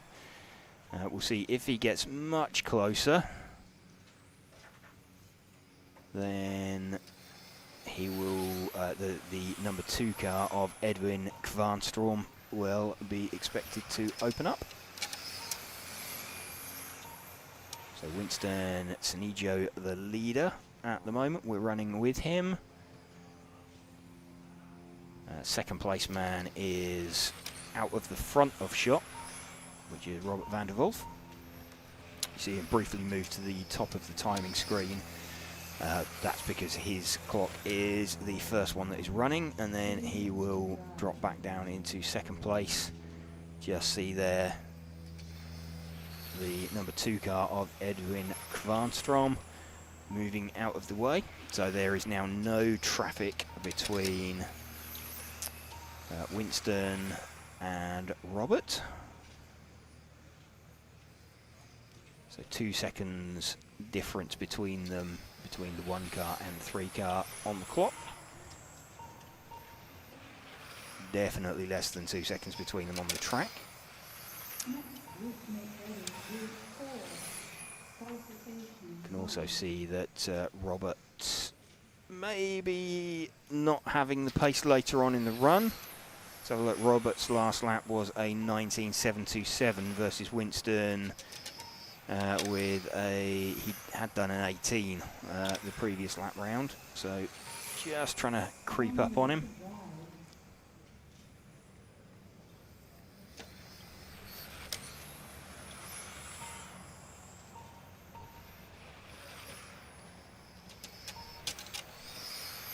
left into the final minute. These guys will know they're on a good run. Had a nice clean run since the start of qualifying. This is their last track action of the day for many of these. Certainly in the in this class it will be.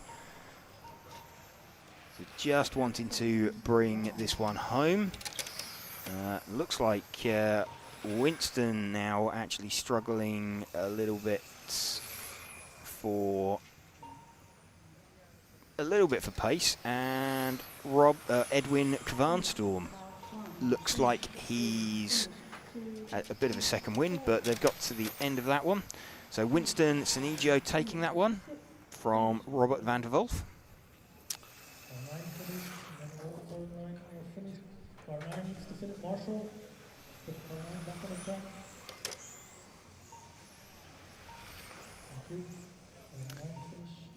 Winston Senigio taking that one.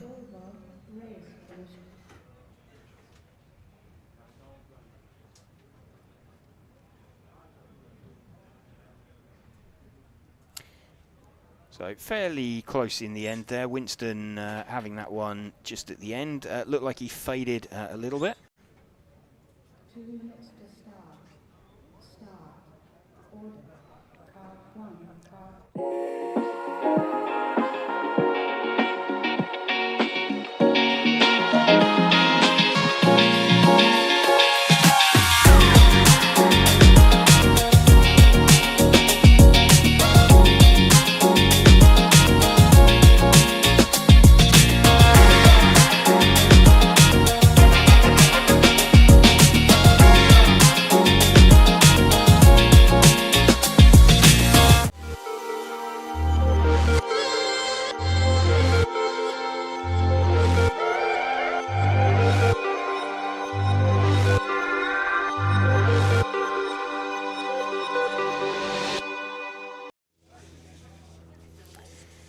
Hearing from one of our event sponsors there, Hobbywing. I'd like to say thank you to them, as well as Infinity, Tony Sport, Elsram, X-Ray and Meebo Sport for helping us to bring you this coverage.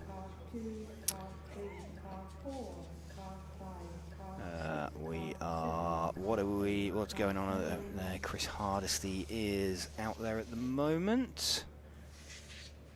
I think, is he just conducting a blinky check? Yeah, I think he's just checking everybody's speed controllers. And everything is all in order before the cars get placed down.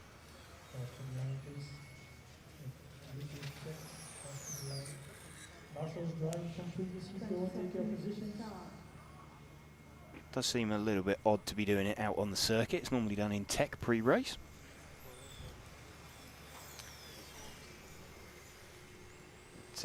Wanting to make sure everything is covered. So we're going to have Robin van Gogh leading this one away from Stefan Schultz. Those two looked a bit of a step ahead of everybody else. Then we got Soren Sparbier, Phil Langner.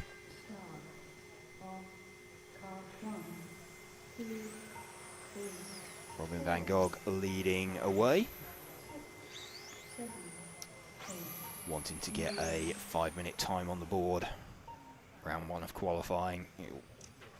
Having that in the bank, if you can get a good score in the first round of qualifying, you'll sleep a little bit easier. Not too much of an issue with these guys. Oh, small mistake there from Robin. Rattled the curb a little bit. It's not going to be too costly, I don't think. Stefan not close enough to really take advantage of it. Robin about 4 tenths up on everybody else after 2 laps. So he's just going to be looking to try and build an advantage all the way through. Car looking quite nicely balanced out there. His best lap, a 17.855. Stefan Schultz best lap, an 18.0. So in fact, at the moment, Robin is the only driver to go sub 18 on a single lap. That said, Stefan's just done one at a 17.991. He has edged about 2 tenths closer that time on Robin. So these two looked a little bit of a step ahead of everybody else. 18-1 that time for Robin, 18-0 for Stefan. Soren Sparbier having a fairly lonely run. He's watching these front two disappear away from him. Phil Langner in relatively close attendance. Let's just move back one car onto Stefan Schultz.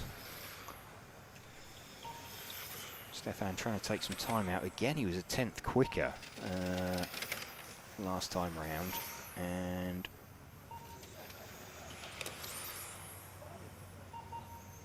gap between them now is about 2 tenths of a second on their clocks. So we could be seeing Stefan Schultz just starting to pick up some speed, especially now as they start to come in and around traffic. Robin is just past some. Stefan's going to be on him next. You can see, what is it, 4 tenths of a second between them currently on their clocks. Let's see if Stefan can get any closer. It's about 6 tenths now. So Robin might just have pegged Stefan.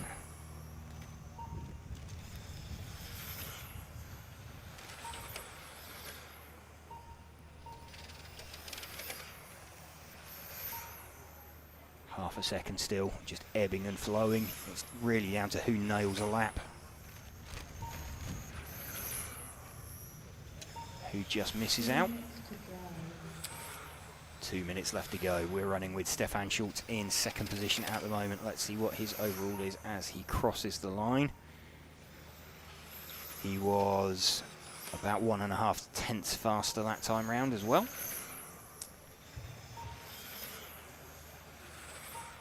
Still about 4.5 tenths between them. Stefan Schultz has taken that down. It's now 2 tenths between them. They've started out 1 second apart, currently running 1.2 seconds apart. Robin van Gogh stretching an early lead. And then we've had Stefan Schultz chipping away at it. And Stefan Schultz moves to the front now. So Stefan Schultz in front on the clock. That was a slightly slow lap from Robin van Gogh, an 18.7 compared to an 18.4 from Stefan. Let's just see if that was a mistake or there's another 18.7 from Robin and an 18.3 from Stefan. Stefan now definitely, you can see Robin in the front of shot. Stefan just being able to close in.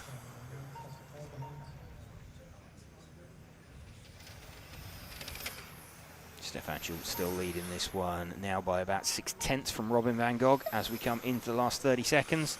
They're coming up towards some traffic. Robin won't really want to have to open up if he can avoid it, but he should just about be okay. They're closing in on some slower traffic out there. Stefan Schultz leading from Robin van Gogh. Here in finishing times coming up, so I think they're gonna avoid, Robin van Gogh avoids the ignominy of being passed by Stefan Schultz. But Stefan Schultz taking that one from Robin van Gogh.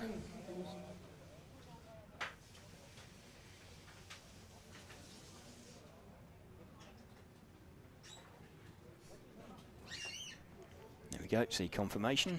In the end, that was just under 1 second. Did Stefan get that one by?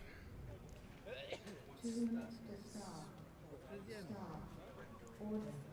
Car 1, car 2, car 3, car 4, car 5, car 6, car 7.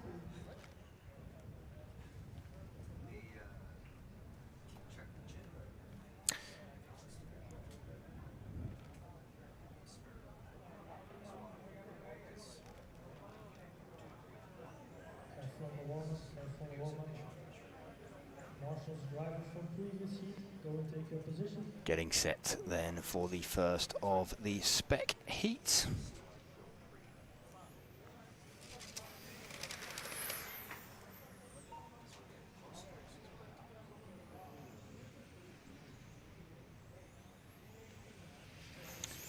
5 heats of Spec coming up.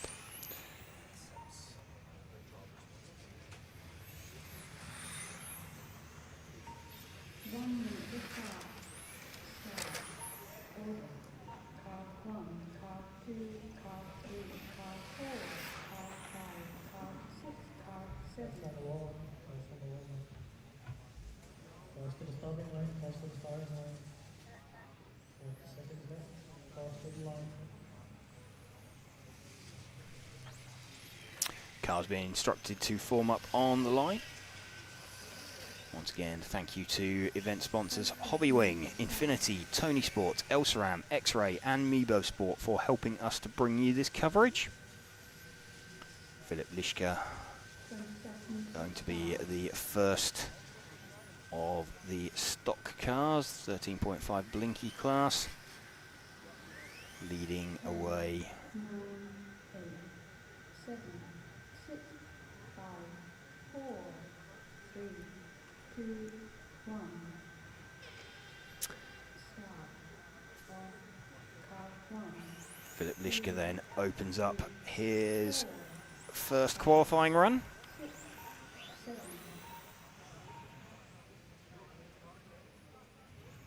Again, first time that they have been expected to put in a 5-minute time over the course of the day. Previously, 3 laps have been the marker, so 5 minutes consistency becomes important. What you don't want to be doing is putting it on the grass. Philip Lischka avoiding that one so far.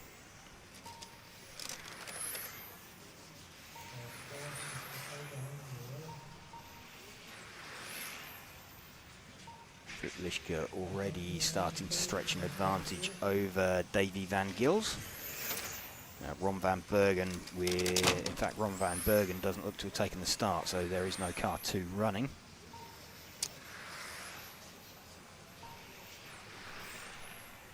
Philip Lischka is okay out in front at the moment.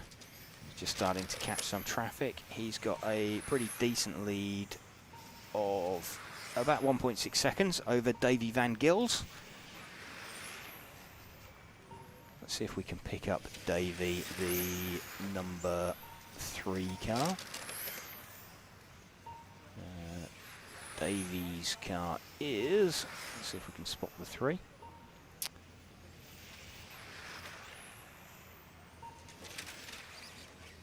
The 3 car is an all blue coloured car just out on the main straight now, so he's the second of the all blue coloured cars out there. There we go, we've got him on shot.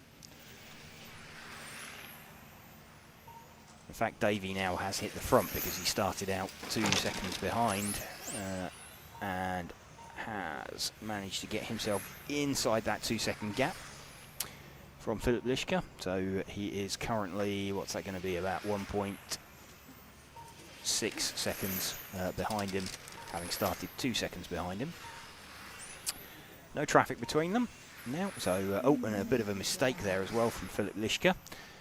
So Davy van Gils closing in on the back of Philip.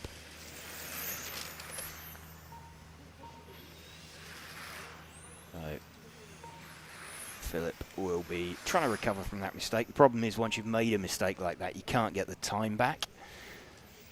And it's really easy to overdrive. Davy van Gils now crawling all over the back of Philip Lischka. These 2 blue coloured cars. So they thread their way round out of the main straight one more time. Much tighter line from Davy as they go into like that double apex left-hander as they build up onto the main straight. Let's see if that, or we see the same again. Oh, small mistake there from Davy actually. That might put Philip back in front. Davy still in front by 1.1 from Philip Lischka. These 2 quite comfortably ahead of Johan Bukowski in 3rd position. We're still running with Davy Van Gils at the moment, the second of these two blue-coloured cars. You can just see out the front of your shot Philip Lischke. He started out first. Davy started out from P3. So 2 seconds behind. And now just trying to get into that gap. In one sense, he will be comforted to know that he's definitely in the lead because he's operating inside that split, but it's not just this heat that he's worried about, it's everybody else within the qualifying section as well that he's wanting to keep an eye out on.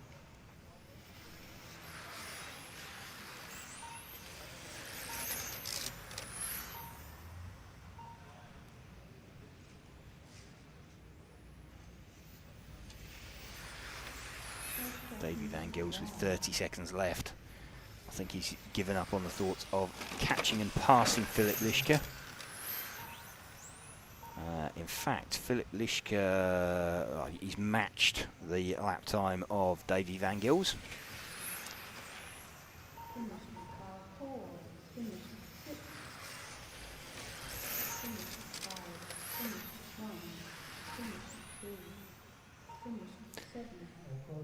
Davy Van Gils taking that one then from Philip Lischke, Johan Bukowski, Leo Dupex, Kent Bertelsen, and Lucas Jager.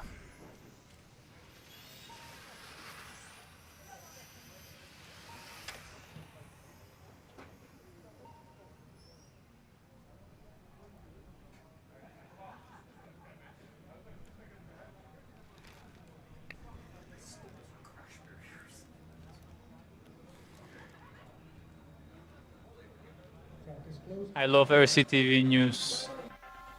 I'm Matt McCallum. And I'm Frank McKinney. And here are your headlines. There's RC in the background. We're here. Hi, everybody. There he is. Totally secret, no one knows. You got any thoughts on it? No, we don't have a clue what you're talking about. That leads us nicely to the 12th Euros. And this week's hot topic. This is a hot topic. Okay, these are rookie numbers. These are rookie numbers. Right where we're sitting now is where that crash happened. We did what you expect of us. We tried to stir up some drama.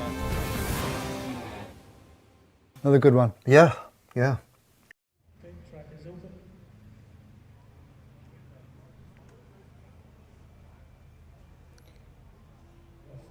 Cars being set down on the line then for heat number 6 of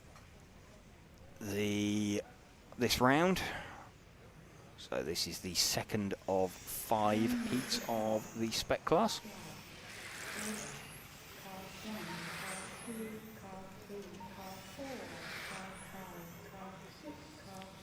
Victor Litvinenko going to lead away from Bert Aerden, Joshua Winkler, Sam Nichols, Phil Langner, Mike Martinez, and Alexander Perrin.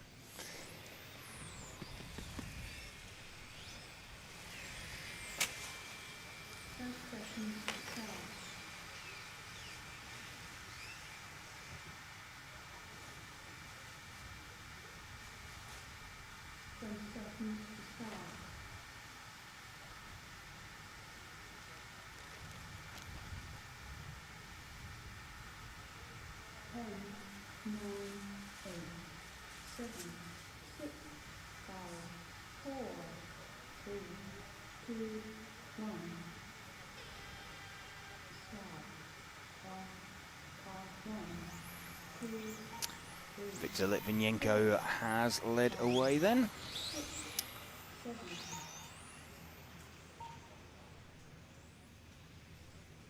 Let's give him a few laps to settle in.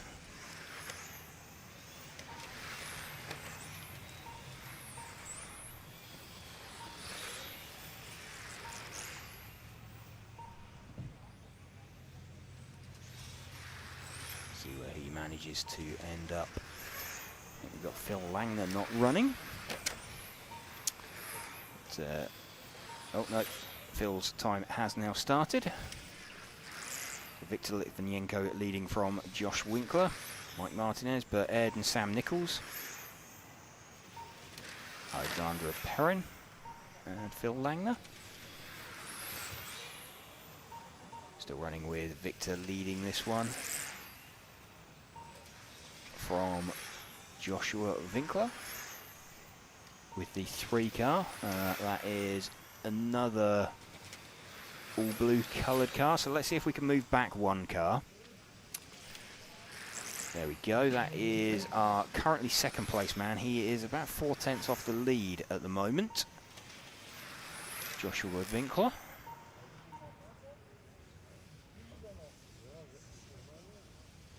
Those two have pulled a bit of a gap over everybody else.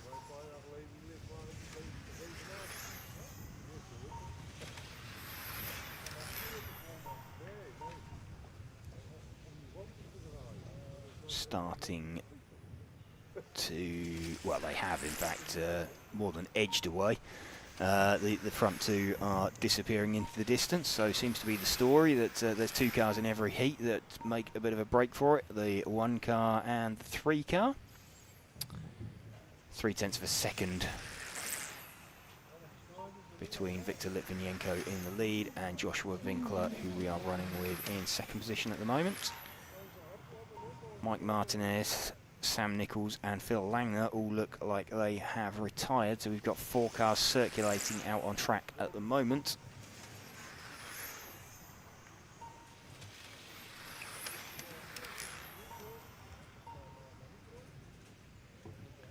We're running with the car currently in 2nd place, who is, let's see how far back he is. He is about 7/10 behind at the moment, Joshua Winkler.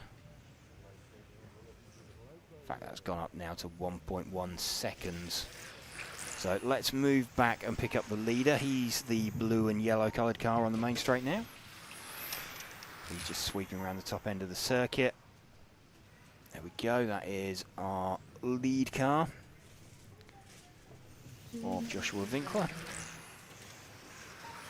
Sorry, the car of Victor Litvinenko leading. Joshua Winkler being the car that is chasing him down.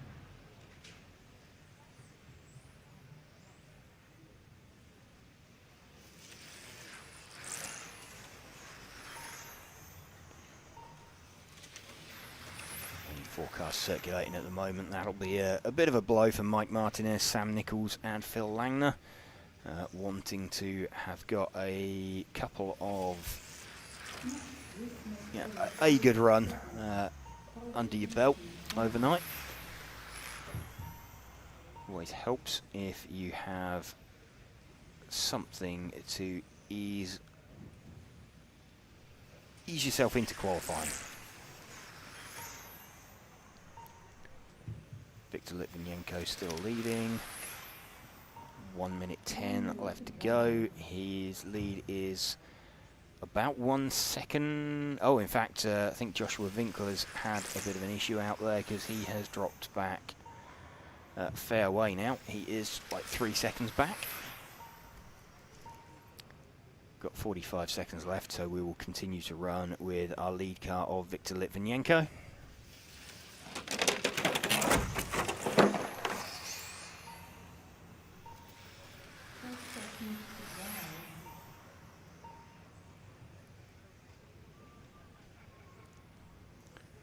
At this stage in a run, you know that it's been decent. You haven't made any serious mistakes. You're just looking to bring it home.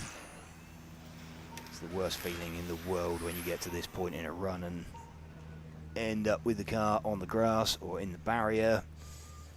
And of course, you've taken the best out of your tyres as well at this stage. So if you make a mistake on lap 1 and ruin your run, at least you can stop and save the best out of your tyres. But there we go, Victor Litvinenko taking that one, and in the end, Josh Winkler did just jump up back into 2nd position right at the end there, getting that from Bert Airden. And only 4 finishers.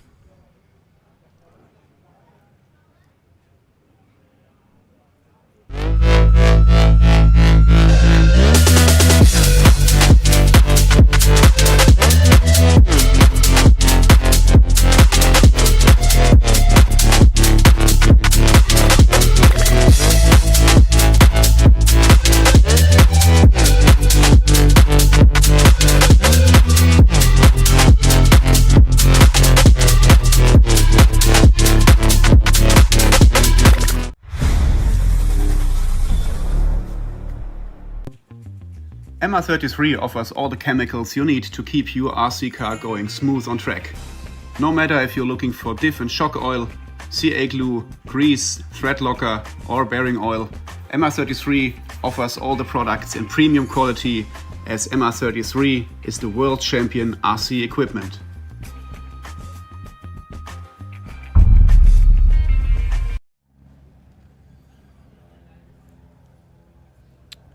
Heat number 7. Getting ready.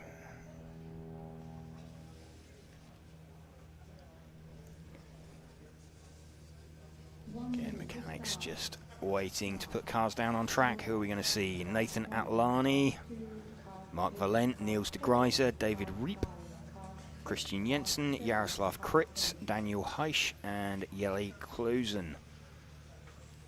40 seconds left. Cars to the line, cars to the line, cars to the starting line. Careful. Coming to the starting line.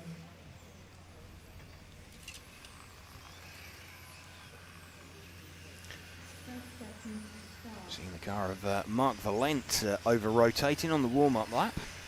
That will have caught his attention. You get that sinking feeling in the pit of your stomach on the warm-up lap that you've got to drive that round for another 5 minutes.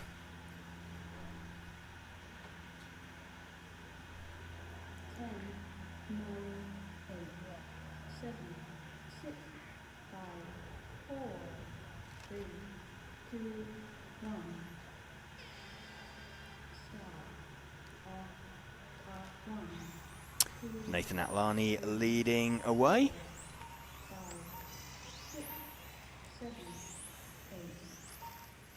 See if we still have 2 cars making a break for it.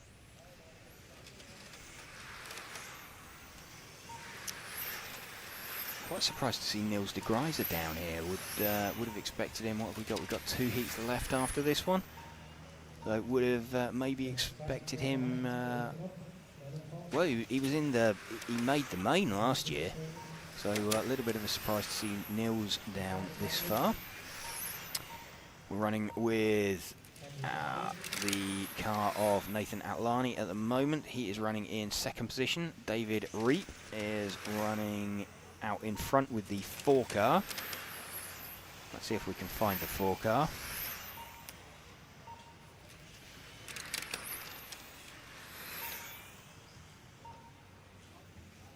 Should be 2 cars back. No, it's 1 car back. It's the all orange coloured car down the main straight now. Looks more red on the stream, but that is our lead car. No, he is under some pressure from the 3 car of Niels de Greiser. So Niels starting to find some pace. Well, it looks like he's trying to get himself a little bit up the order. That's probably why Niels is in this heat, when the car is a little bit loose at the rear.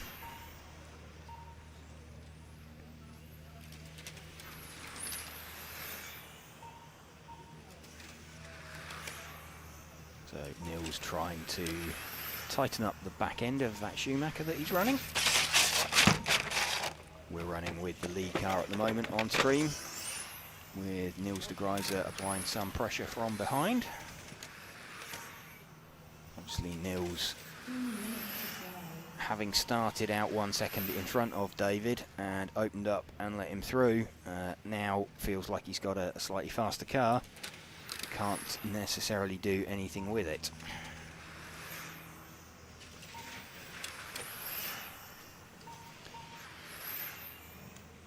David flicking back to the top. He's leading this one by about 0.8 of a second from Nathan Atlani.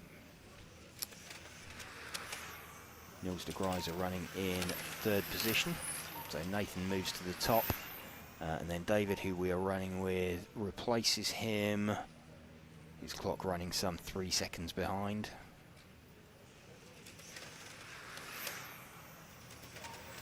David now starting to build a little bit of a gap from Niels de Greiser.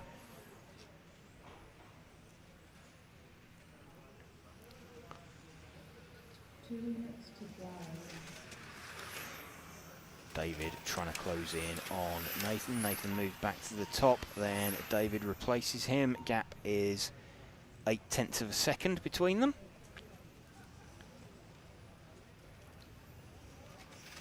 And looks like a slightly slow lap from David.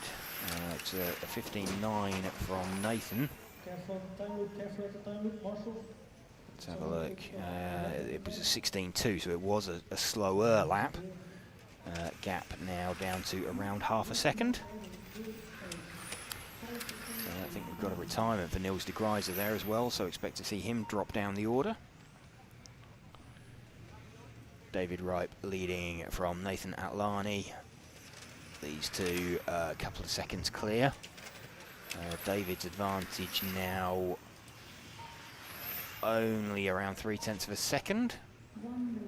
It's about 1/4 of a second now. So we're running with the lead car at the moment. Just keeping an eye on Nathan Atlani. In fact, Nathan's taken the lead back now with the 1 car. So let's see if we can pick up the 1 car. He's the pink coloured car just coming out onto the main straight now. Nathan Atlani now picking up the pace.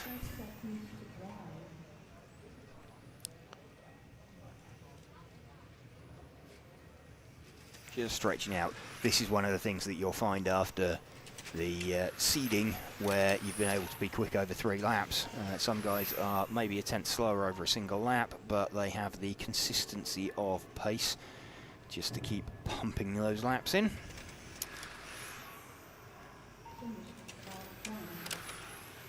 So Nathan Atlani has finished, and I think he... Oh, right at the line. David Reap got that one. So slow-ish last lap. So David Reap just jumped in and got that by, what, 8/100ths at the end of that one. So super, super close. Thought Nathan had got that one, and I think Nathan probably thought he'd got that one. David Reap just at the end, sneaking through and getting that one. So penultimate heat coming up. Welcome to you if you are just joining us here on our coverage on RC Racing TV of the EFRA 1/10 Track European Championships for 2025. We're bringing you this live coverage from the Rayco 2000 track in Utrecht in the Netherlands, in conjunction with our event sponsors Hobbywing, Infinity, Tony Sport, Elsaram, X-Ray and Meebo Sport. Stefan Schultz going to lead away this penultimate heat from Bart Vubben, Enzo Ruslan, Manuel Wagner, Tim Benson, Rick van der Acker, Frederik Hovgaard, Timon Kernan, Raul Jongelis and Gergo Valent.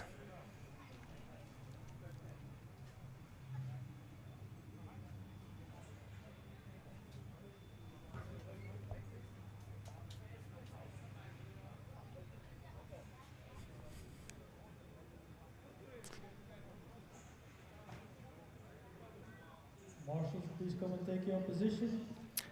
See if Stefan Schultz is running his race paint this time and doing us a bit of a favour. He is... No, he's not. He's running a plain pink coloured car. Oh, and in fact, I've just seen he's been put down. He's not doing... he's not going across the loop, is he? No, he's not. So choosing not to do a warm-up lap. He's been put down like the other side of the barrier, so just driven it up to the line, and that's it.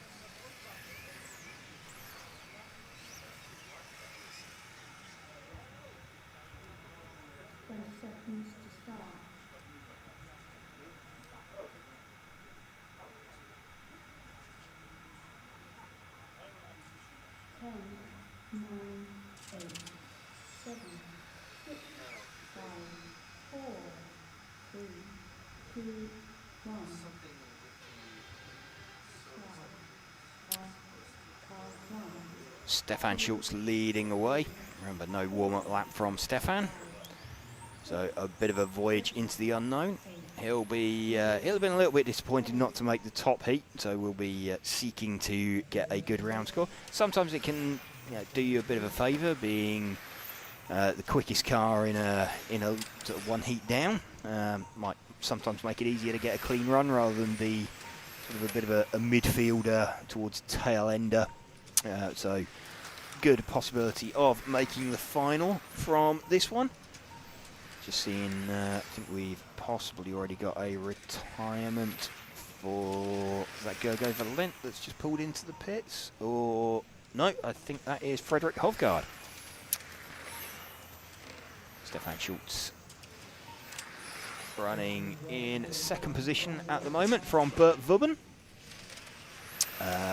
So let's move one car back to the sort of brighter pink coloured car.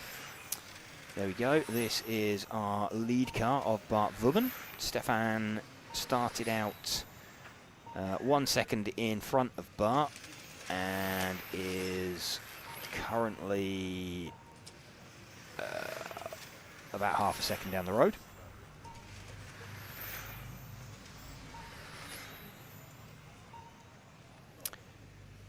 We're watching Bart Vubben trying to close in on the rear of Stefan Schultz. Started out 1 second apart. Stefan moves to the top, then Bart replaces him as they cross the loop. Still around half a second between them. Fastest lap 15.566 for Bart, a 15.516 for Stefan. They're matching each other on lap times almost identically. Oh, Bart's taken another couple of tenths out of Stefan that time. So gap up to around 7 tenths between them. These two kind of running away at the front of the field. They're a couple of seconds down the road from Manuel Wagner. See Stefan move to the top, then Bart dropping back.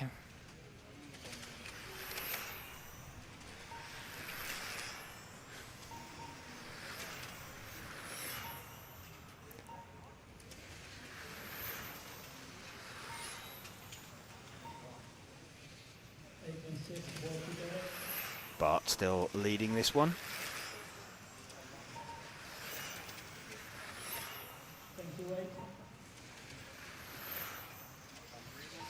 Gap between him and Stefan now, it's about 6 tenths. You can just see Stefan just out of the front of shot. He'll be kind of aware that Bart is in front of him.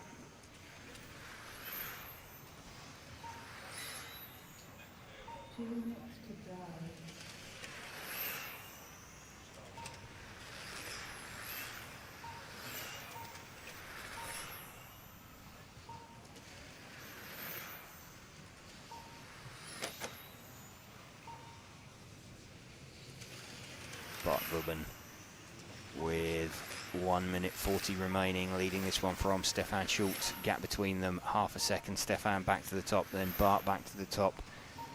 Looks like Stefan maybe edging, trying to edge away. He seems to have found a bit of a second wind.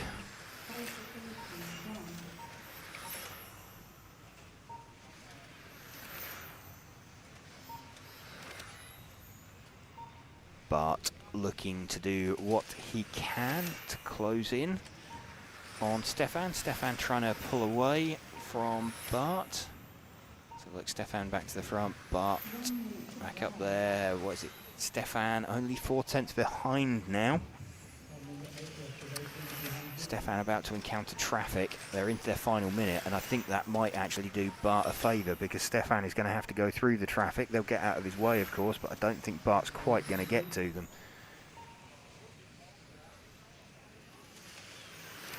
We're running with Bart Vubben at the moment. You can just see Stefan Schultz disappearing away and edging away. What do we got now? 3 tenths? So Stefan looking like he's got a little bit more consistency of pace, maybe, right at the end of this one. It's going to come down to the last lap, possibly. And oh no, Stefan has stopped on track. So that was that his time complete? Oh no, Bart made the extra lap. That's what happened. So Bart made the extra lap right at the end, and Stefan just missed out on it. So Stefan did the right thing, realised that Bart was catching him, and so Stefan just missing out by 3/10 on the split across the line, and Bart very much just the other side of that. If you look 161, he was so close to missing out. That was effectively a dead finish on the split. So Stefan doing the right thing, realising he'd finished, pulling out of the way, and giving space to Bart Vubben. So Bart with a decent run and a good rounds course. And now we have the top heat of Spec getting set to run. Adam Isay going to lead us away from Max Makler, Soren Sparbier, Nico Catalani, Ollie Bultink, Benjamin Elbiser, Jesper Rasmussen, Lucas Ellerbrock, Martin Huddy and Jan Rathajski.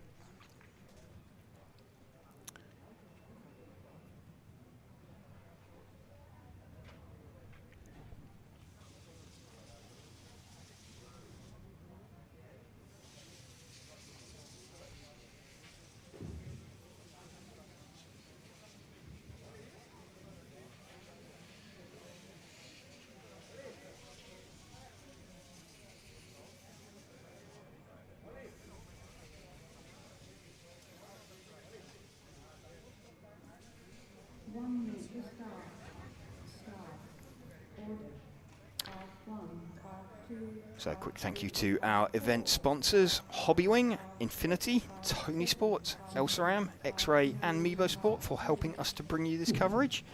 Cars for the top heat being put down on the line and heading round to the start. Adam Isay getting prepared to lead away.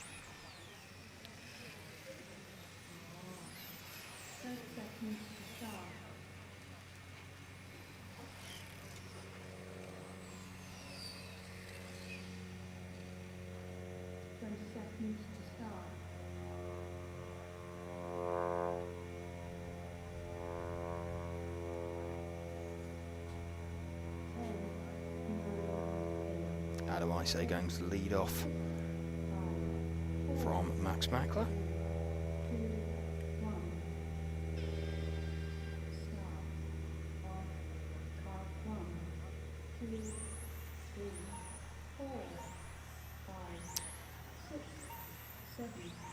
So Adam and Max running very similar coloured cars. And in fact, Adam has not taken the start. Max Makler then from Soren Sparbier leading the way. Not sure exactly why Adam Isay has not taken the start on that one. Potentially trying to give himself a tyre offset, but a bit of a brave choice. But with 2 from 5 to count, maybe feels he's got a better chance tomorrow, and wanting to preserve tyres for a good time, or the chance of doing a good time tomorrow. Maybe, just throwing that out there. So thinking that if the track's in a better condition tomorrow, he wants a better conditioned tyre so that he can do a faster time. That would be a fastest time. Doesn't form part of the qualifying, but it might do if it comes to count back. And of course with 2 from 5 to count, then having a fast time in your pocket can be quite helpful. The problem is he's going to have to go from the back on that one, but Martin Huddy also sitting this one out. So Max Makler from Ollie Bultink. 2 from 5. Let's have a look at where they are as they cross the line. Max Makler leading this one from Ollie Bultink by about 9/10 of a second.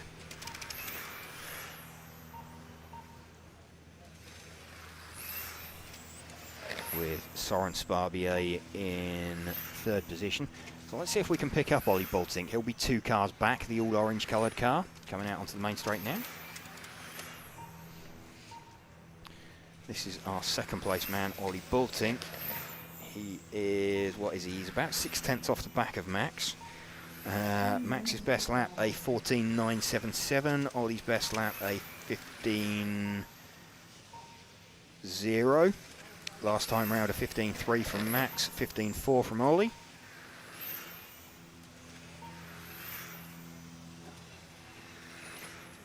So only 7 cars circulating at the moment, out on track. So Adam Isay seemingly taking the decision to sit this one out. Certainly didn't take the start. He stood on the driver's rostrum, so wanting to ensure his place. But doesn't look like there's any activity down in the pits that suggested he intended to go out. So Ollie Boltink about 8/10 now off the back of Max.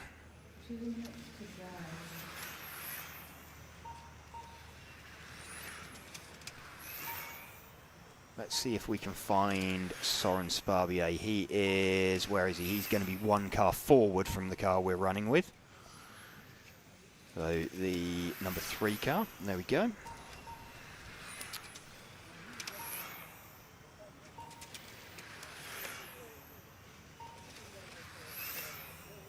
So Max still about 8/10 in front of Ollie. Ollie is in turn around 1 second in front of Soren. Just a little bobble from Max over one of the curbs. Won't cost him the lead. What do we got? We're coming into the final minute. So let's pick up Max's car again. So he's the other similarly coloured car. He's down the short straight towards the bank turn now. So there is Max leading this one from Ollie Boltink. Soren Sparbier in 3rd. Lucas Elbrock running in 4th. Gaps come down very slightly, but I think that was just that little bobble from Max. It doesn't seem to be a consistent gap that is being pulled. Still 15.6 from the top 3 last lap out.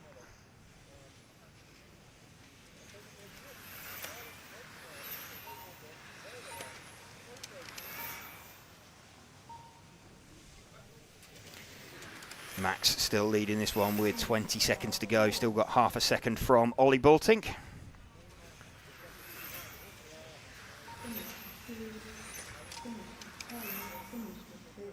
So Max has got that one from Ollie Boltink right at the end there by about 7/10. We'll go and try and catch up with him. Go. Okay. Jim has it. Great. Good job for Max there. Young Mad Max Mockler.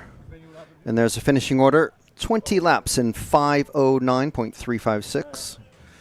Best lap as well. Of course, we were missing Adam Isay, who top-seeded driver in this class.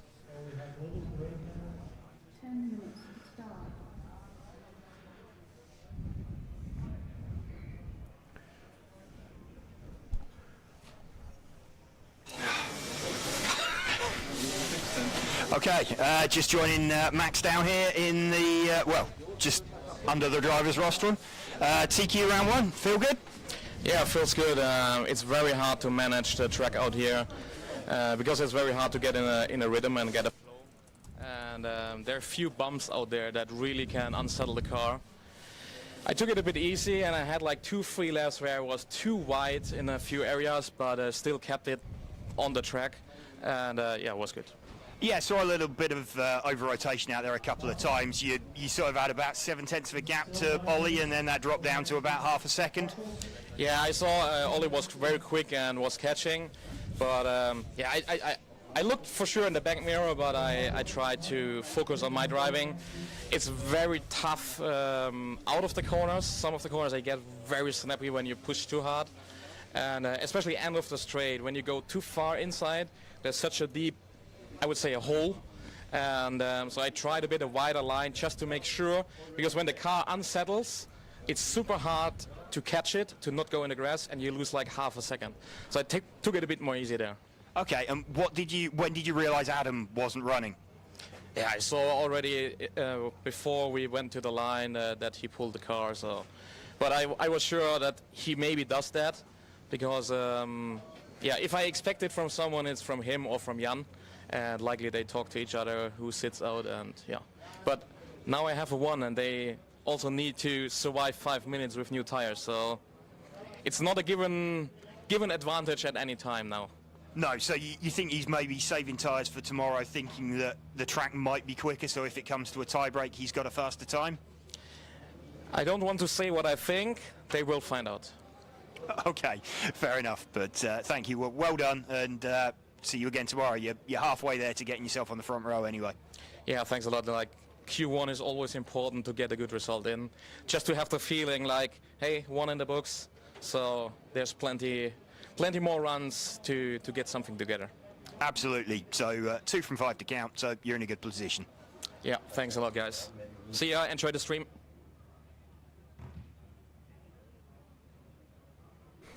All right, that was Mad Max celebrating, talking about through his TQ run. First run, overnight TQ in the Spec class. I think we missed the very end of what he was saying, but yeah, hopefully you enjoyed some insight there. And we have, I guess, a few minutes of break before the next run. So we'll just come off comms, and yeah, we'll be back in a few minutes.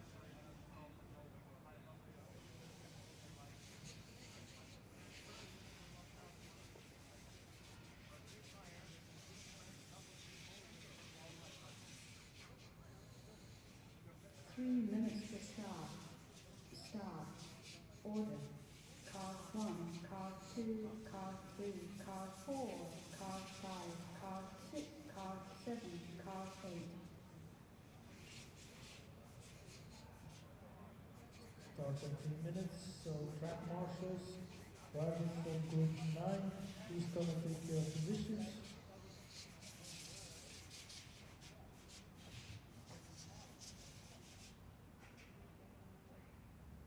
So marshals, group 9, come and take your positions.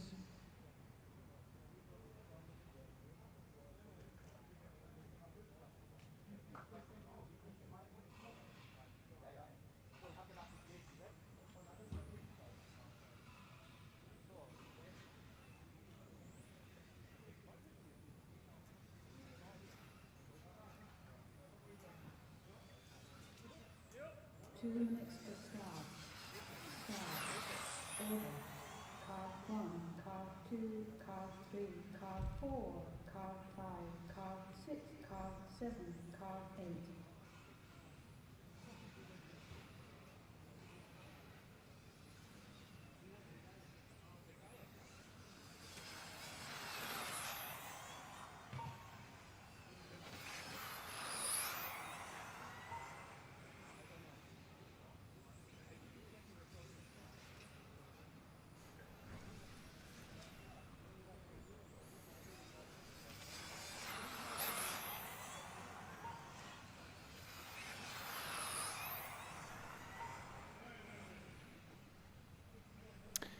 Okay, welcome back. So we're just getting ready for what will be the first heat of modified. The reason that we just had that very small break in the schedule today was because they lost a heat of modified. They condensed 5 into 4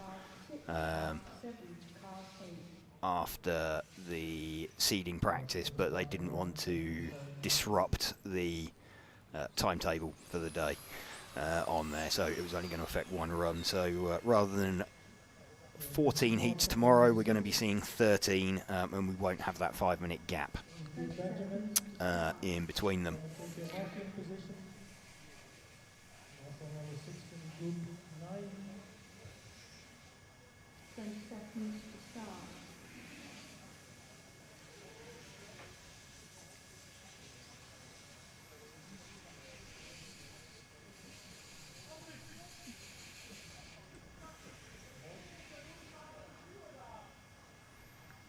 Simone D'Artavio going to lead away then from Daniele Piccini.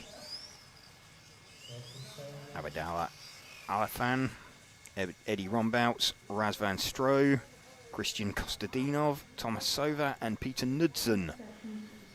First of the modified heats. Car's going to be moving a little bit quicker off the line. 20 seconds to start.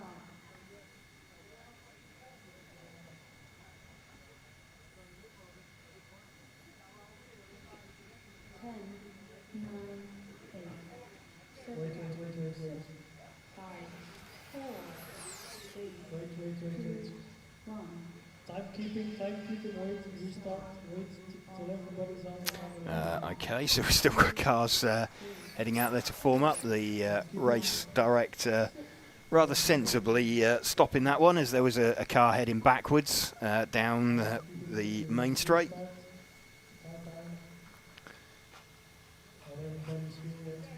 I would imagine going to be asked to start at the back.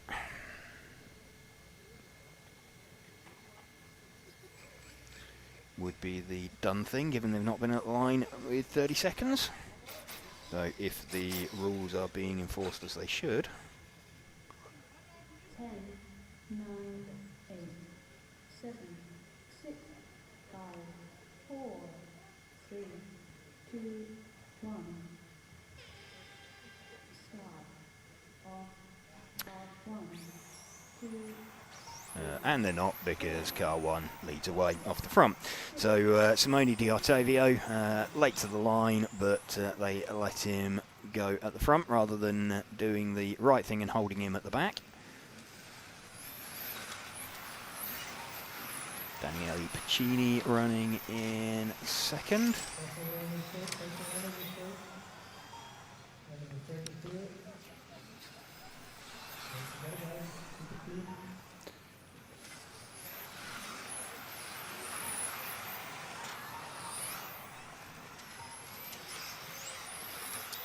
So leading this one, we have Eddie Rombouts with the 4 car. I think let's see if we can spot the 4 car. He's the all yellow coloured car, so just at the back of this gaggle of cars coming out onto the main straight, and in fact he's now at the front of them, and arrived at the end of the main straight quite a lot quicker than anybody else. A little bit crossed up, but Eddie Rombouts in the lead with this all yellow coloured car.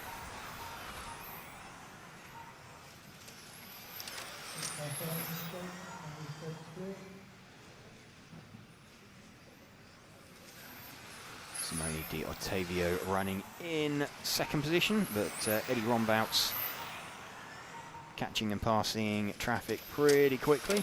This orange car just gets out of his way.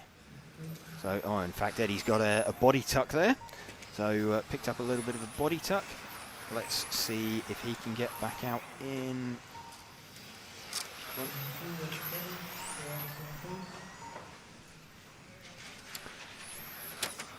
Simone Di Ottavio back to the front after that little bit of a drama for Eddie Rombouts with the body tuck. Simone starting to carve his way through traffic. There may be some argument whether he should have been allowed to start at the front, having not been at the line. According to the rule book, he should have been starting from the back, but they seemingly let that one go.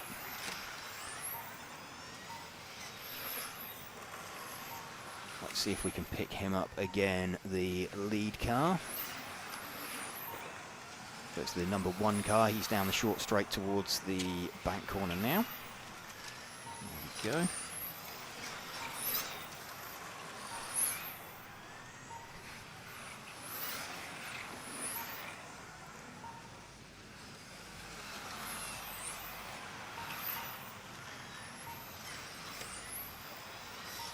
Still leading out in front.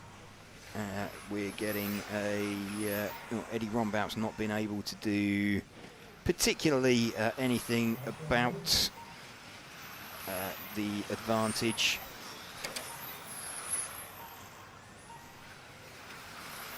That Simone Di Ottavio has got. Eddie Rombouts quick at the start and suffered a little bit of a body tuck coming through traffic. Stopped to have a marshal pull that one out. And has cost him a bunch of time.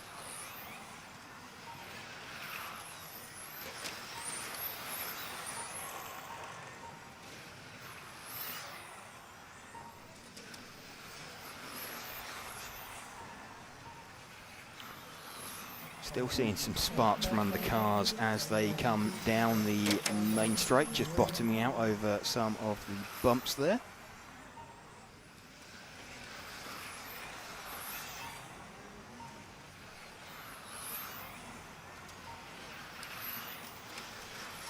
Running with our leader, he's just making his way through some traffic. What do we got into the final minute? Best lap time of a 14.597. Last time around a 14.970. So these mod cars dropping off a little bit less than the stock class cars. Struggling for braking a little bit there. That's does look like he's struggling to get the car slowed down. And Daniele Piccini's got to the front now with the 2 car, which is 1 car in front. So let's pick up that car with 20 seconds to go. This is our new lead car with the number 2.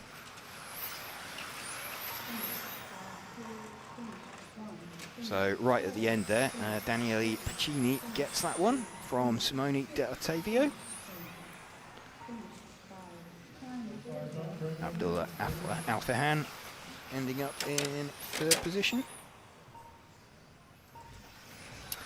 So that is the first of 4 modified heats. Done and out of the way.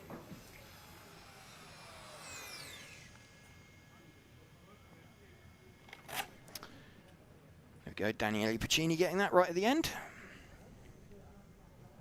30 seconds to start.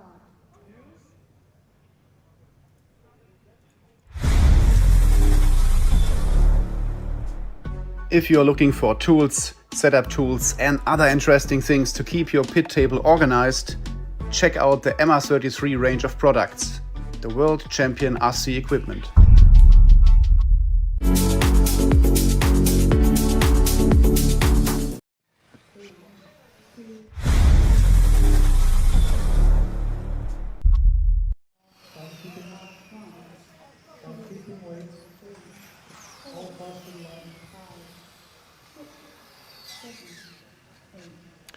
Martin Wouters going to lead this one away then from Matthias Knopp, Harley Eldridge, Oliver Havranak, Lorenzo Van Leeuwen, Dai Sakaguchi, Peter Ender, Robert Krenz and Jose Pereira. Cars formed up on the line.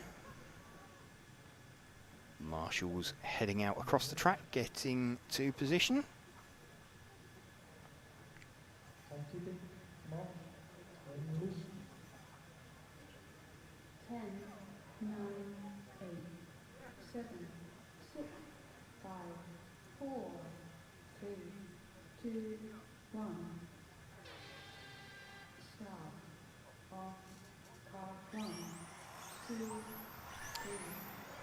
Martin Wouters leads off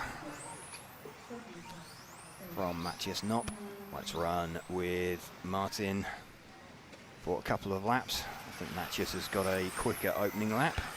Certainly looks like less than a second. And it is as they cross the line. So let's shift the focus back one car to Matthias Knopp. The white, yellow and orangey red coloured car.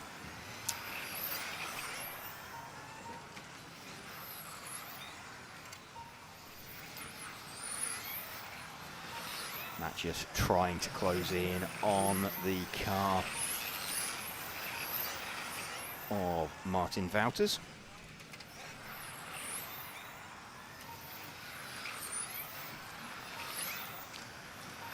In fact, Lorenzo Van Leeuwen has got himself right up to the front. He is the white front, orange rear car. So let's see if we can move back a few cars and pick him up, the 5 car. White front, orange rear, just coming down out towards the start of the lap now. We've got him. So Lorenzo Van Leeuwen is leading this one by about 0.3 of a second. Actually, about a quarter of a second from Martin Wouters. A little bit deep there, down into that hairpin.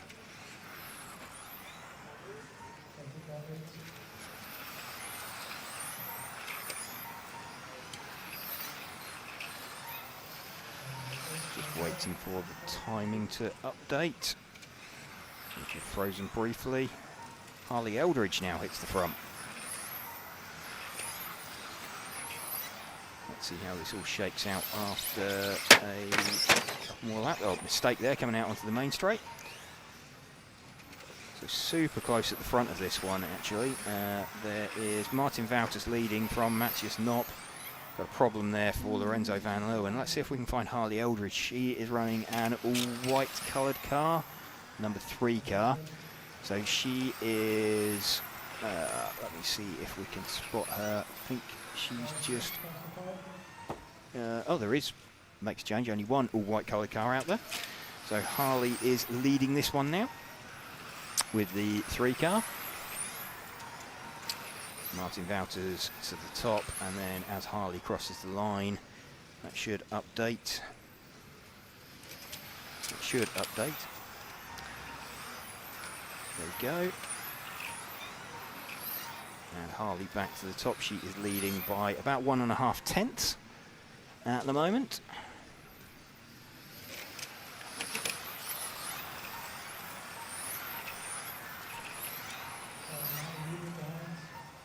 So Harley now trying to close in on Matthias Knopp.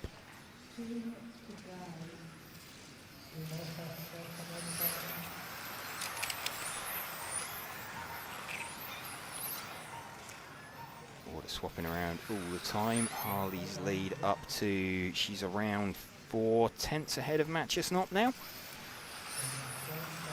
She can see Matches just in front of her. And Matches similarly can see Martin Wouters in front of him.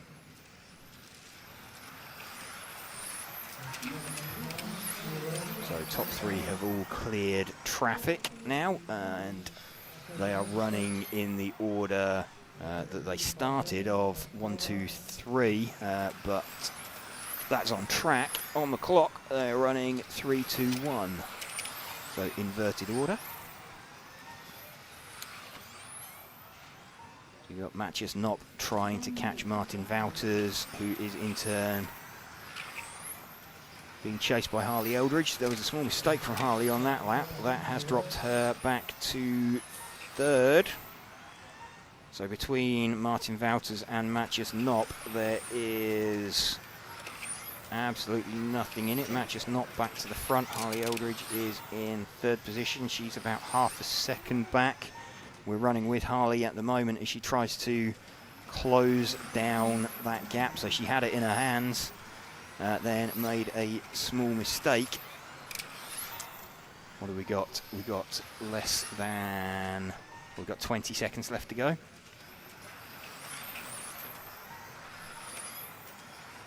Matches Not still leading this one from Martin Wouters. Harley Eldridge still in the mix. She is now 4/10 off the lead. She's lapping faster than anybody else last time round, but I think that mistake's going to be quite costly. Let's see if she crosses the line. It is. She stays third and misses out by 4/10 of a second. So that one sort of slightly crossed up moment ended up costing Harley a couple of places there. That was pretty unfortunate.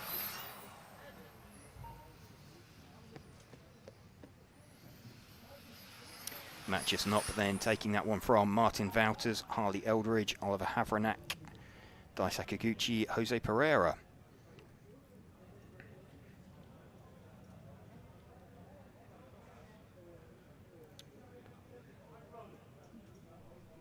Heat number 13 of 14 getting set then. 1 minute to start. Start. Order. Car 1, car 2, car 3, car 4, car 5, car 6, car 7, car 8, car 9. Cars as fast as possible to the line. Alessio Meniciucci going to lead this one away from David Ronnefauk, Berkan Kilic, Antoine Brunet, Simon Lauter, Dominic Schmid, Robin Eiserman, Yannick Prumper and Alex Hagberg. As fast as possible to the line. As you will state your positions. Start to the line.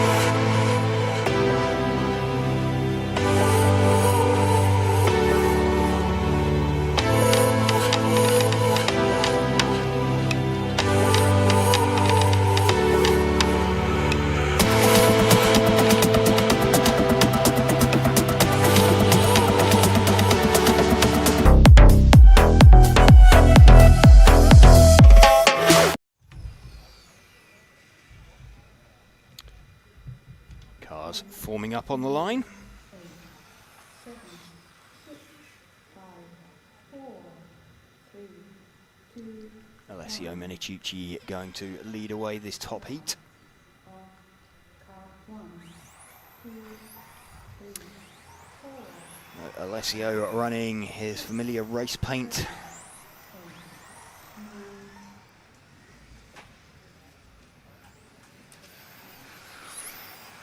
See, looks like Simon Lauter choosing to sit this run out. So defending stock champion from last year, running, taking a step up to modified.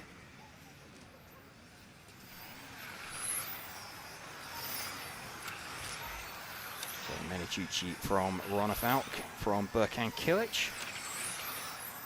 And Dominic Schmid up there.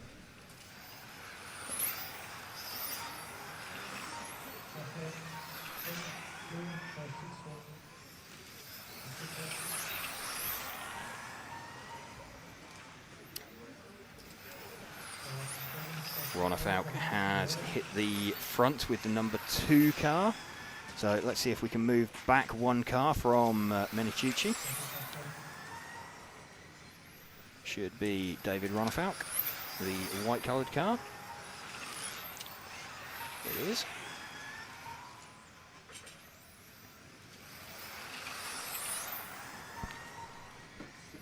David Ronafalk closing in on the rear of Alessio Meniciucci.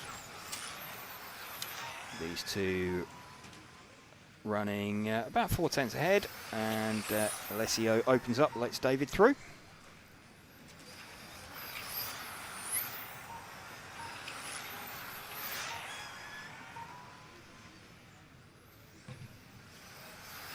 David Ronafalk leading this penultimate heat of track action for the day.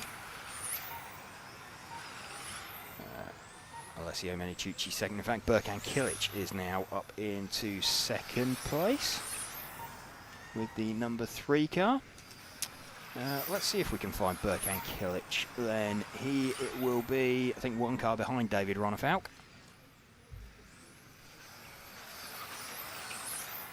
With the 3 car. Just waiting on timing to update. In fact, he's just crossed the line. Let's see if we can spot the 3 car. In fact, he's 1 car behind Alessio's car. So Berkan Kilic is, there we go, the number 3 car.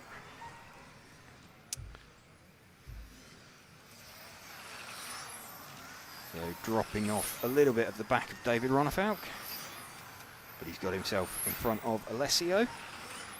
Yannick Prumper running in 4th position. Alex Hagberg not taking the start of this one either.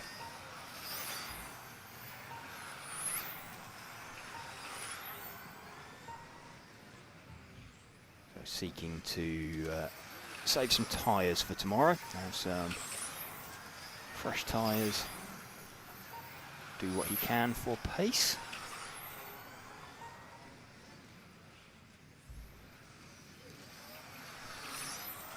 David Ronafalk still leading this one with just under 2 minutes left. We're running with Berkan Kilic in 2nd position. Let's just have a look as he crosses the line. He is now some 3 seconds behind David.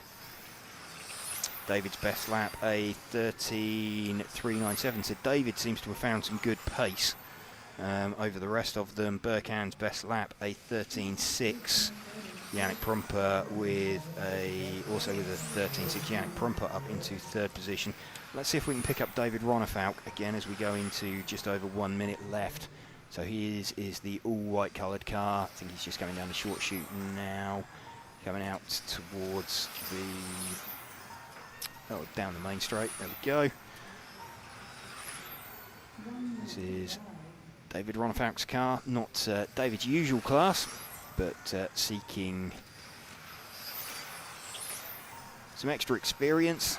He's done plenty of touring car running in the past, but he hasn't necessarily done European Championships. But wanting as much information as possible. We believe X-Ray are running a new chassis this weekend. We've been asked not to capture any information from it in too close detail.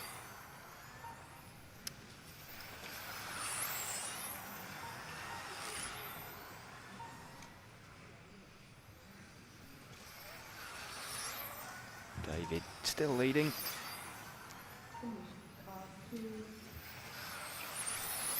David has finished, immediately backs off to just cruise around and prevent taking any more than is necessary out of his tyres.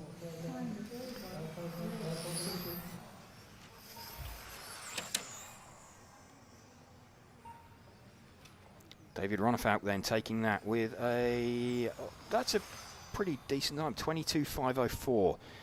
That's useful to remember as the top heat gets set to go out.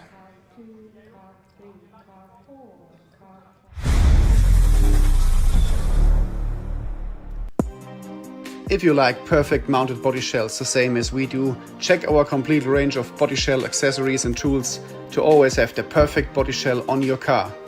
Choose MR33 and use the World Champion RC equipment.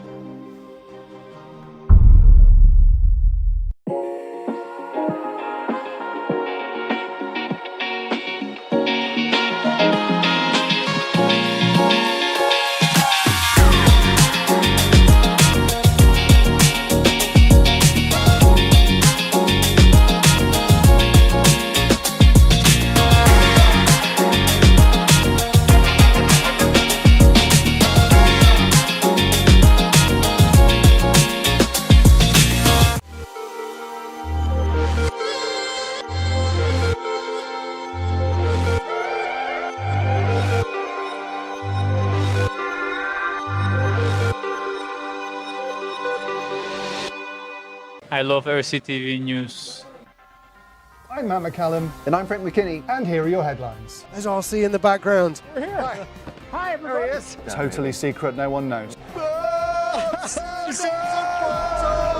You got any thoughts on it? No, we don't have a clue what you're talking about. That leads us nicely to the 12th Euros. And this week's hot topic. This is a hot topic. Okay, these are rookie numbers. These are rookie numbers. Right where we're sitting now is where that crash happened. We did what you expect of us. We tried to stir up some drama. Another good one. Yeah. Top heat ready to go live. Bruno Coelho going to lead away from Mark Reinhard and Ronald Volker.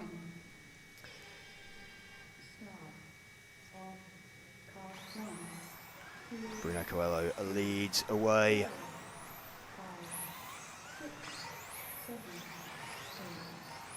From Mark Reinhard. See what their opening laps are. See what their predicted times are. Mark with a hot opening lap. So mistake straight out the box there for Bruno. Mark to the front.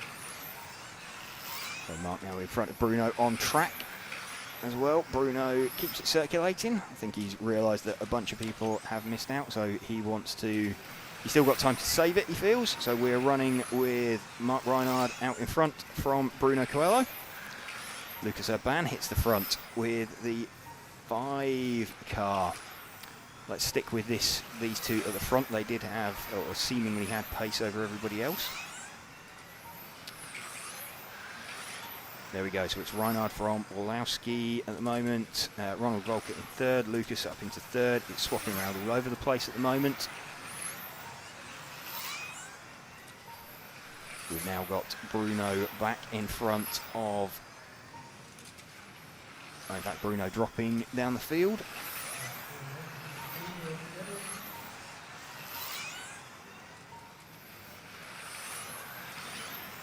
It's still Mark from Bruno on track. Bruno trying to make his way back past Mark. Mark doesn't need to open up, he's in front on the clock. But equally, he doesn't need to lose time either with Bruno pressing that hard behind him. Orlowski running in second position. Overall, Lucas running in third. We are watching Mark Reinhard versus Bruno Coelho out on circuit. And there we go, Mark has opened up to let Bruno through. Bruno gonna seek to edge away from Mark, recover himself further up the order. It's now Michael Orlowski has now hit the front. Super close though, 3/10 between them. Let's move back a couple of cars then, see if we can pick up Michael Orlowski. He is the all blue coloured car. We've got Michael Orlowski out there. His all blue coloured car currently leading. Mark Reinhard now showing at the top, but when they cross the line this time round, we've got Michael Orlowski filters back to the top. 2 minutes 20 left. Super tight out there. Michael still leading this one. He is closing in on the car of Ronald Volker. He will be trying to squeeze past Ronald. Ronald will leave him the gap about the width of a Mars bar wrapper.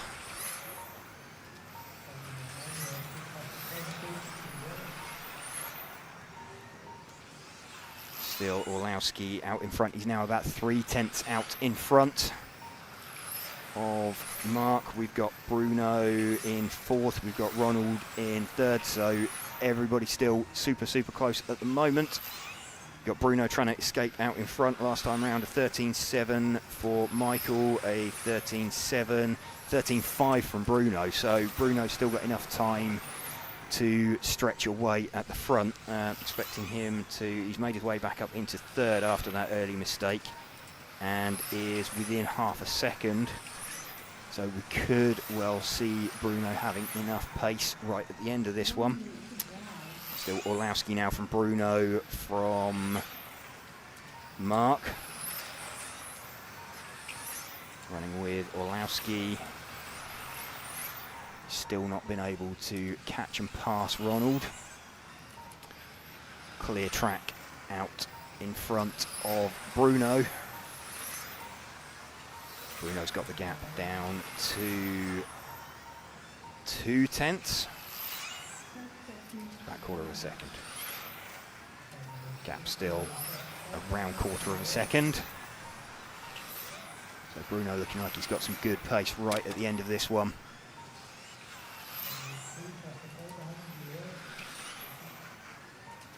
Bruno just needing to edge away. Orlowski's made his way past Bruno. Let's see as they cross the line. So Michael Orlowski gets that one in the end by 9/100ths from Bruno. Let's go and see if we can catch up with Michael. Okay, James is heading out to catch Michael.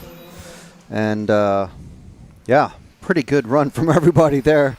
Top three, almost nothing in it.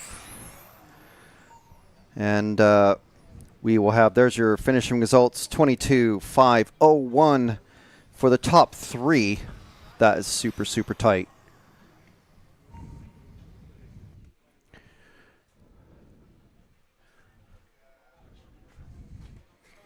We're just waiting for Michael to appear.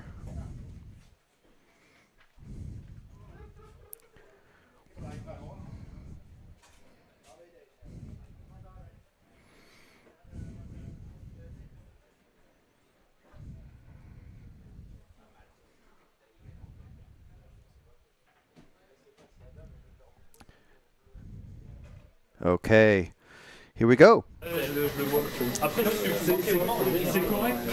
Okay, down here with Michael Orlowski then, just nicking that right at the end. Did you know how close it was, 9/100ths? I had no idea, to be honest. I had no clue if it's Mark ahead, because I saw Bruno made a small mistake and I thought Mark went by and I thought Mark is way ahead, but it was actually Bruno. I had no idea where I am, so. Yeah, I guess that's two plain white cars.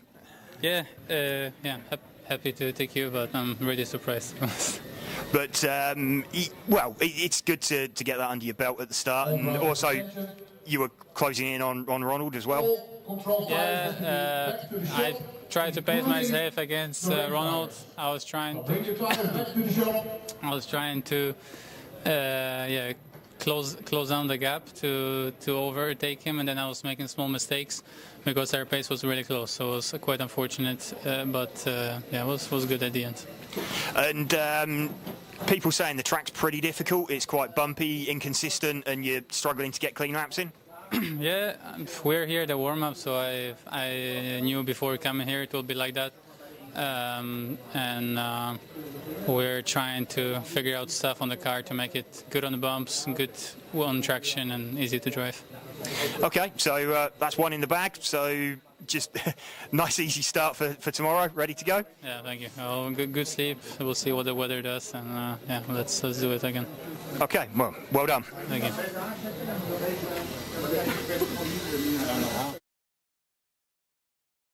Okay, so we'll let James come back in here, and we'll look at the top 10 in both of the main classes,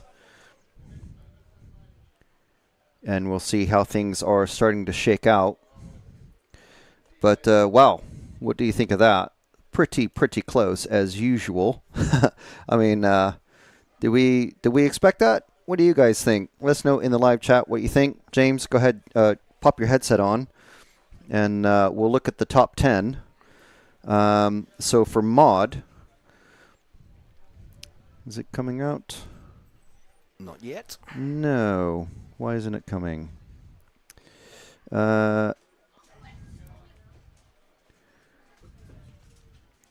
Maybe we have to... Why is it showing up there? Ah, I know why. Here we are. Here we go. Okay, so there we are. 0 points for Orlovsky, Coelho, Reinhard, Volker. Of course, this is overnight TQ after one run, but...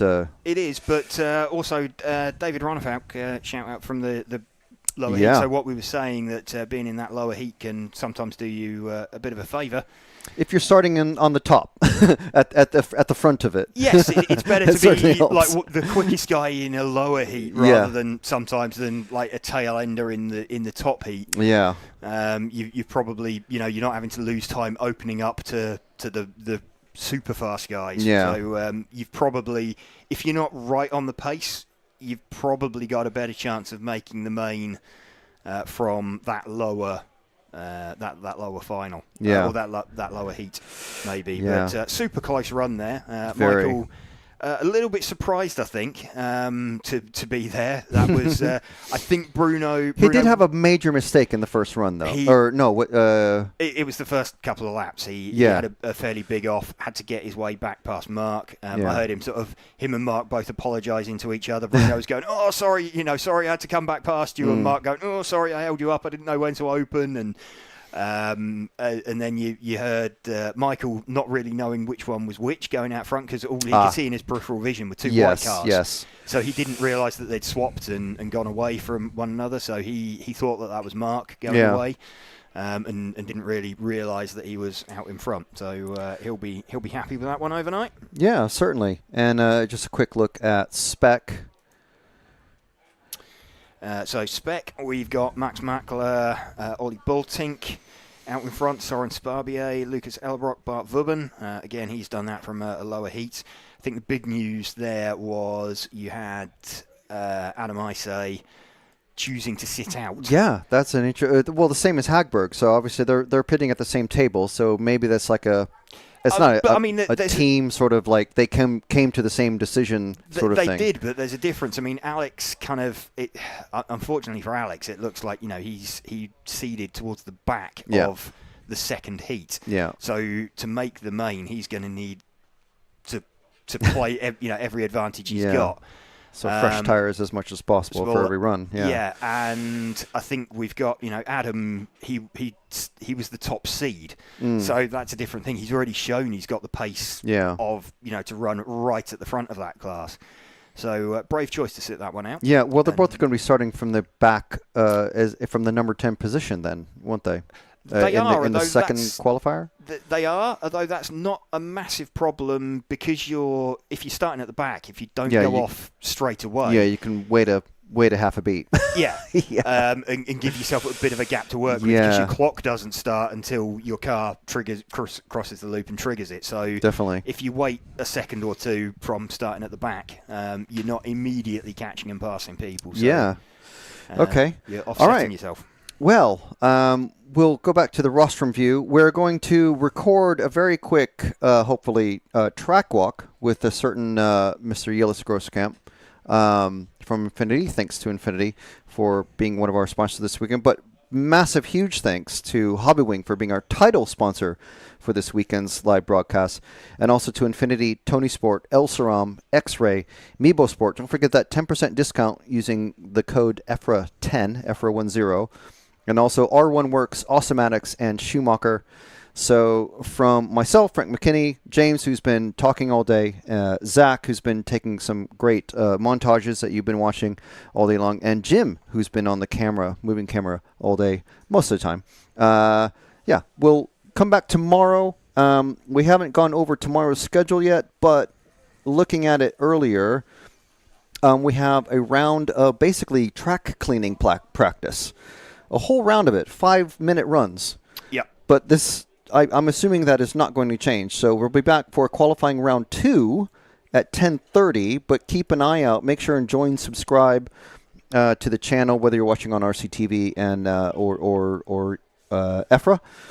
And make sure to follow the EFRA Facebook page. That's RTC Motorsport Europe. Later on, we will upload the opening ceremony, which is always a fantastic joy to see all the racers walk around the track. So make sure and catch that on EFRA Facebook later on. But from all of us here at RC Racing TV, and of course Nicole, the wonderful Nicole, providing all the great photos. We'll have more of those photos on the EFRA Facebook page later this evening. So we'll catch you in the morning tomorrow. Thank you very much for watching.